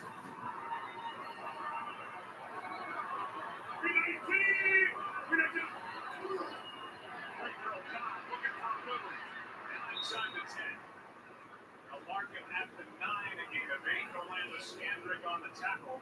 Some of these throws, not that one in particular, but the throw to Jared Cook from Aaron Rodgers. The throw he just dropped into Devontae Adams. Rodgers stays high. Richard Rodgers has a touchdown. Packers moving in again. Up 7-3. Back after this for the second quarter. We start the second quarter, second down and 2 for Green Bay, up by 4. Different story today with what this Green Bay offense has done in the opening quarter. 11th play of this drive. Started at the 1-10. Pass is caught. That's Montgomery, and he's out of bounds for the first down. Ty Montgomery is a great story. Went to high school here locally in St. Mark's. Went to Stanford, was in the house when Emmitt Smith, who we showed you earlier, broke the all-time rushing record. He played at halftime of that game, ran for a 60-yard touchdown. He said, it's always been my dream to be a running back. Then at Texas Stadium, now here at AT&T, he's doing it for the visitors. We're leading by 4 and looking for more.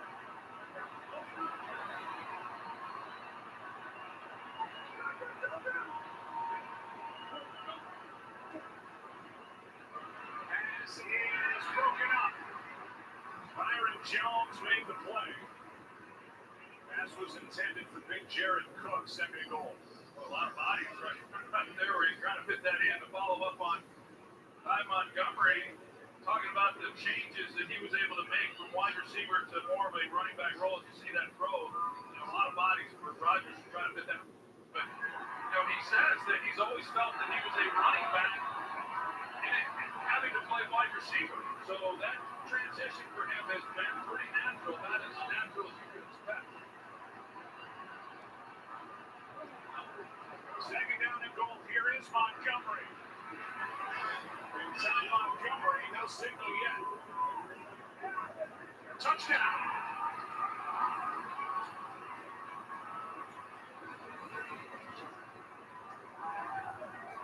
Ty Montgomery is in for Green Bay as they run it in to add to their lead here in the opening minute of the second quarter. Barry Church, the safety, he drops in and he's got a chance, but Ty Montgomery really does a good job of getting skinny, so to speak, and sliding through the hole. You're going to see Barry Church as he comes up, and Ty Montgomery's able to come underneath, and Sean Lee was there and just continue to move the pile. So the Cowboys had the one drive and then the big penalty, which cost them some momentum and had to settle for a field goal, but the Packers off to a great start after the last 2 weeks of really struggling early in ball games. See a lot there that's going to tell exactly. Rodgers saw all he needed to see. Like time backed his way in there, kept driving and looked at it enough to agree that it was a touchdown. The extra point now coming from Mason Crosby. Missed 3 during the regular season. Perfect here, and it's a 14-3 Green Bay Packer lead. Aaron Rodgers got him down there. Montgomery drove it in. Number 1 seeded Cowboys and their fans wondering how hot will Rodgers and the Packers stay on the level. Searching for answers on that Dallas Cowboys sideline with the defense now taking a seat. 13-play drive, over 5.5 minutes off the clock. Aaron Rodgers has started 9 for 13, 132 yards, and a touchdown. Went to Richard Rodgers, the Packers' first score.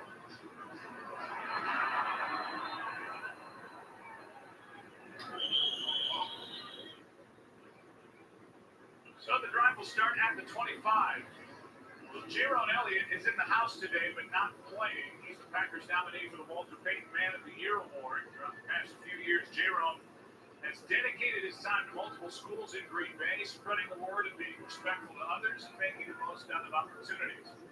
Winner will be announced at the NFL Honors Award Show on February 4th at 8 Eastern on Fox. Green guy working his way back with a break in his left hand. The cast is off. He told me today if the Packers move on to play the NFC Championship game, he'll be ready to go next week. On first down, play action. Prescott out to his right. Has Williams. That is off his chest and nearly bent. That'll go down as a drop on Terrence Williams. Can't put it better than that. Terrence Williams actually runs a good route on Demarius Randall, gets him turned around, and he actually has done that a couple times. He did on the one where they had the penalty with Bryce Butler being in the huddle, but then you start this drive off the play action. Good call by Scott Linehan, but because of the drop, now you're behind in the chains.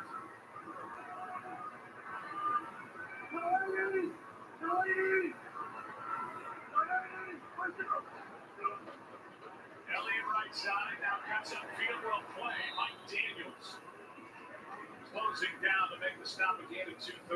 One of the things in the last time these two teams met was Tom Capers was trying to figure out exactly what personnel grouping he wanted to have on the field when the Cowboys were in more of their running personnel. And in this game, he's kind of got locked in on 5 defensive backs and just saying that we're going to hold up. They got some big bodies in there, the defensive tackle position. Elliott's had success running the football overall, but the Cowboys now facing a 3rd down, and they've not been able to convert it in this game.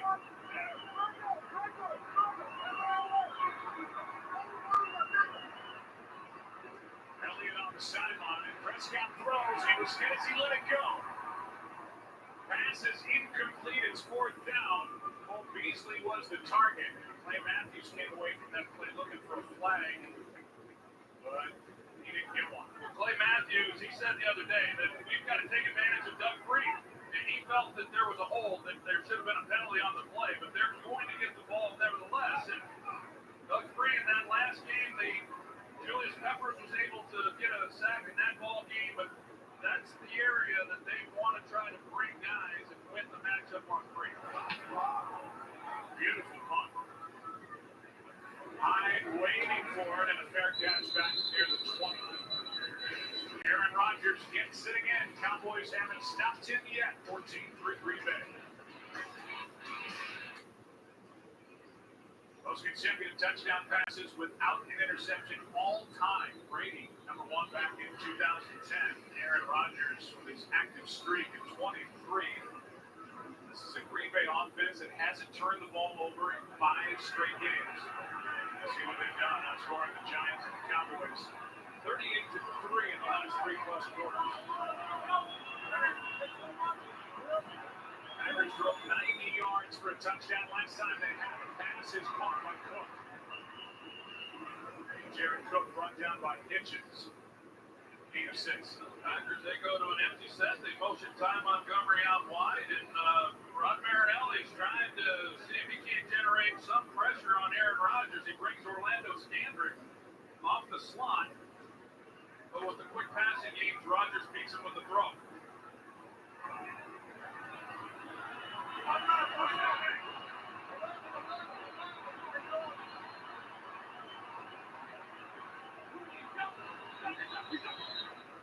Rare mistake by Lincoln Taylor. He moved back.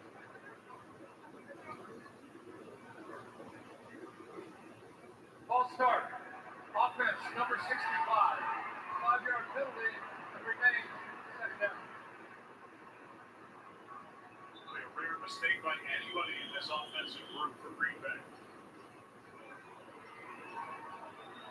Both these offensive lines are so well coached, really good. And Cowboys offensive line amongst most people would be regarded as the best, but this Packers offensive line, they're a highly respected group also.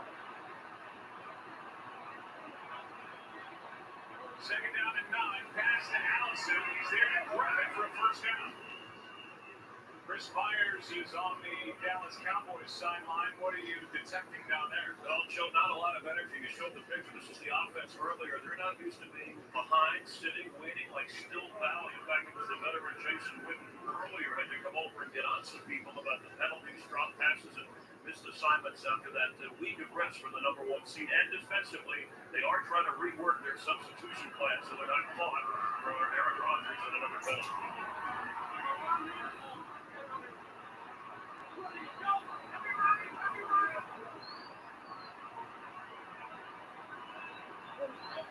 On 1st down. Pass over the middle is broken up. For Devontae Adams and J.J. Wilcox got his left arm in there, 2nd and 10. Pretty obvious that Mike McCarthy is liking the empty set. Spread this defense out. And once again, Marinelli, he counters that. He brings Sean Lee off the edge. And just knowing that he can't afford to let Rogers sit back in that pocket and do what he's done already in this game. Packers have thrown it 16 times, run it 5 times. And now TJ Lang, the Pro Bowler, comes off the field, getting looked at on the sideline. He missed 3 games earlier with broken foot. Don Barkley takes over. And I think Aaron Rodgers smart here, recognizing what was happening, and rather than rush into something, just took the timeout and regroup. So timeout Green Bay, 2nd and 10. We come back. It was an equipment issue. The buckle on the chin strap. TJ Lang goes flying on that hit. Comes to the sideline. They're still working on it. Had to call a timeout. Barkley is in and right guard. Blitz. Pass is caught by Randall Cobb. Trying to split the 2 defenders. 3rd down coming up. Byron Jones on the tackle here for TJ Lang with this chin strap. That was like a NASCAR pit stop. I thought that with the timeout, they think we'll get it changed out and get him back into the ball game. But now the Packers at 3rd and 6. They dominated this down here in this first half. The Cowboys have yet to make a stop when they've gotten the Packers to 3rd down. Red Patty is over there with pressure on him, trying to get the chin strap fixed. Packers 3 for 3 on 3rd down. Rodgers doesn't even have his snapped.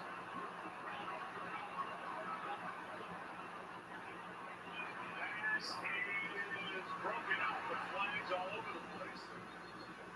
Rodgers starting that play with his chin strap. Not even fastened.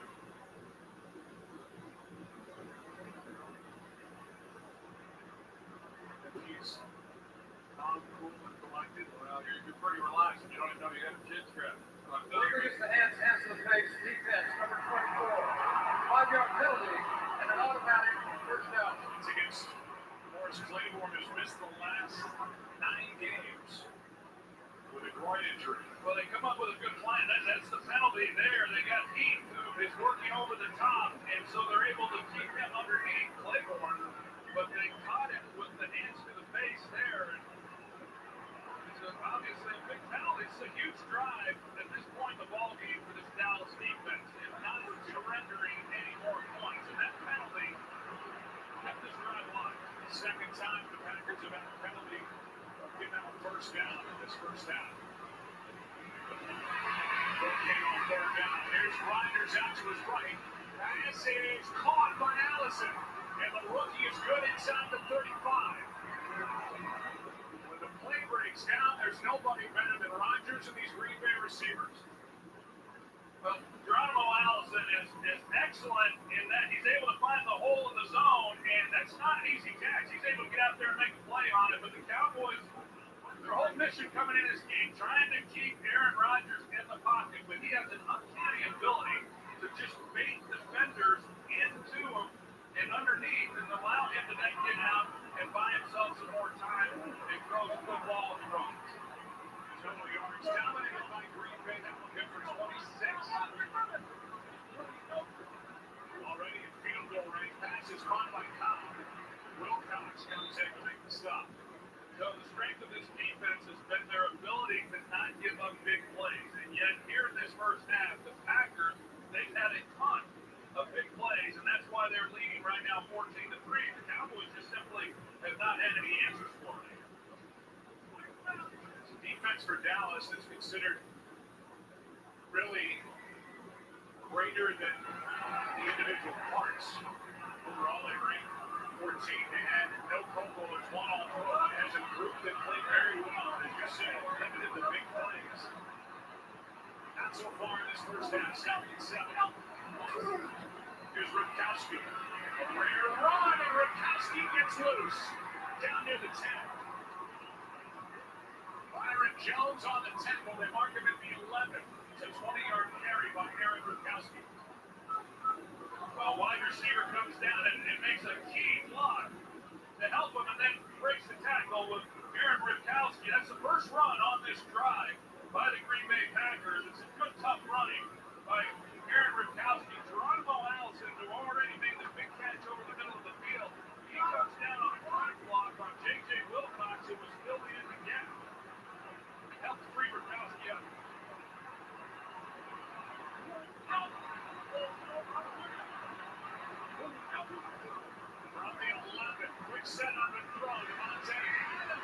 the sideline. They're going to mark him out at the 1.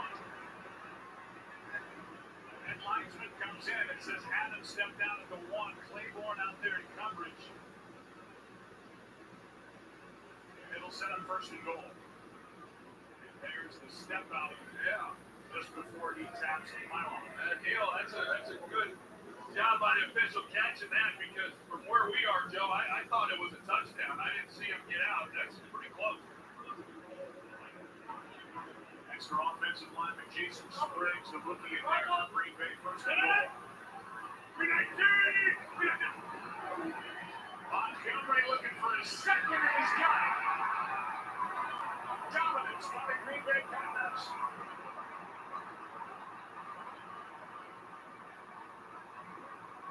David Bakhtiari, his second team all-pro left tackle, is down. While they look at Bakhtiari, we look at the touchdown run for Ty Montgomery. Well, this time Ripkowski, who got the carry earlier, he makes the block on Anthony Hitchens, kicks him out. Ty Montgomery's in behind him. And there's David Bakhtiari.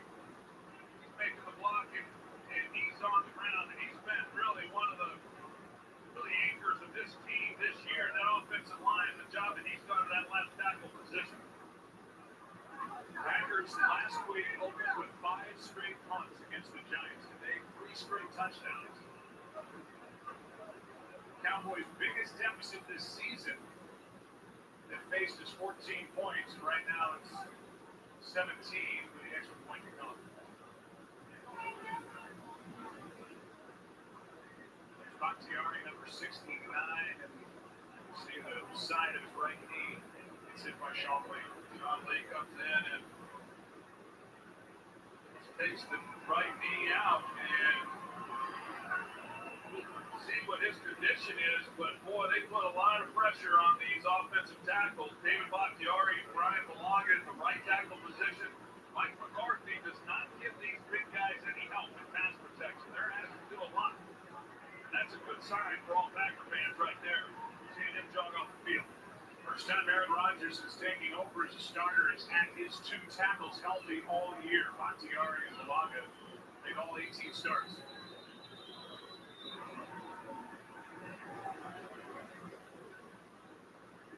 Now before the extra point. There's timeout on the field. Tony Corrente says there's a timeout on the field. He's going to jog over. Well, Aaron Rodgers buckled it up and led the Packers into the end zone again as they add to their lead in the first half.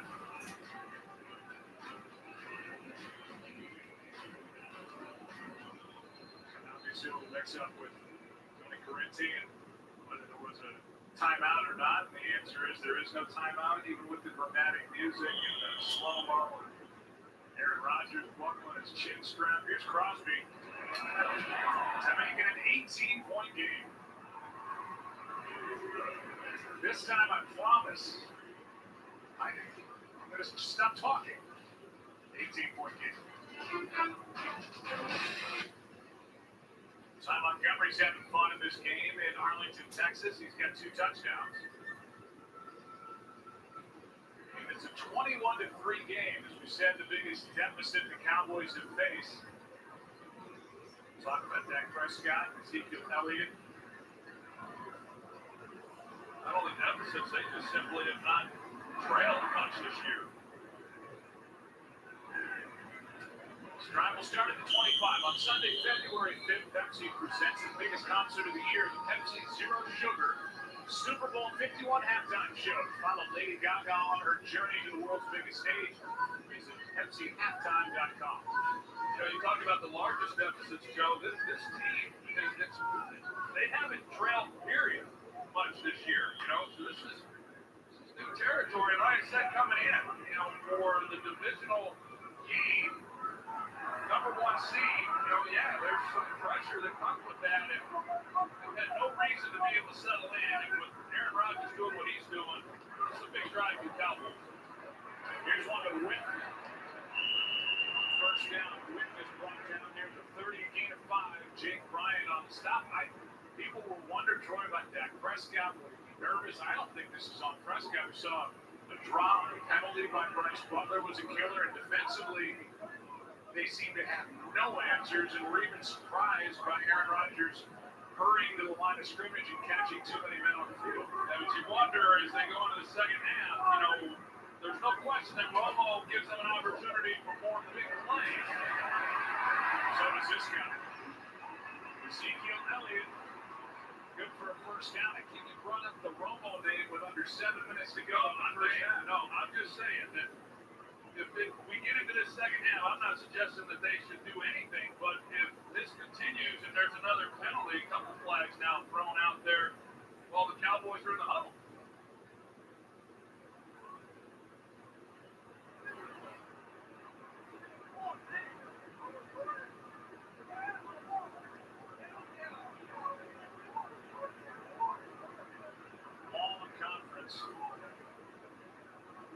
Call foul on the play. Number 73 reported as an eligible player. It was not announced. Second down. Mike Pereira, this is obviously a big weekend for officials. The All-Star Cruise and the Super Bowl referee will come out of this weekend.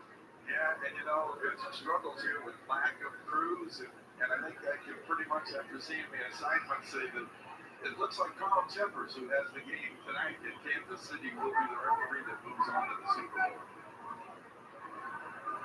So that's the news there for Mike Pereira. Here is a first down play. Des Bryant welcome back to the game, out of bounds at the 40. We'll get back to Mike when we have a moment, but this good for 21 and exactly what Dallas needed. Clint Dix initially looked like he was going to give some help to Ladarius Gunner. He works to the middle, and Dak Prescott reads it beautifully and makes a nice throw to Des Bryant. 21-yard completion, the biggest play today for the Dallas Cowboys. Need some sort of answer here fast.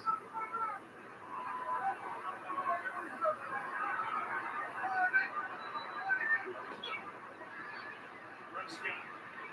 Bryant. Killing stride. Bryant. Touchdown. They answer fast.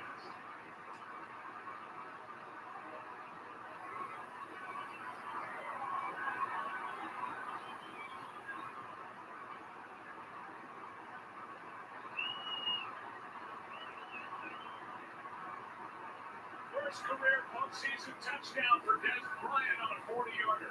Well, they single up Des Bryant once again. Ladarius Gunner, he had a tough afternoon the last time these two teams met. Des Bryant did not play in that game. Twice they go one-on-one with Des Bryant. This time he makes a pay with a touchdown, and Dak Prescott hangs in the pocket of three rushers right in his face, and he delivers a perfect ball. That's exactly what the Cowboys need. Okay, you run up Tony Romo, and it's a fair point that you've got this guy who you think's a bigger strength quarterback. He can give you the big play in Tony Romo. Prescott, the rookie, a little more methodical. They just went 75 yards in 94 seconds.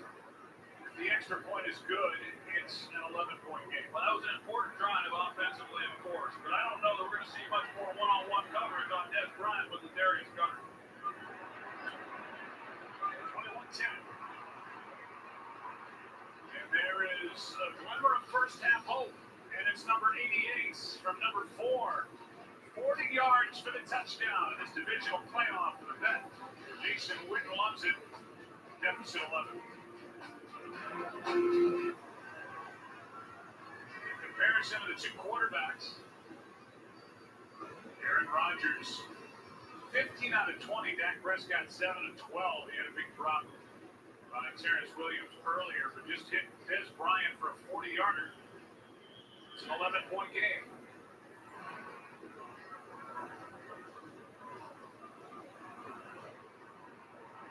Bailey will kick it away. Chance for a return if they want. And they're going to bring it out late. Kristen Michael, that was a mistake.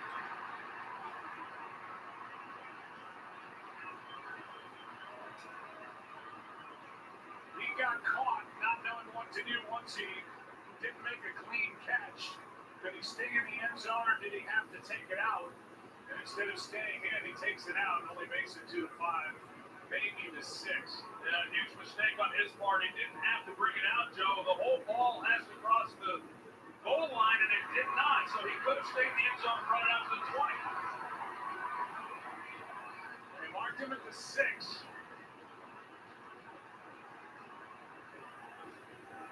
Bakhtiari is out at the moment, and the rookie from Indiana, Jason Spriggs, is out there at left tackle. We'll see if this Cowboys defense now with the Packers backed up, if they're able to make a stop. They've been unable to do so in this game. Fourth possession, they scored in the previous 3, nothing for Witkowski.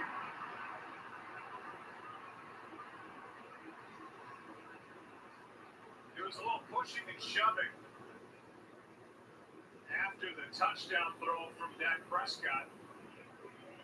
Julius Peppers and Dayton Jones sandwiched Prescott. Fans are back in this game, no doubt. The Packers' previous 3 possessions, 15 first downs and 240 yards. Second and 9.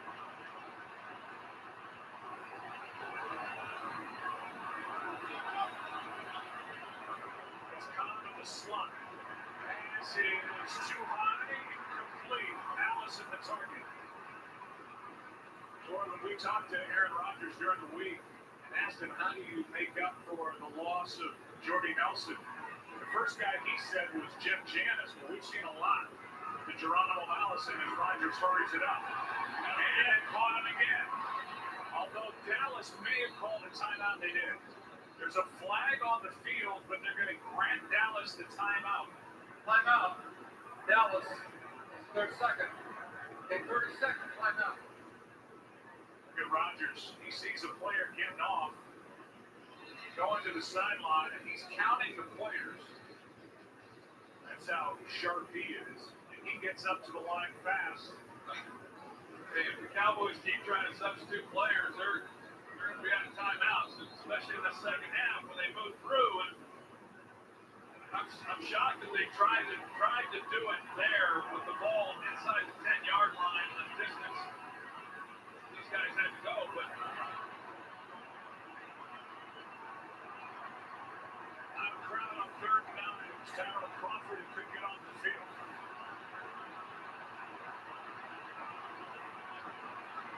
Marcus Lawrence across from Jason Spriggs.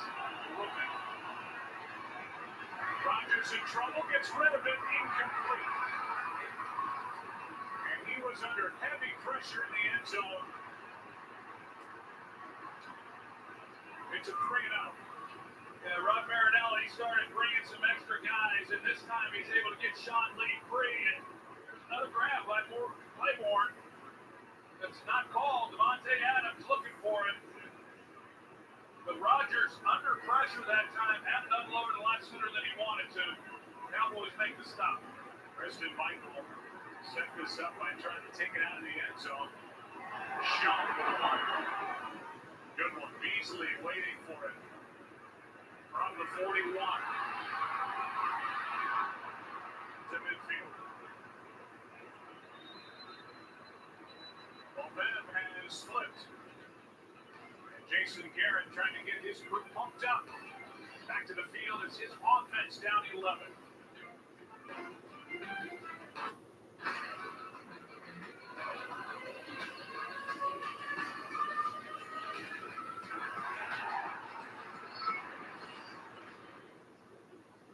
Tonight it's the return of a UFC superstar. Hall of Famer BJ Penn is back in the octagon to take on Yair Rodriguez, rising young gun in the UFC. It's the legend versus the Mexican phenom that a fight you won't want to miss. UFC Fight Night tonight on FS1 or watch it live on Fox Sports Film. First 4 drives from Dallas started at their own 25. This one starts at their own 49.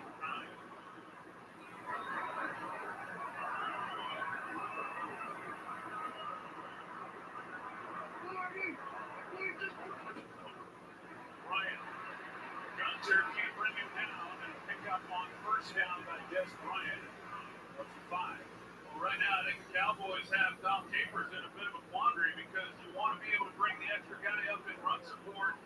But after that last drive, we've seen what Des Bryant has done to Ladarius Gunter, so he's trying to play a cat and mouse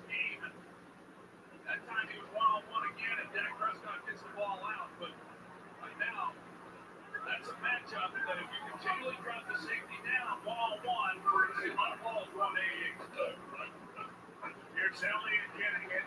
Tripped up before he could find a first down by about a yard. A gain of 4. Aaron, how are the injuries piling up down there? Well, let's start with the defense. We have not even seen Morgan Burnett out here on the field for quite some time. We believe this is where he hurt his quad. He is questionable to return. Good news, though, left tackle David Bakhtiari. He's out here trying to get loose. They were saying he was questionable with a knee, but giving his teammates thumbs up, guys. Last series, they had Spriggs in a tackle. Move the ball back about a half yard, so we'll call it 3rd and 2 here for Dallas.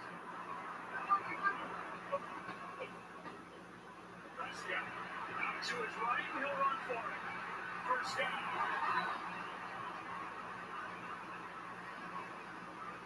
Gain of 4 on 3rd and 2. Prescott's able to break contain. The Packers were in man coverage. They have someone isolated on Prescott, but he got a little lackadaisical, and Prescott able to pick up the first down. First 3rd down conversion for the Cowboys, and it comes on Prescott carry.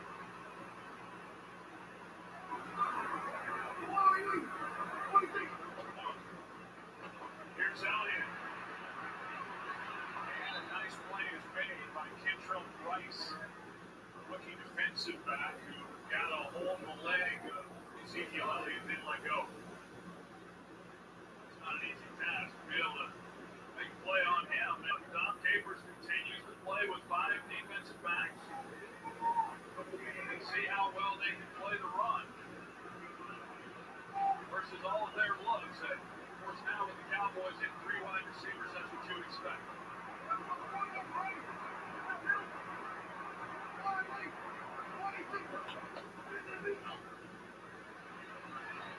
Prescott, Beasley, diving catch. Randall in coverage, gain of 6. As we approach the 2-minute warning here in this divisional playoff game, Cowboys will let it get there. Come back. 3rd down again for Dallas. They trail by 11. You and I were kind of thinking toward the break along the same lines. The Cowboys don't get it here on 3rd and 4. They get a spot where they can go for it on 4th down. First things first. Prescott, 5 for his last 5, 6 for his last 6. What a hit by Bryce. The offense, Beasley basically clips him at the 15 with a first down.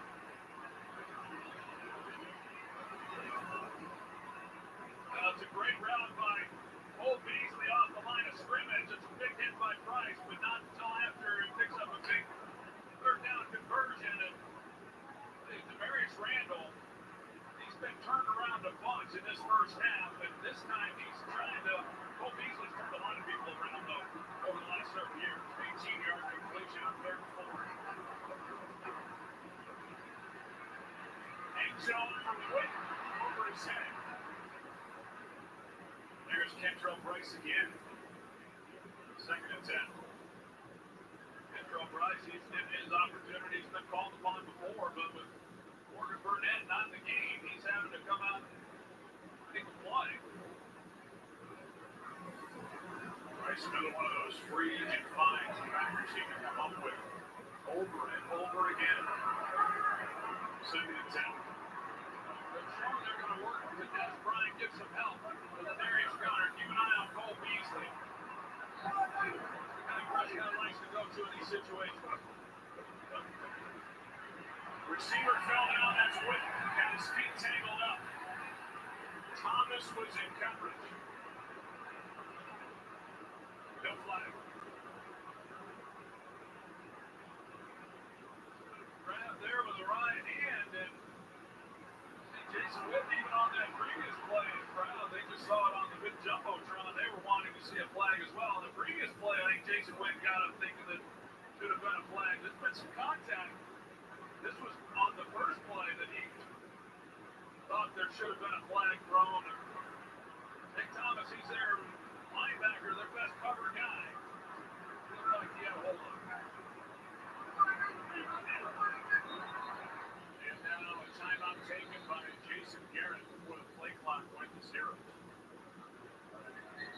Office. Now one official's going to will rule the other. They're going to pick up the So opening no foul for delayed game. Dallas called their third and final timeout prior to the clock expiring. See Jason Garrett up at the top. That was close. Well, the guys are hanging out in LA. What's coming up at halftime, Kurt? Coming up on the Visa halftime, we'll take a look at the first half of this game and go live to Kansas City to get an update from Peter Schrager on the Steelers Chiefs contest.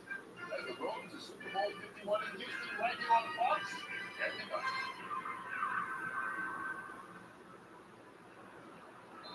Big third down and 10.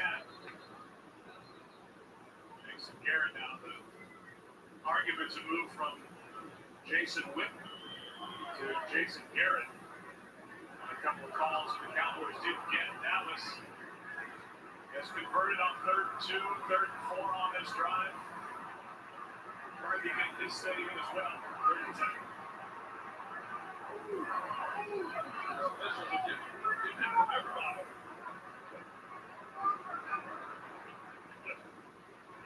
Prescott, end zone pass is broken up. And well done defensively. Witten was the target. And it's Joe Thomas back there defending yet again. That's 4th down. And a big stop by this Green Bay defense. Yeah, it sure was. And this one, you see Joe Thomas, he's able to get his hand on it initially when he went to make the play. It looked like he might have been able to intercept the ball. It was pretty crowded down there. Prescott trying to fit that one into his tight end. But a big stop after a pretty good drive there and having to make themselves for a field goal. 33-yard try by Bailey. And it's a one-score game. Today is the 50th anniversary of Super Bowl I, the first NFL World Championship game. Later known as Super Bowl I. Between the Chiefs and the Packers at the Los Angeles Memorial Coliseum. Packers won that game by a score of 35-10. This after Green Bay beat Dallas. They would beat Dallas the next year in 1967. Guys scored.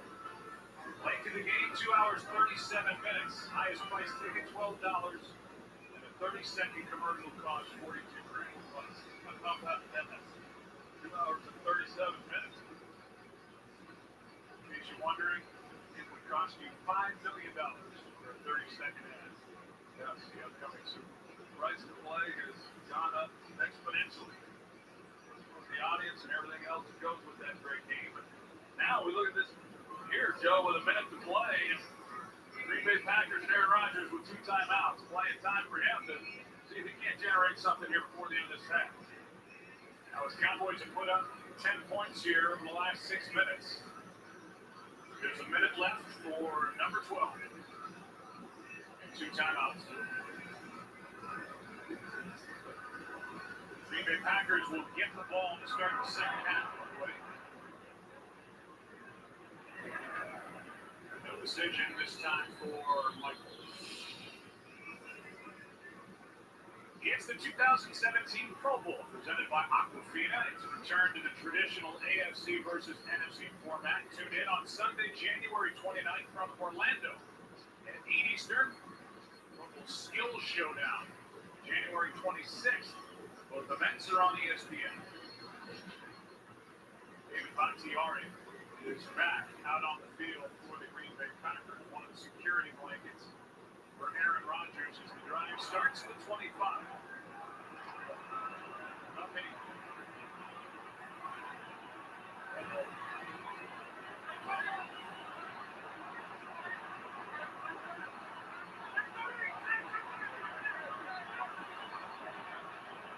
Just got it away, a blitz.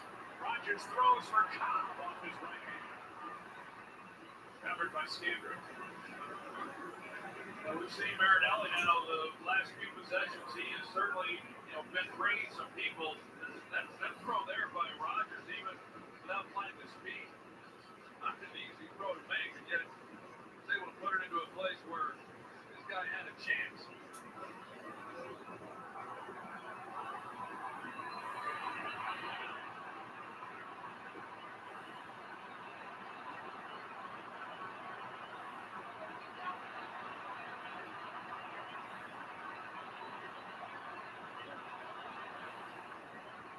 second in his hand. Rodgers out to his right. He's got Cook. And may have been tipped by Claiborne and hit Cook in the face mask. Now 3rd and 2. That time Marinelli brings a 3-man rush, so 8 coverage. The windows get a little bit smaller, but yet Rodgers is, I'm like you, Joe. Maybe Claiborne got a hand on that ball, but deflected it just enough to kept Cook from being able to make a play. 49 seconds left in the half. The quarterback who the last time he played on this field in this stadium won Super Bowl 45.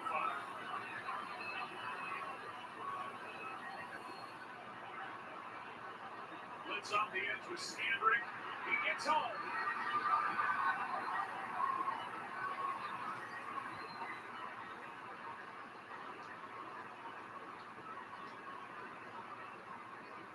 And the Cowboys defense has made back-to-back stops. But you see Scandrick now, he comes off the slot, and Rodgers just really nowhere to go with the ball. There was no hot adjustment for him to throw the football, and what we've seen of these defensive backs here in the last couple of possessions now is they're playing much more aggressively on the receivers at the line of scrimmage, not giving them free releases, not allowing Rodgers to get the ball out quick, and it's paid off with 2 big stops now against this Packers offense. Wasted timeouts by Dallas cost him after that stop. Game clock has zeros on it. Beasley from inside the 40. That's it for the first half of this divisional playoff game. The Cowboys have closed the gap. Trailed by 18, now trailed by 8. The Visa halftime is coming up after this break from your local Fox station. We welcome you back to the start of the 3rd quarter, and now welcome you inside the broadcast booth. I'm Joe Buck along with Troy Aikman. Well, what we see in the first half, it looked like Green Bay was going to run away and hide, but Dallas made some noise there at the end of the half. Well, they made some adjustments, and I thought they were really good. First of all, offensively, with the Packers starting to load up against the run, they were able to take advantage of some of the one-on-one matchups with Des Bryant and create some big plays. Then on the other side of it, Rod Marinelli, the defensive coordinator, he started mixing up the pressures a little bit, not always 5- and 6-man rushes, sometimes just 4, but started bringing Sean Lee and others and mixing it up, and they were successful.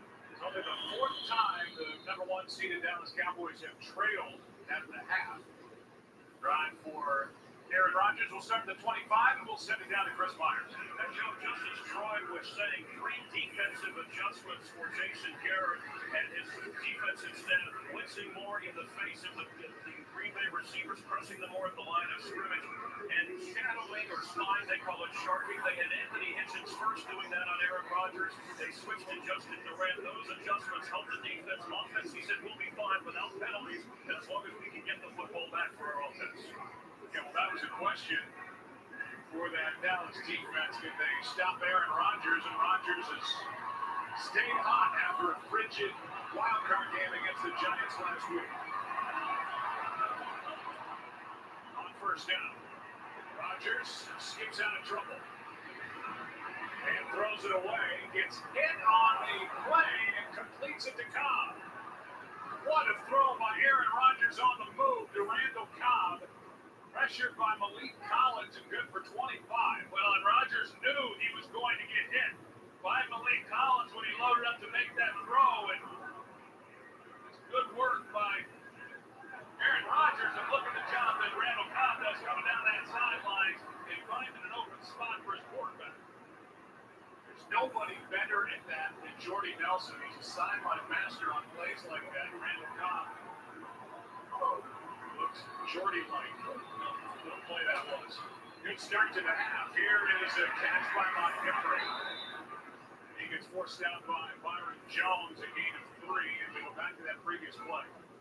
Well, these are the things that this Packers offense, they work on these types of things, these scramble drills, knowing that Rodgers gets out of the pocket so frequently that they've got to be able to have some rules to where they're going on the field, but Rodgers can just put the ball anywhere he wants to from really anywhere on the field, and knowing he's going to get blown up, and makes a perfect throw.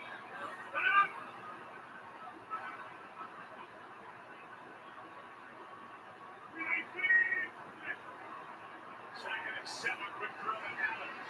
Devontae Adams breaks one tackle, tries to bring another.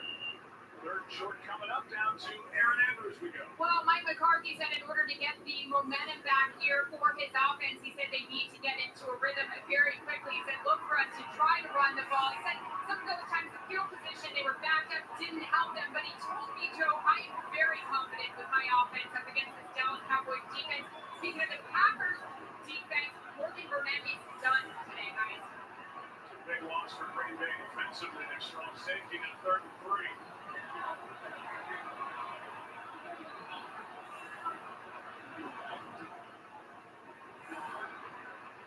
Rodgers throws and caught by Adams. Devontae Adams for a first down inside the 30. And on 3rd and short, a gain of 14. And you see Aaron Rodgers pointing to him, letting him know that that's a good job of working back through the ball, because Brandon Carr, although he gets turned around, that ball's contested. You know, a lot of times receiver, you know, he doesn't anticipate that kind of contact at the time the ball's arriving, but Devontae Adams does and makes a big catch to convert on 3rd down. 4 passes, no runs to start this half. You can see the lopsided play call, 29-8 for the game for Green Bay. First down.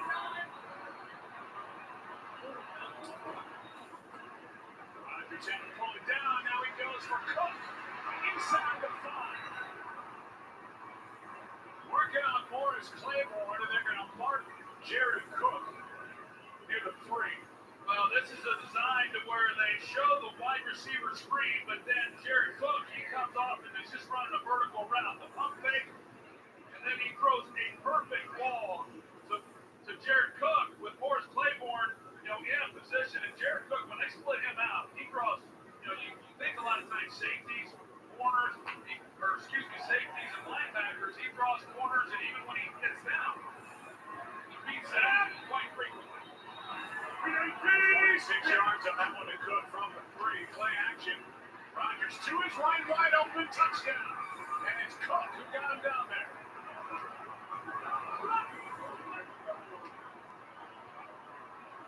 Mike McCarthy made the comment to us a couple of weeks ago. He said there's no stat to show how much attention a player requires. And Jared Cook is the one who fits that description. He is a mismatch waiting to happen, Regardless of who's in coverage, and you can tell how much Aaron Rodgers likes him and the frequency that he goes to him. Now, this is a good job by Jared Cook. Great play fake by Aaron Rodgers.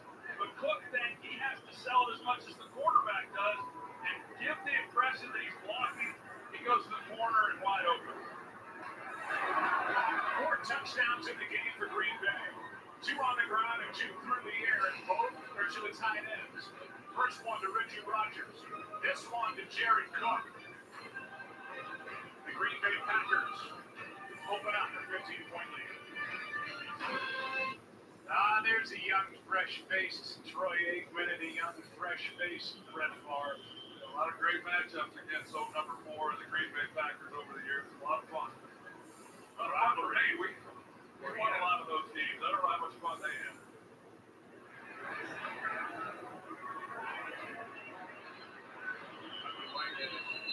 Trying to take it out of the end zone. Nervous time here in Texas as they watch Aaron Rodgers go right down the field yet again. What's now a 15-point game? So far this postseason across the NFL, the home teams have won every game, and for the most part, quite easily. The 28 points scored today by the Green Bay Packers, the most by any road team so far this postseason. They played only 1 possession second half. Down by 15. They hand to Zeke. And Ezekiel Elliott across the 45. And a good start to this drive. Well, the Cowboys come in with 2 backs and 1 tight end, and Don Capers stays with 5 defensive backs. Keith Smith, the fullback, number 41, he lead blocks. And Ezekiel Elliott just hits it right up the gut.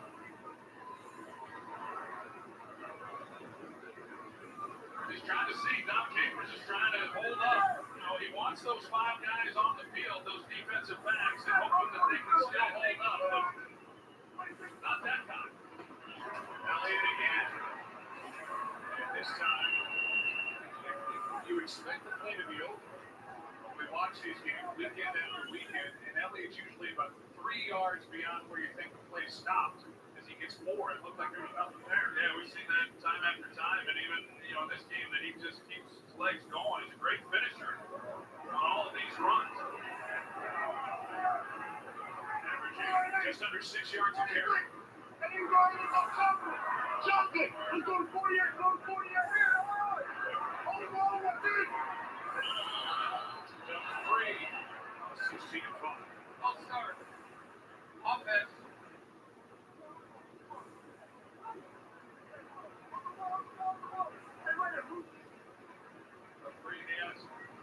Julius Peppers lined up across from him, and Julius Peppers been beating people a long time in this league, and Doug Free knows. In fact, last time these two teams met, Peppers had a sack on him in that game, and he got a little over anxious and began to stand serve. Going to fourth penalty on Dallas in this game, the other 3 very costly, and here is somehow a completion to Witten as Prescott was going down. Nick Perry and Trey Matthews were there. Let's see who's draped all over Prescott. It's Perry, and somehow Prescott finds Witten. Perry is all over Prescott, and the reason Witten gets so open is Micah Hyde. They were in his own coverage. Micah Hyde gets so round up with Cole Beasley that he vacates his zone, and Witten gets in there behind him. 12 yards to Witten on 2nd and 11. Prescott steps into it. Williams downfield, nearly picked, and probably should have been by Kentrell Brice. And that was a mistake by Dak Prescott from the beginning. Kentrell Brice, he was in a position to make a play, and yet Prescott still throws it up, and Brice with a golden opportunity, and that's likely a ball that Morgan Burnett catches if he's in the game. That is out. Brice in his spot. And